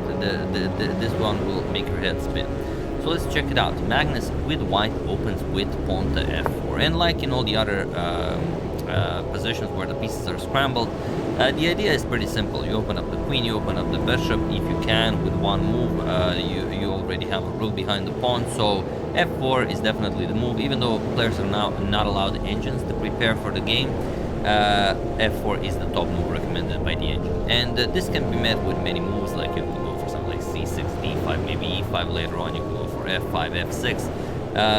Everything goes. Here Nodrbek strikes with pawn to f6. Pretty much the same idea, grabs a bit less space, but okay, opens up the light square bishop, opens up the queen, and it makes sense. And Magnus plays pawn to d4, which is not the best. And already you have a position that could never happen in regular chess, because it's very unlikely that Magnus would make such a move, on move 2, that allows black to completely equalize. Here, if Nodrbek strikes with e5, that is a very good position for him. For example, captures. Capturing doesn't do all that much, because rook captures on f1 is good for black, and if you don't capture, for example, you advance the pawn, which makes sense, then you grab the full center, something like c6, c3, pawn to d5, and black enjoys a very nice game. But Nodrbek seems to trust Magnus, plays pawn to d5, keeps it symmetrical, and now Magnus strikes with pawn to e4, and we have d captures on e4 again. Queen to h5 check is definitely a possibility, but Nodrbek goes d captures on e4. Queen captures on e4 and knight to d6, chases away Magnus's queen. Queen back to e2, and now pawn to c6. We have pawn to c3 and bishop to c7. Knight to g3, and Nodrbek castles queenside. You've cleared pretty much everything. Now it's time to castle. Knight to d3 and bishop to c4. Pins the knight with bishop to c2. Magnus also with ideas of maybe castling queenside. Pawn to e6. And here we have pawn to b3. Bishop to b3 is also very nice, with the idea that if bishop captures, you can maybe open up your a file. And if not, if black just keeps the tension, then you try to undermine the knight with knight e4, and then basically force the black to capture. Well, okay, b3 by Magnus. We have knight to b5, going after the c3 pawn. This would win the queen, as it would come with check. Magnus plays queen to d2, and now bishop to a5, putting more pressure on that c3 pawn. And Magnus says, yes, bring it on. He plays b captures on c4. Probably Nodrbek was thinking, okay, I give a check, then Magnus moves the king, or maybe I capture and then Magnus moves the queen. But after bishop captures on c3, Magnus doesn't move the queen, as you guys probably already know from the thumbnail. Even though queen c1 is objectively winning for white, yes, you give up the rook here, then queen captures, and the white has a much better position. But Magnus says, nope, I will show you how chess is played. Instead of queen captures on c3, sacrifices the queen, plays c captures on b5. And okay, bishop captures, we have king captures, and now king to b8. And this is the position. Magnus with a whole lot of pieces. He has 2 bishops and a knight for a queen, which is definitely compensation, and objectively the position is very much equal. So it's definitely a fight. Magnus with a bit more time on the clock. We have rook a to e1. Magnus centralizes his rooks. Knight to f7. We have bishop to b3, putting pressure on e6, and pawn to c5. And the Magnus goes knight captures on c5. Also pawn to a4, just stopping queen captures on b5. A way of restricting black's plans. Definitely works. Magnus goes for captures on c5. Queen captures on b5, and now knight captures on e6. He goes for reclaiming a little bit of material. Queen before check, we have king to d1, and now knight to d6. Magnus captures on f8. Rook captures, and now bishop to e3. It's time to activate the other pieces as well. Pawn to a5, and now king to e2. We have pawn to a4. Here, it's not easy to find a plan for black. h5 with the idea of h4 or h5, h4, and then g5 is the way to look for counterplay, because you have a queen, knight, and rook, and you really want to open up lines in front of the white king.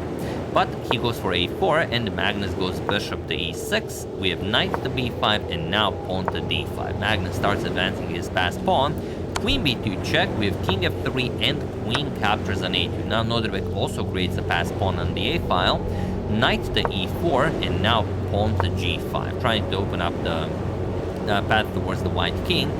We have knight to c5, and now, okay, the threat is knight to d7 check to pick up the rook. So rook to d8 and also, well, the d pawn is just marching forward, so the rook works very well on the d file.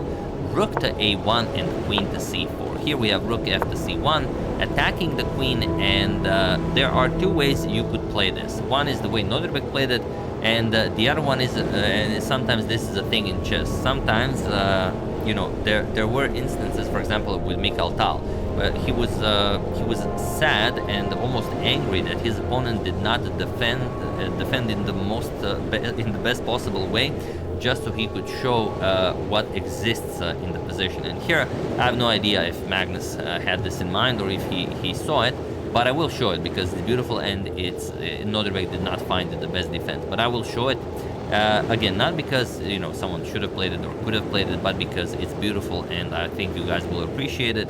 If knight to d4 check, this is what happens. Okay, bishop captures on d4, queen captures on d4, and rook captures on a4, attacks the queen.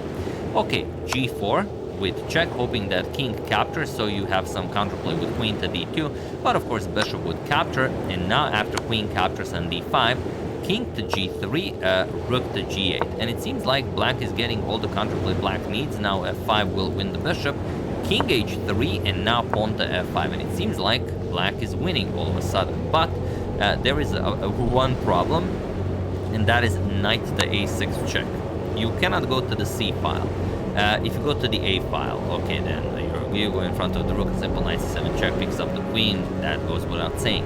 So we have to capture the knight, and now look at this. Rook to b4 check forces the king to the a file, but you can't really go to a8 because bishop f3 wins the king, wins the queen.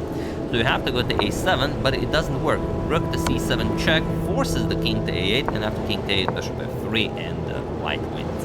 So that's why, even with the best possible defense, it is winning. With 2 minutes on the clock, it's hard to say if Magnus will find it. Probably, I would say yes, but he was also playing against Nodrbek's time,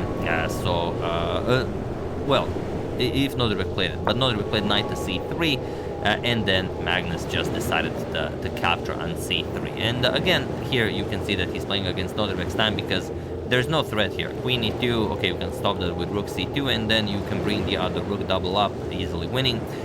He decides to go for rook captures on c3, which gives Nodrbek a chance to almost get back in the game, but not if you find what Magnus found. Queen captures on c3, rook captures on a4, pawn to g4 with check.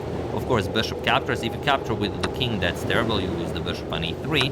So bishop captures on g4, and now rook captures on d5. We have knight to d7 with check, king c7, and now look at this, knight to b6, threatening rook. Knight captures rook on d5 with a royal fork, and Nodrbek, also the threat is rook to c4 check, which will win the black queen.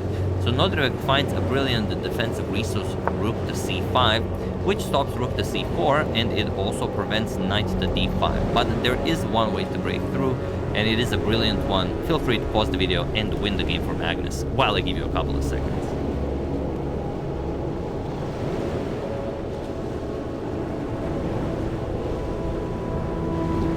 So, for those of you who were able to do it, congratulations on finding this brilliant resource. And for those of you who just want to enjoy the show, it is rook to c4.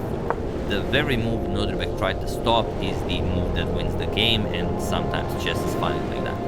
And also for those of you who maybe found rook to a8, that also works. We can show rook a8. Now the threat is rook c8, and if king captures, you still just play it. And now look at this.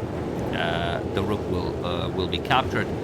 You will have a rook and two bishops versus a queen, and of course a completely winning position. You can do it that way. Rook to c4, a bit more poetic.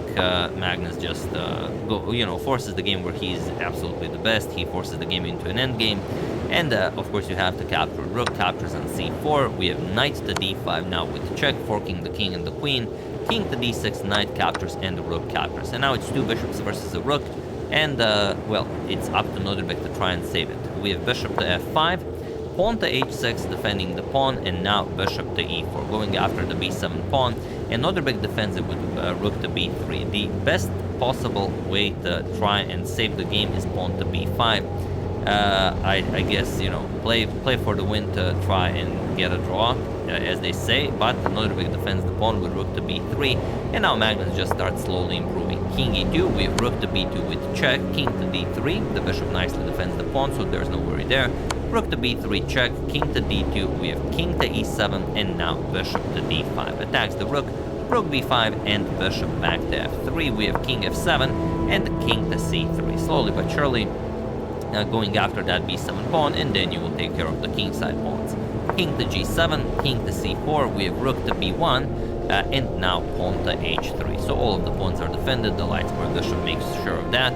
Rook to e1 going after the bishop, and bishop to d2. We have rook back to b1, king to c5. Okay, you could maybe advance the pawn all the way to b5, but after bishop to b4, the pawn will simply be lost.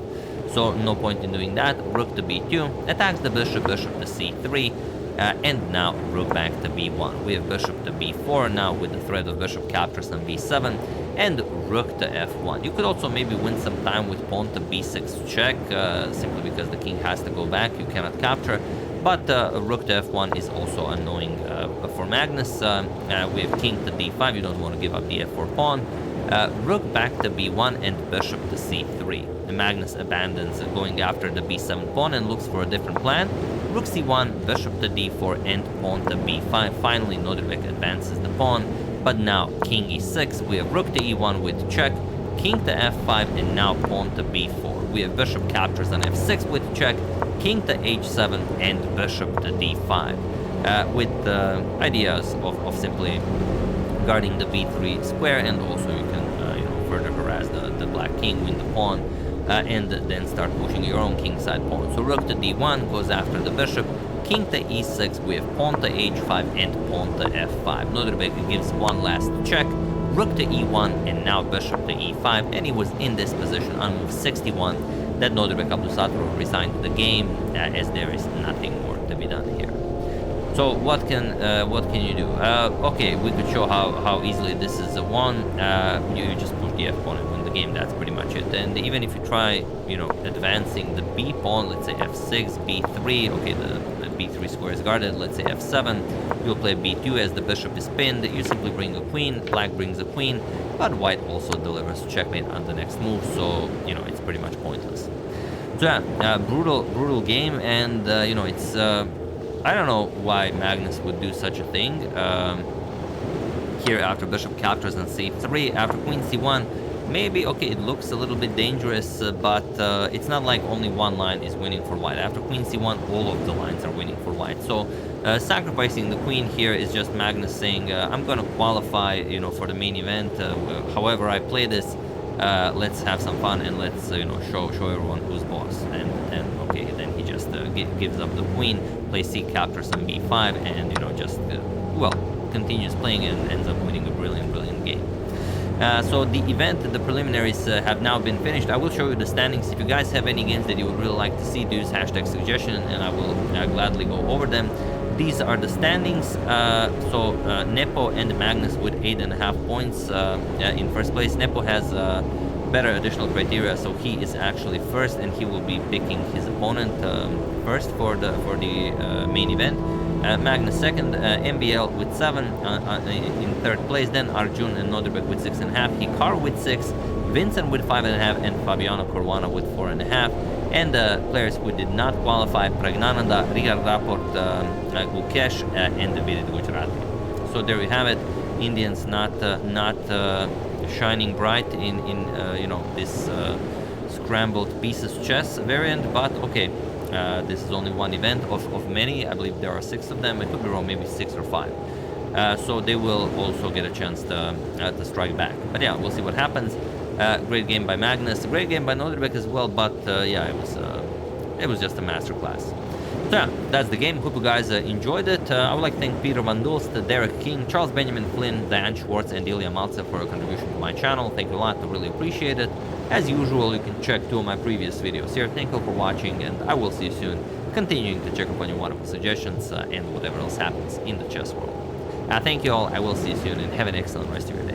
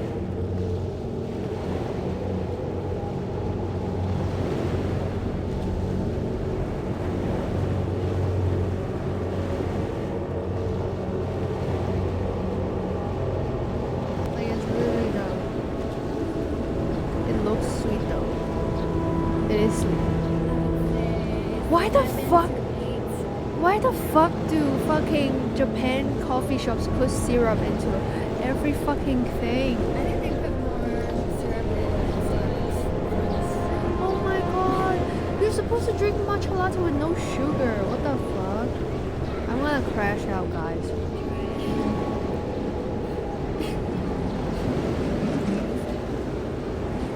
It's so sweet. Oh my god.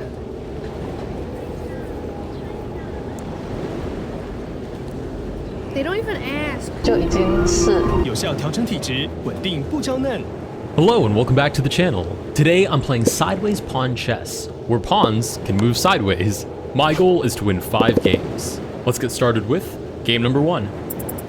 It goes pretty much without saying that this variant will probably only get interesting when we get into an endgame.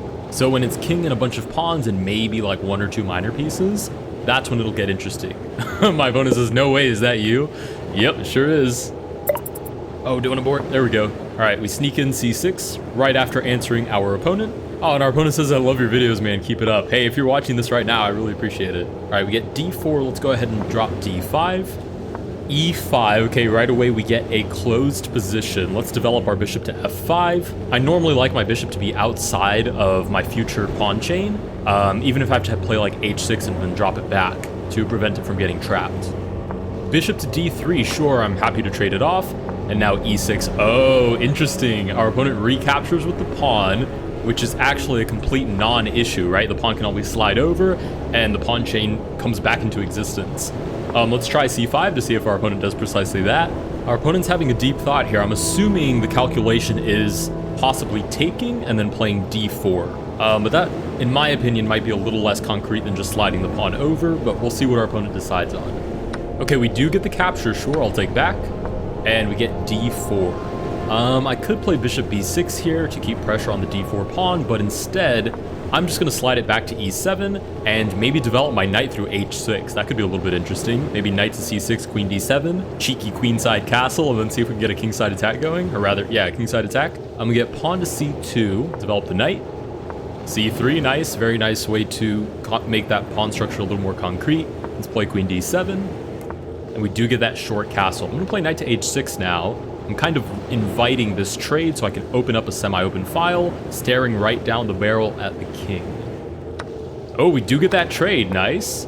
And the cool thing is I can always correct this pawn structure by just sliding it back over. Right away, we're targeted, actually. And I'm wondering if I should just castle and allow the pawn to drop, because it gives me an extra tempo to get ahead on this attack, and I think I will. I mean, obviously I could save the pawn by sliding it over, but I'm really interested in this kingside attack. Let's see if our opponent actually bites. Ooh, okay, our opponent does. Let's slide the rook over. We're looking to double, targeting the queen, looking at g2, and we should have some interesting attacking ideas here. Okay, we get knight to d2. Let's target the queen. Queen slides back. Let's double the rooks, now hitting g2. We do get g3. Let's play h5, looking for h4. If we're met with h4, I wonder what we play then. Maybe rook to g4, maybe queen to d8. I mean, I can take this pawn once, but after the knight recaptures, I need something else to take back with. This pawn can never take me because it's pinned. Let's go ahead and play rook to g4, the idea of bishop takes. King to h2 moves the king off of the file, so I can't actually take anymore. Let's try queen to d8. I wonder if I can sacrifice here for checkmate. Let's see if I take, my opponent takes, I take, my opponent takes, I take. Oh, it actually doesn't work because queen to h3. Then there's check on f4 though. King moves back, rook to g4. I do apologize if I'm getting a little bit ahead of myself on this calculation, but I think that wins the queen, maybe? Okay, we get rook to g1. This should work anyways. Let's see, takes. If we take with check, recapture is forced. If we take with check again, queen to h3 is also forced. It's a little trickier though, because now rook g3 is an option for our opponent. If we play check with the queen on f4, the king can move back. I could trade, and then after all of that, I really just end up down the exchange. So let's instead play knight to a5, looking for knight to c4. I'm just going to keep this threat kind of looming over here on the king side, but see if I can better the position of my knight. Opponent is down now to 13 seconds. Ooh, a little pawn shuffle over to hit the knight. Let's play king to b8 with the idea if b4, removing the knight, then the king is the one that defends a7. Okay, ooh, queen to h6. Does this work now? If we take, our opponent takes back. We take, our opponent takes, and then we take back. That would just be mate, I think. And if we take and then queen takes, maybe we can just sacrifice and then play rook to h8. Let's give it a try. You only live once, so let's give it a try. Okay, we do get that capture check. I don't think our opponent counted on us sacrificing the rook, and we do actually get checkmate. With that, we actually crossed 1700 as well, which is pretty cool. Oh, and apparently a whole bunch of you were messaging during our game, but we don't actually see that until after the game is over, so that was actually pretty cool. Hello to everybody that's watching me record this live, basically, on chess.com. With that, we win game number 1. Let's go ahead and move on to game number 2. All right, game number 2, we get the white pieces this time. Hopefully we'll be a little bit more on the offense than we were in the last game. In the last game, it felt like we were scrounging for any possible piece activity, but maybe we can set ourselves up a little bit better this time. Okay, knight to c6, let's just play e3. Knight to f6, sure. Bishop g4 pins the knight. Let's go ahead and defend it with knight to d2, with the idea that if the bishop takes, I just kind of replace one knight with another, and then I still have knight to e5. Okay, e6, let's boot the bishop. Okay, we get that trade, let's take back. Like we just said, now we still have knight to e5. a6, let's play c3. I want to play bishop to d3, but without allowing knight to b4, booting the bishop. Okay, bishop d6. Now I have to make an actually serious decision. Oh, it's really interesting. There's a server message saying that me, a content creator on YouTube, is playing. Oh, that's really interesting. Maybe that's why so many people showed up. Okay, cool. I mean, I've never seen that before, but I guess this channel is now big enough for that. So thanks to everybody that subbed. We can either trade off the bishops, or we can play knight to e5 and really fight for that center space. If our opponent takes, we take back with a fork. And I'm really tempted to play that. Let's play knight to e5. Okay, we get short castle, bishop d3. I'm excited now because I feel like maybe we can get like queen f3 and then g4, h4, h5, and then get some kind of crazy kingside attack going. Maybe this will be the game where I finally prove that the London doesn't have to be boring. Ooh, g5 is super aggressive. It's a clever idea. If I take, then my opponent takes and wins the central pawn. But I believe I can just take here and then take on g5 for free. So we'll take on c6, hitting the queen. The recapture is basically forced. Nice, and then we pick up this pawn on g5, I believe absolutely for free. Rook to b8, okay, looking for a queenside counterattack. Let's see, how do I take advantage of this free pawn and the fact that the king is a little bit butt naked right now? Maybe queen to f3, putting some pressure on the knight. I guess bishop e7 would be forced to defend the knight. Maybe we trade and then like queen to h5, impossible to defend this pawn. Let's give that a try, queen to f3. We do get bishop to e7. Let me make sure I have this right. Takes, basically recapturing is forced. Queen to h5, and I really don't see how this pawn gets defended. It seems rook to e8 is necessary. I take the pawn, the king basically runs for its life at that point. So let's take on f6, right? Queen to h5. It seems impossible to defend this pawn. Okay, our opponent does the next best thing, which is move the pawn up to h6. We can still take it. We're still threatening mate, and the only way to get out of this mate is rook to e8. Oh, and it rhymes, nice. And slide the king out of the way, basically. 4 seconds for our opponent to see that. Oh, man, I was wrong. That was not the only way to get out of that mate. g7, sliding the pawn over. That's pretty clever. Let's play check anyways. King moves forward. Check again. Might as well draw the king to the center. And I should probably take a tempo to defend this pawn. So I'm going to go ahead and castle long. And my idea now is pretty much just e4, break open the center, line up the rooks with the king. Anyways, that may be that.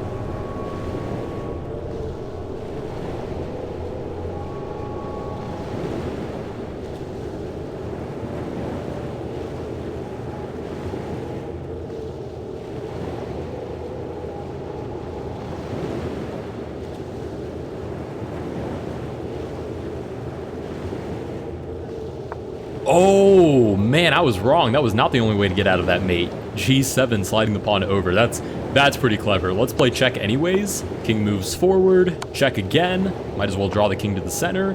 And I should probably take a tempo to defend this pawn. So I'm going to go ahead and castle long.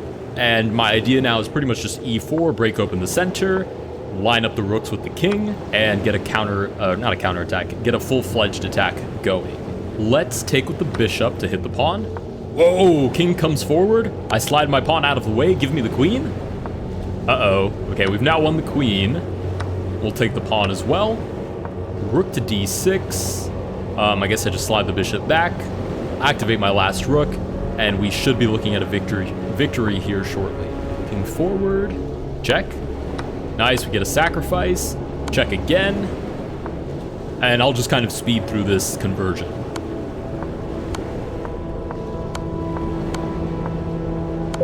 Nice, and with that, we win game number 2. All right, everybody in chat right now is trying to figure out why a server message was sent that I'm playing games. I really have no idea. Hopefully we figure it out by the end of this video.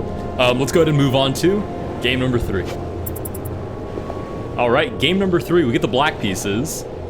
Number 3. I have no idea. Yeah, hopefully we figure it out by the end of this video. Let's go ahead and move on to game number 3. All right, game number 3. We get the black pieces. E4, sure, we'll drop a little Caro-Kann. It didn't really work out for us that well in the first game. We just happened to get a really good attack going, but we'll give it a try. Okay, we get that trade. D4, we're officially in an asymmetrical position. My opponent has a C-pawn, I have an E-pawn. Okay, bishop hits the knight. I'm going to just kind of ignore that and play bishop to F5, because if my opponent captures, I can always slide my pawn back to a better position anyways. Actually, I should probably take with this pawn. Since this pawn wants to go to E6, I can always slide it over. We get bishop D3. Let's go ahead and accept the trade. It keeps the tempo on our turn for the recapture. Right now it's our turn again, and we can play bishop to E7, looking to short castle here in just a moment. Nice. We're both castled. I'll probably side this over at some point, just waiting for a good time. Okay, ooh, E4 offers a trade. I mean, I could just take it. If my opponent takes back, then I finish developing actually before my opponent does, which has to be a good thing, so let's go ahead and take on E4. Our opponent takes back, knight to C6. Okay, knight to C3, so playing with the black pieces, somehow we've completed our development first, and we have a bishop on the board when the center is open, meaning there's no pawns crowding the center. So in theory, we're in a really good spot here. Question is, how do I actually take advantage of any of this? Let's start by sliding the pawn over, right? Let's fix our pawn structure first, and that actually creates a spot for our bishop to sit on the long diagonal, which could be pretty helpful in the future. Ooh, H4 is really aggressive. Let's see. Queen to B6, targeting the pawn. Okay, knight to G5. I probably should be concerned about this, considering the fact that the pawn can wiggle-waggle its way any way it wants into my king side, but I'll start by just trading off my bishop. Surely the pawn will recapture, sure. And my opponent's giving me a free pawn here, right? If I take this pawn, I don't see how my opponent creates a concrete threat, though.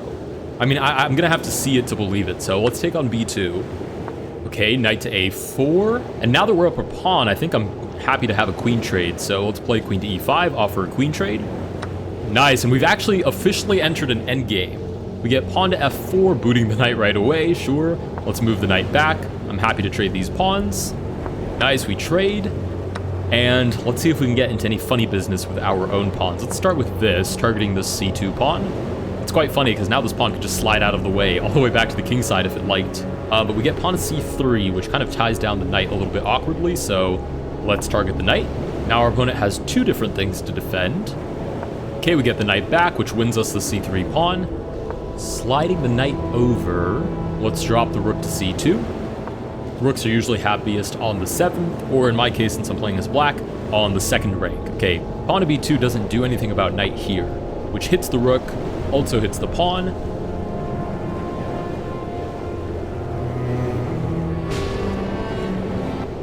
W if you include the rook that's on the 2nd rank.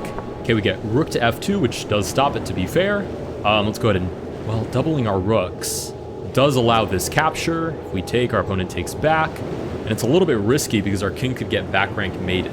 So let's just trade instead and then play A6. Okay, knight takes back, sure, A6. B4. Let's go ahead and line the rook up on pretty much any open file. G3, we give check. We'll pick up the G5 pawn. Nice. We're definitely up a lot of material in this endgame. This shouldn't be a terribly difficult conversion. I just have to make sure there's no funny business with losing a bunch of pawns at any point. Okay, pawn to G4. I'm going to get ahead of myself and just play F6 right now because I know that I'm liable to start an attack and then forget that I can get back rank mated. So we get F4, knight back, hit the pawn. A4 allows us to take with check, sure. And really, I just need to trade pieces now. I need to find a way to trade the knights, trade the rooks, and this will be a pretty easy conversion. We'll drop the knight back. Nice, we've now pinned the knight. So if I play knight to c5 and our opponent takes, then I just take the rook for free. Anything else, and it looks like I just win the knight. Oh my goodness, knight to e5 check is absolutely brilliant by my opponent. I have to admit, I didn't see that. And I definitely didn't see knight to e4 either. Winning back the rook, and basically winning us the endgame. I'll go ahead and fast forward if our opponent decides to play this out. Me just pushing all of my pawns.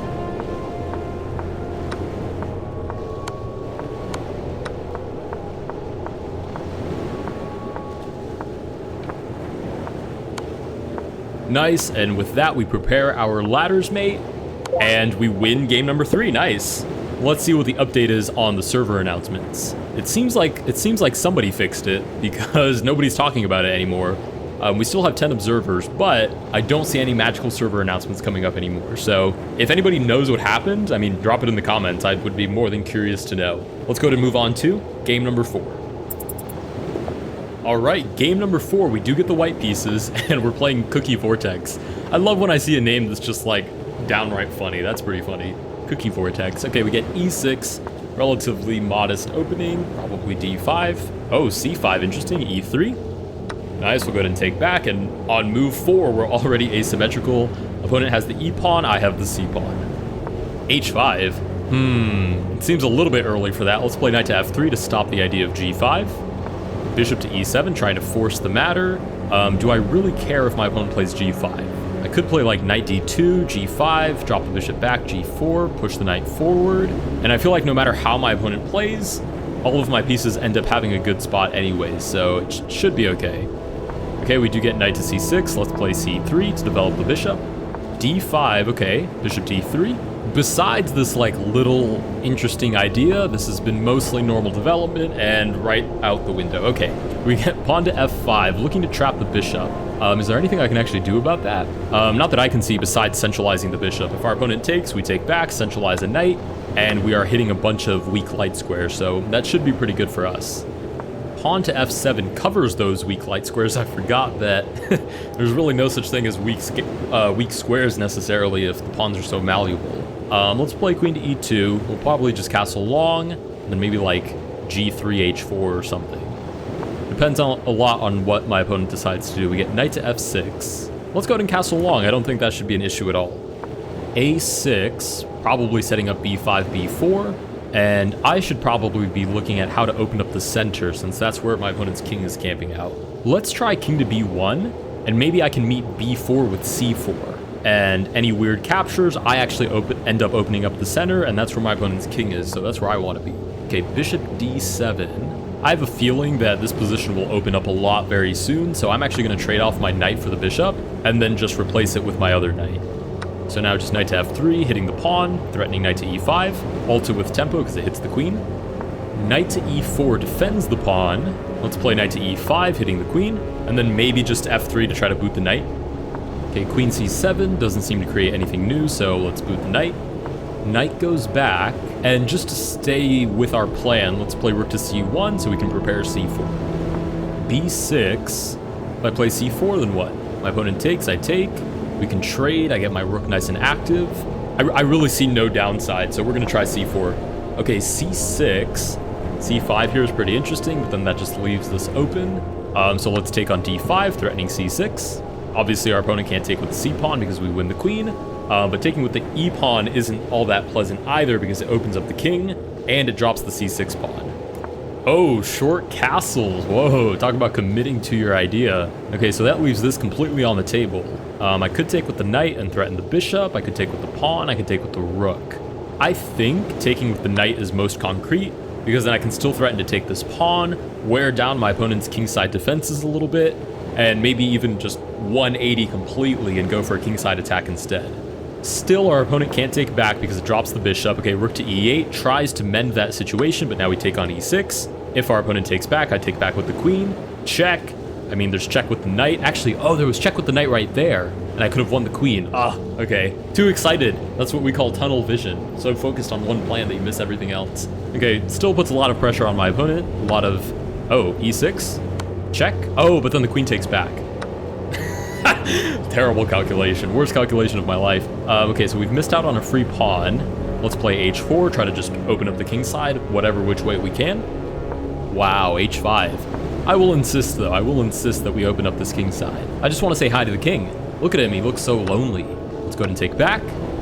g5. And if I take, just opens up a file for me for free. Queen takes back. Let's play rook to h5, looking to double the rooks with rook to h1.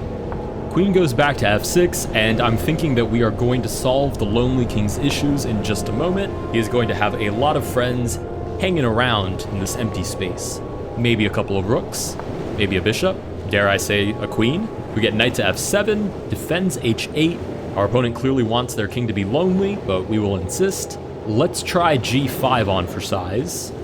Sacrifices the pawn, but clears the way for the rook. Nice, we play check. If our opponent sacrifices, oh, our opponent doesn't, we get king to f7. Okay, then what if we trade and then play rook to f1 to try to win the queen? Maybe the opponent will take back with the king. Ah, we do get that king recapture. Wow, our opponent's hanging on for dear life quite well here. Time to play a little bit tricky. Let's play queen to g2, looking for queen to c6. Okay, rook to d8 allows the check. d5, does d5 here work? Rook takes, doesn't do anything though. Okay, let's play another check. We don't have a lot of time to calculate this. Rook to d6. Now this should work, and then we just bring in the rook. Nice, we play check. King slides out of the way. Let's take on... Oh, I can't take that because the rook takes back. Oh, not so much time to calculate. I don't know, waiting move with the king, buy us a little bit of time, and apparently get a free queen instantly. Okay, that works for me. There's mate here, but actually the bishop covers, so we're totally fine. We'll take with check, drop the bishop back, and we should be able to convert this now quite smoothly. We take that free rook, check again, and I will just walk everybody down. Sure, let's develop with check, and deliver that checkmate. Nice. With that, maybe rather unconvincingly, we win game number 4. Let's go ahead and move on to game number 5. All right, game number 5. We get the black pieces for the last game. Oh, and we get d4 for the first time. Let's go ahead and just play it symmetrically. Copycat. Hey, nice move there. Play e6. c4, and now we break copycat to play a London system basically with the black pieces. Offer this trade, ready to take back with the queen, sure. Ooh, g3. I was going to castle, but now I'm going to play knight to d7. Because if my opponent castles kingside, I'm definitely going to play h5, h4, put my king in the center, and see how my opponent deals with it. How do I make this as unsuspicious as possible? a6, oh no. How to play chess, question mark. What do I play here? Oh no, my tempo. Okay, our opponent takes. Let's take back with the e-pawn, and then maybe I could even castle queenside. Although it's a little bit sketchy with these weak dark squares. Okay, we get short castles. It feels like h5 is a little bit too excited, like a little bit too much of an excitable move. Maybe knight to e4 is a little more concrete first. Even queenside castling is very, very scary here. It's probably unnecessary, but we'll play it anyways. Let's play h5. It's just so many opportunities for an attack there. I really can't pass up on that. Queen to e2, probably looking for e4. So let's go ahead and crush that idea with knight to e4, and then maybe even doubly crush it, right? Really hold our fort in the center with knight to f6. Knight to h5 does hit the bishop. If I move the bishop back and my opponent takes, I just take back, and that should be fine. I could also play g6. Allow this capture, I take back with the pawn, and I start to open up the king side a little bit. Let's give that a try. Let's play g6. I mean, really my plan here is to open up the king side as much as I can, and then at the last, oh, you've got to be kidding me. I was going to say at the last second get my king out of the line of sight of whatever's in the center, but oh man, d3 loses the knight instantaneously, and that's my karma for not castling when I had the chance. We'll try our best to still hold down the fort, but we should be pretty much toast now. Let's play knight to f6. Okay, our opponent doubles down. Let's castle out of the way and recapture on e4. We now have a pawn in exchange for that knight that we've lost, which is not much in the way of compensation. We are threatening this pawn on d4. We do have h4. There are some interesting attacking ideas, but interesting is about as far as I can say for that. Okay, rook to d1, h4. I have no choice but to just go for it on the king side. Pawn moves out of the way, quite annoyingly. Let's line the rook up with the king. Okay, pawn moves out of the way, trying to force a rook trade. Let's just move the queen back, If we do get this trade, we might just take with the king and then shuffle him out of the way. Okay, we do get this rook trade. Our opponent is playing a very, very principled game. Trading off when you're up material. Let's move the king out. And maybe we're fast enough for like this. Maybe f4, f3. All of it is very sketchy. None of it should work, but we'll give it a try anyways. Okay, rook to d1. f3, f4 seems plausible. Let's give it a try. Looking for f3. Knight takes. Is that not just free? Because the bishop is pinned, so it can't actually take back. Okay, let's take on e4, hit the queen. Maybe, it looks like maybe we've just won back the piece. Out of the blue, now I just have to not lose it again. How hard can that be? Okay, queen to e2, hits the knight, actually threatening to recapture now. Let's see. f3 really doesn't work anymore, but knight to g5 definitely works. Threatening to take, threatening to push f3. Queen to g4 check. Okay, if I move the king out of the way, then what happens? f3 is still on the table. Okay, the king shuffles out of the way, but does this still not work now? If I take, and then I just lose the rook. Okay, so it definitely doesn't work. Let's play f6 to defend the knight, and then maybe like rook to d8. Okay, the queen takes the pawn.